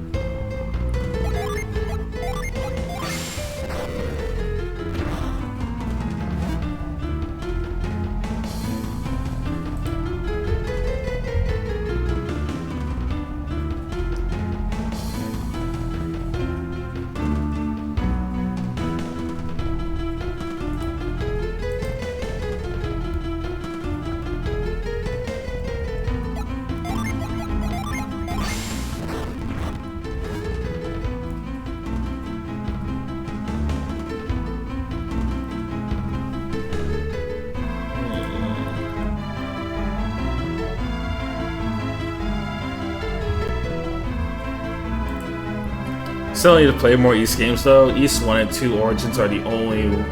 Origins and 8 are the only ones that I played.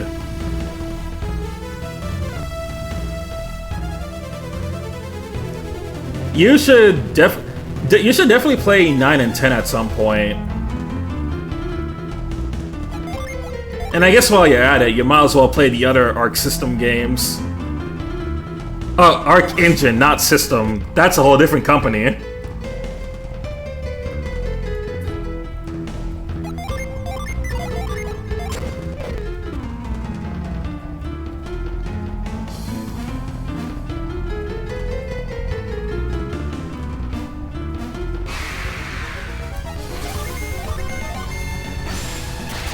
Now that I say that, imagine if there was like a Arc Systems East game. Now that'd be the real East fighting game. Or East versus Trails 2. Alright, let's see if this lets me get to the Jin. Oh, there it is. Now, is this one gonna want to throw hands with me too, or are we in the clear?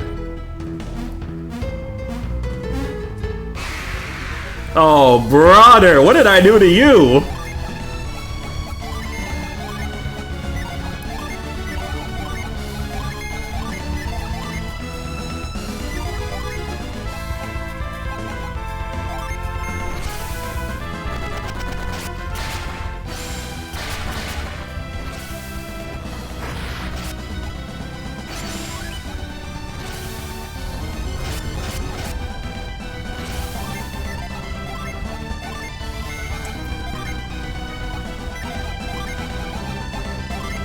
Let's see. Also, despite being short, I loved East 1 and 2.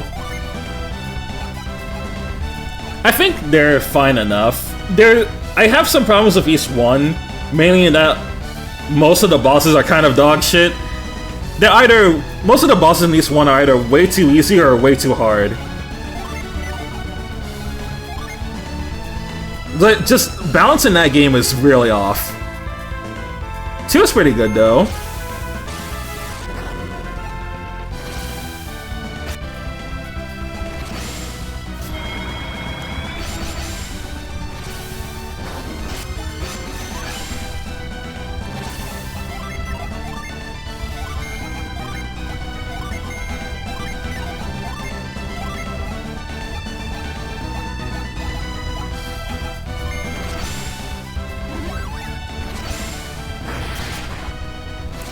Generally, whoever designed the East 1 bosses like that needs to be dealt with.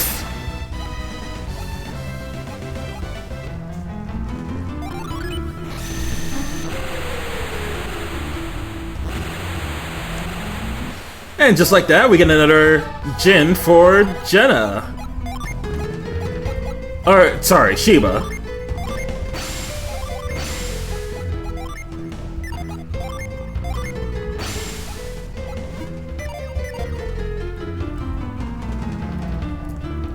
Alright, now that we have that puzzle dealt with, now we can actually, like, properly move on with the dungeon.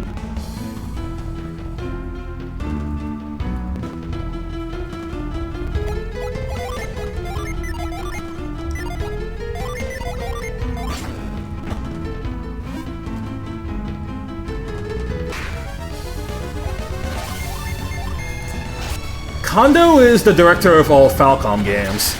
But, like, that's also a pretty redundant question because all Falcom makes these games these days are Trails and Ys.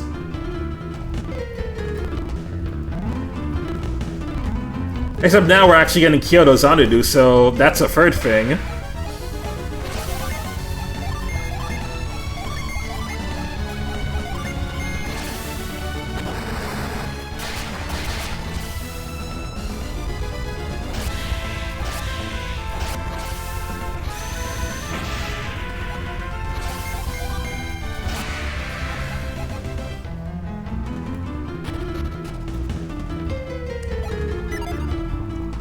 Hey, look at that. There's a Synergy Stone to pick up, which means let me go heal all my dudes.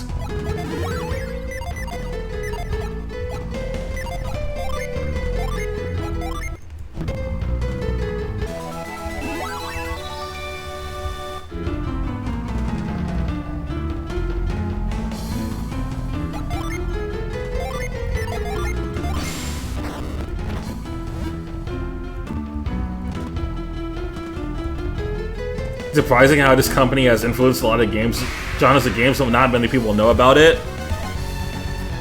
Yeah, it is pretty funny, but that's just because back in the 90s, Falcom had a lot more clout, and like all the bigger devs that used to be in Falcom just moved on to other companies. Like how Takahashi used to be part of Falcom, but he ended up going to Square Enix with Xenogears.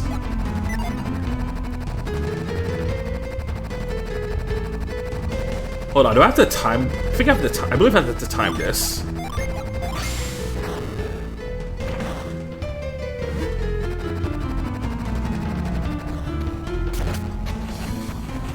Follow that scorpion!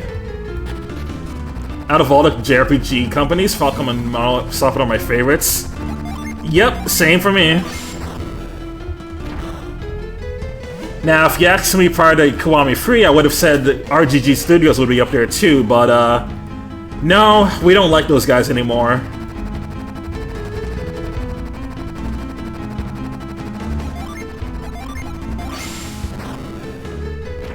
Wasn't most of Alice developers also part of Falcom? Maybe? I mostly remember it being like Square Enix.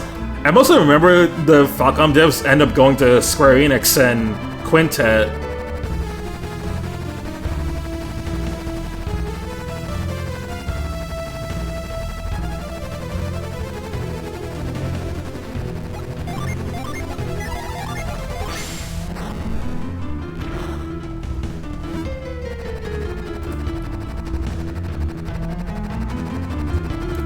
Yeah, RGG stopped being my best friend. Dude, RGG, we need those guys gone, genuinely.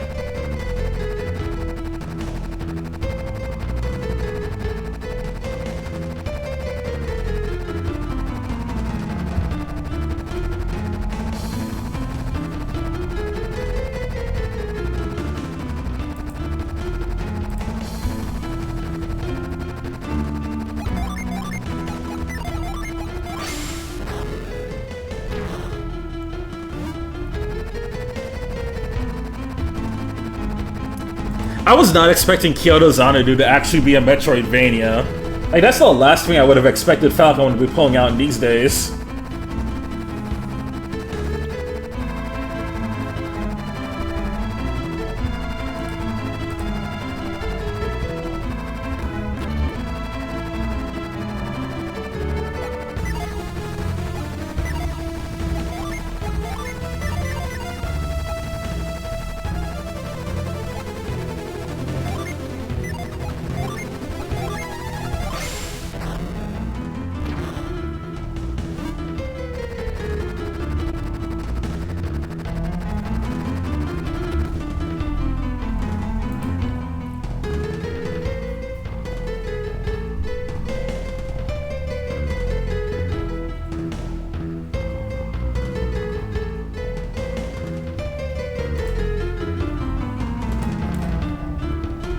Yeah, I have to research, I get it.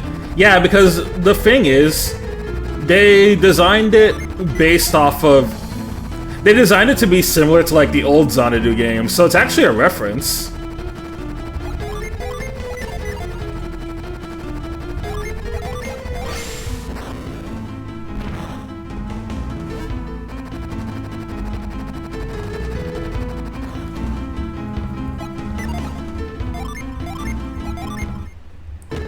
Alright, now we can fight this guy.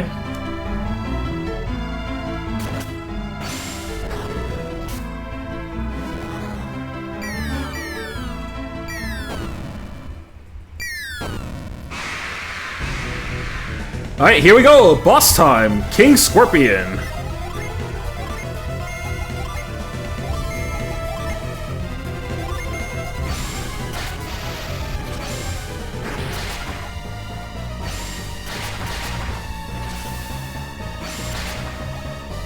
I can just visualize myself having hands on the controller and having fun with the combat. Right? Like, I really can't wait for it.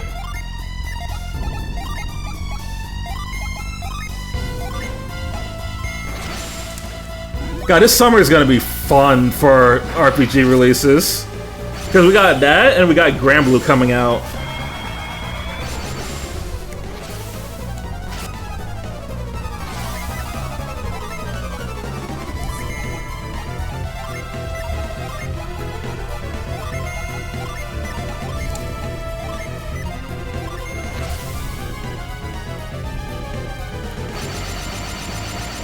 Alright, Atalanta, strike them down!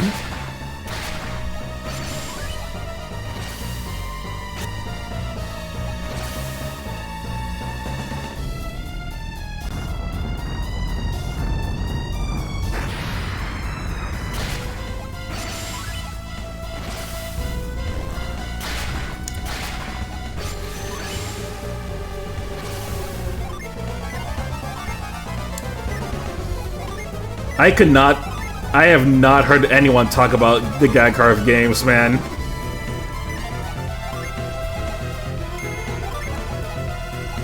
At best, maybe there's like the rare person who will tell you that gag carve is a thing and then that maybe you should try it, but I have not played them myself. The only thing I've played of gag carve was the gag carve mobile game, and it's not good. So, make of that as you will.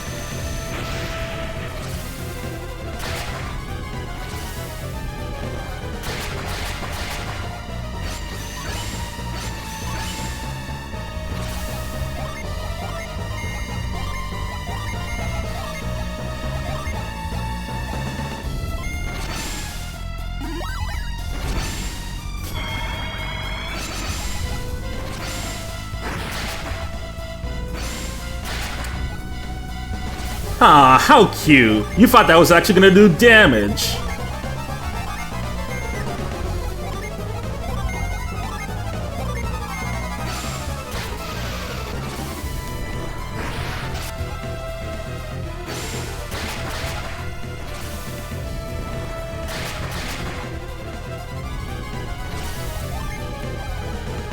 Okay, hold up. Maybe I should heal Shiba, actually.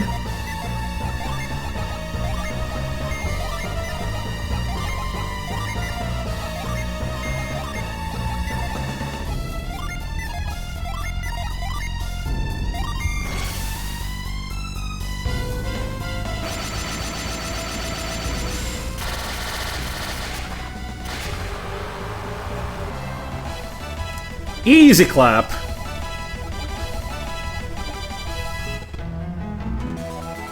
Hey, now we got the Scoop Gem. This time I'm actually gonna give Scoop to... I'll give it to Shiba.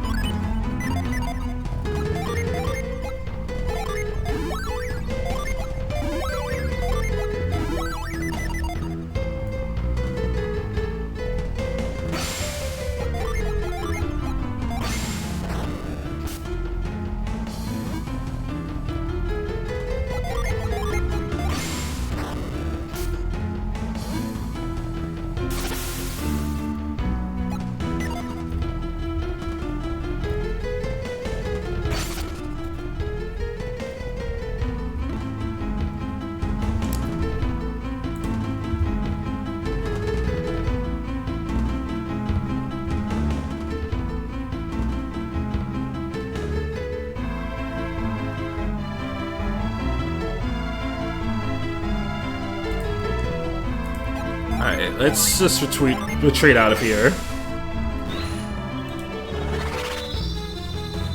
The Trails ends, I feel like a new Legend of Hero series will be in, or Xanadu, or a new IP will take its place. I think once Trails is over, they're gonna have to make a new IP, man. Like, they can't clutch on Xanadu forever. They can't clutch on Xanadu, I think, because, like, we only get a new game for that every... once in a blue moon. Same with East to a lesser extent.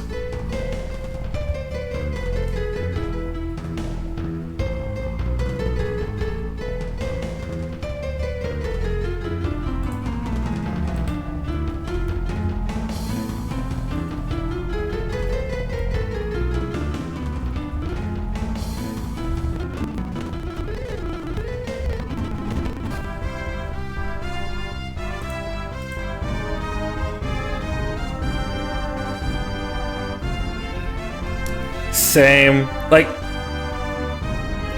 I'll definitely open a new IP in Warm Arms, because I do like East, I do like Trails, but I think it's time we get a new IP from them after a while.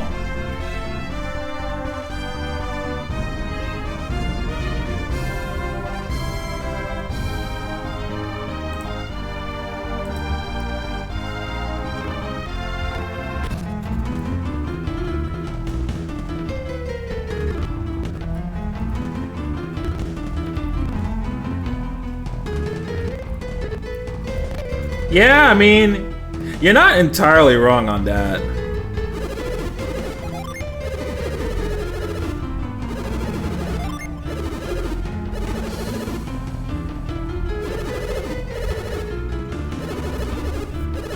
There's just people who have a lot of issues with Calvard.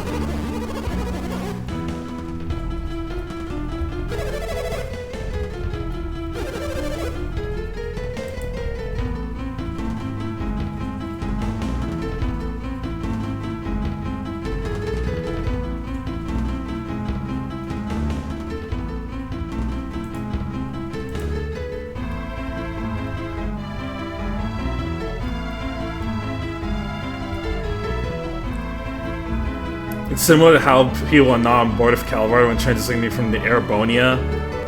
Yep. And you know, it sucks to be them, because Calvard's pretty peak.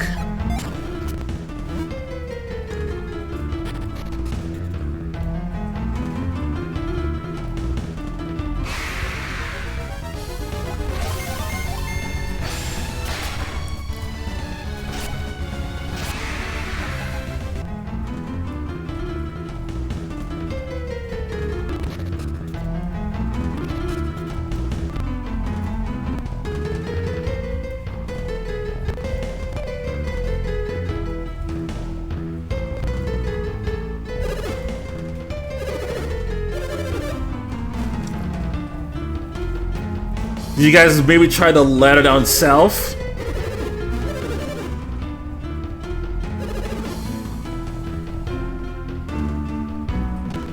Yeah, and I agree, I love Trails, but there comes a time where things just need to come to an end. Yep, and Trails is just one of those series that, because of the way they set it up, they can't milk it forever.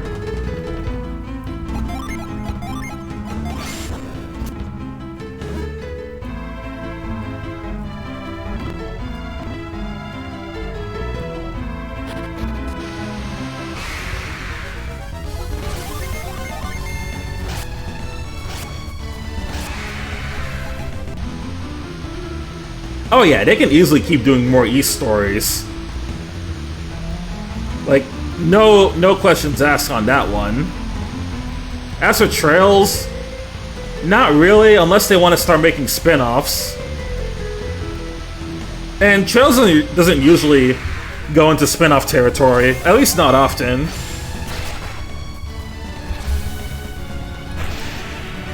Or, you know, the only other way they can milk it is by remaking the entire series.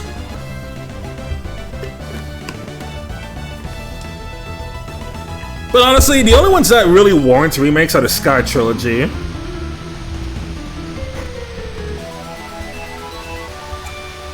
Hey, yo? Felix gave a what to Jenna?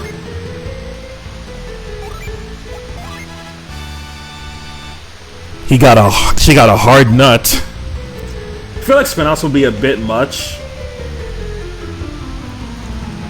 It depends on the kind of spin-offs, though. I just don't see Falcom actually making spin-offs, though. They hardly do it. They hardly do it now because they don't. They have to release one game a year. They don't have the budget to drop multiple games like that. At least they used to not have that budget.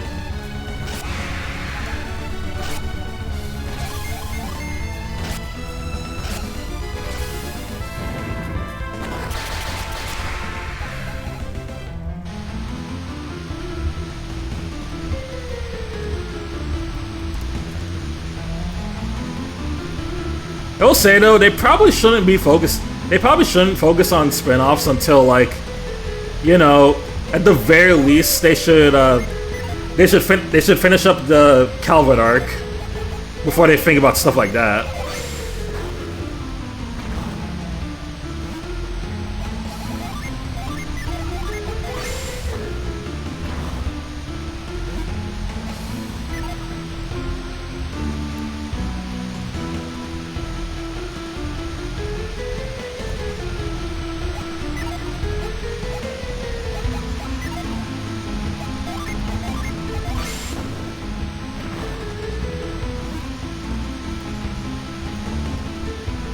I really wonder what they do with a new IP. Obviously it's going to be an RPG of some kind. But would they make another turn-based series again?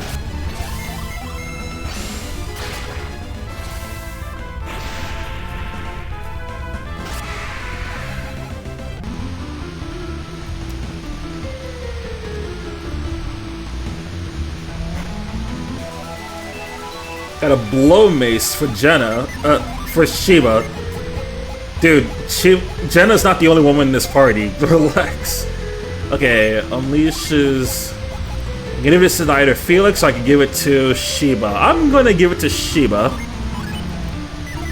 That's a really nice attack boost for her.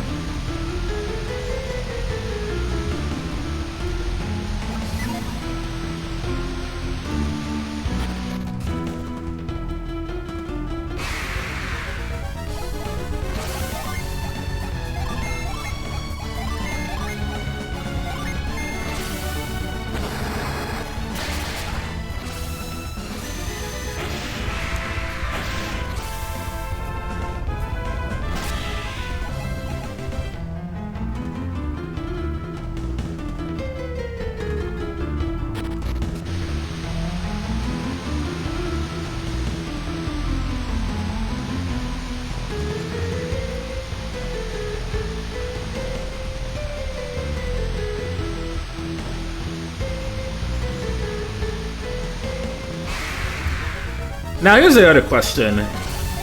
Do you think Falcom would make another fighting game?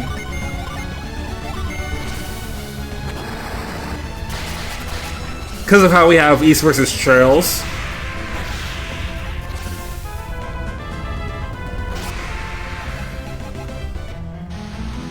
I just wonder if they would make another non-RPG, you know?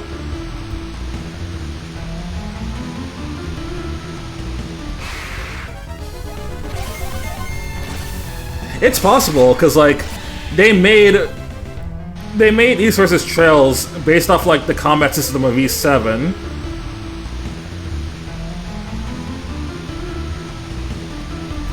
So I wouldn't say it's completely out there.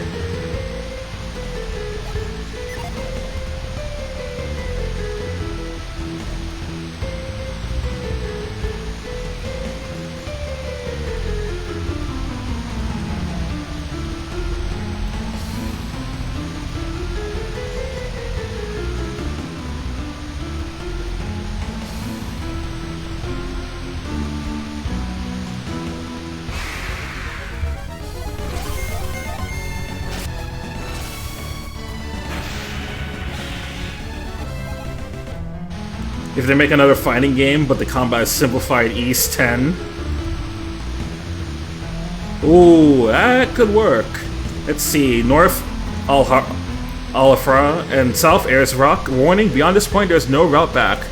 Alright, before I do this, let me make sure I don't have any missing Jins. Alright, Jin's Guide Part 1.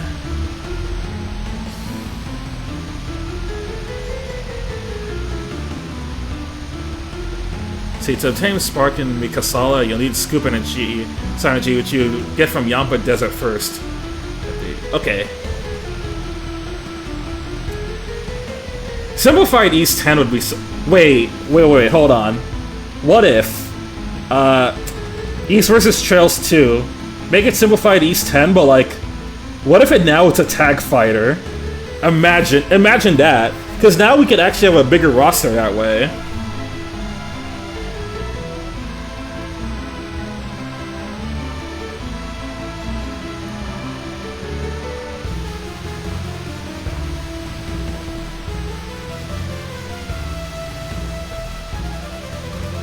Yeah, see? We got some cooking going on. Hold on.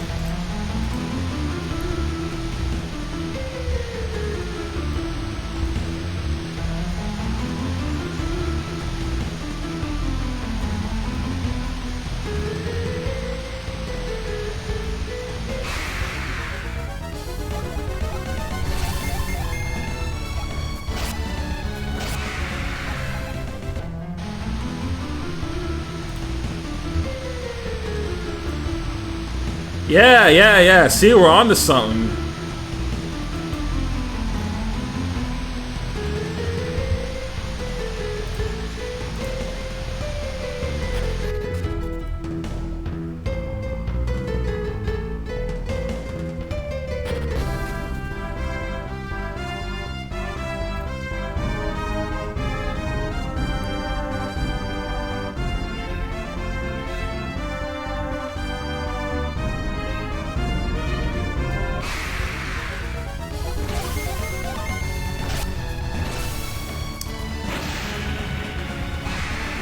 Yeah, you can get some previous characters in a new engine.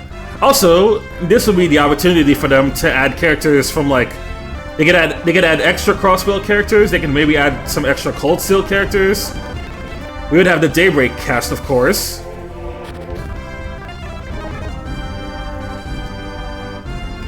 They could add characters from like East 8 in the roster, we could have 9 characters. Like, dude, the more I think about it, that's really cool.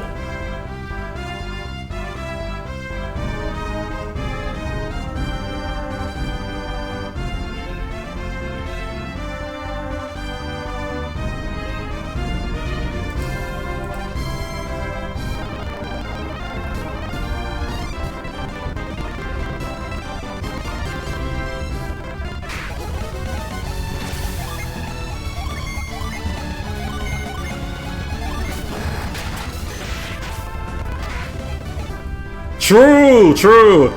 I speak for all of us when I say we will be maining Sarah when she gets in East vs. Trails 2.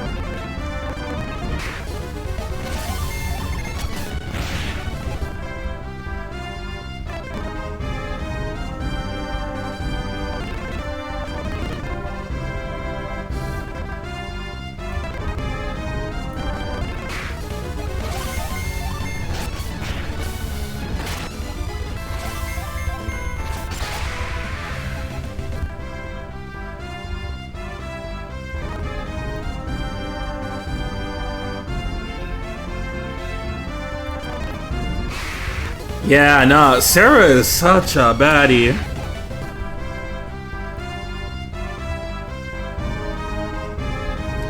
Yeah, Sarah's one of the characters I do like from Erebonia. I honestly don't have any complaints to the others.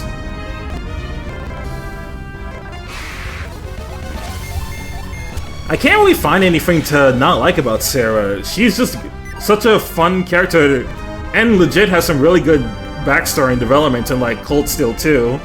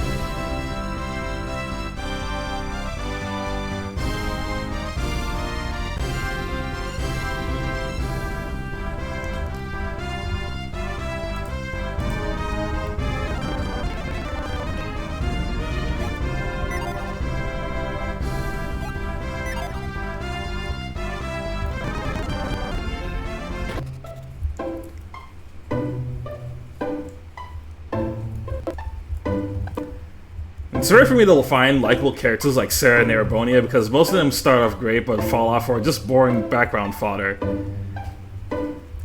Yeah, Sarah is one of the rare gems of Erebonia.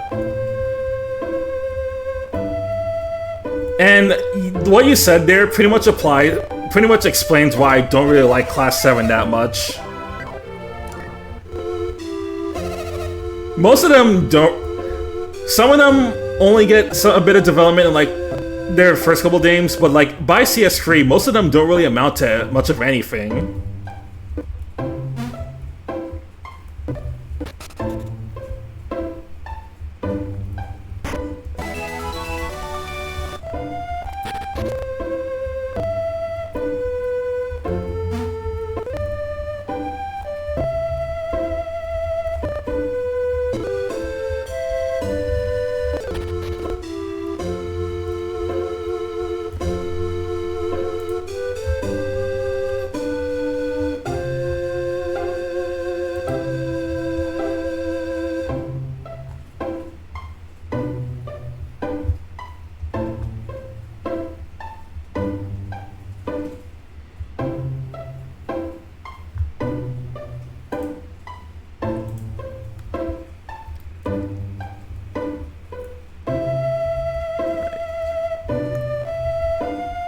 Find it crazy how I ended up liking Toa and Crow way more than the other.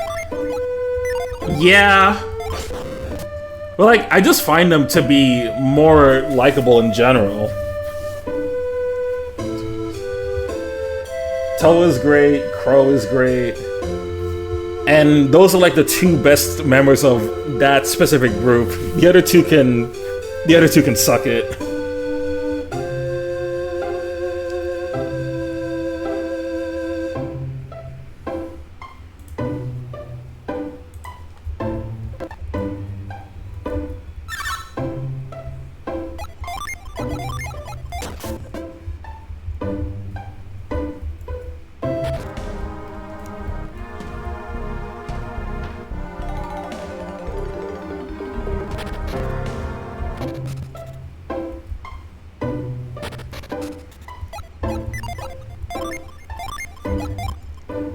Yeah, Angie's just...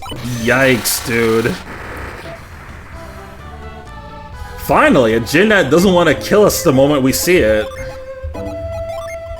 Alright, you go to Jenna, it'll set you.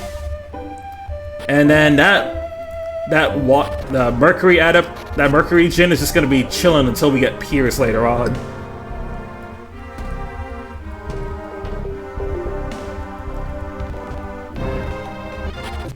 Like, every time she shows up on screen, I'm just like, oh, brother, get her away from me.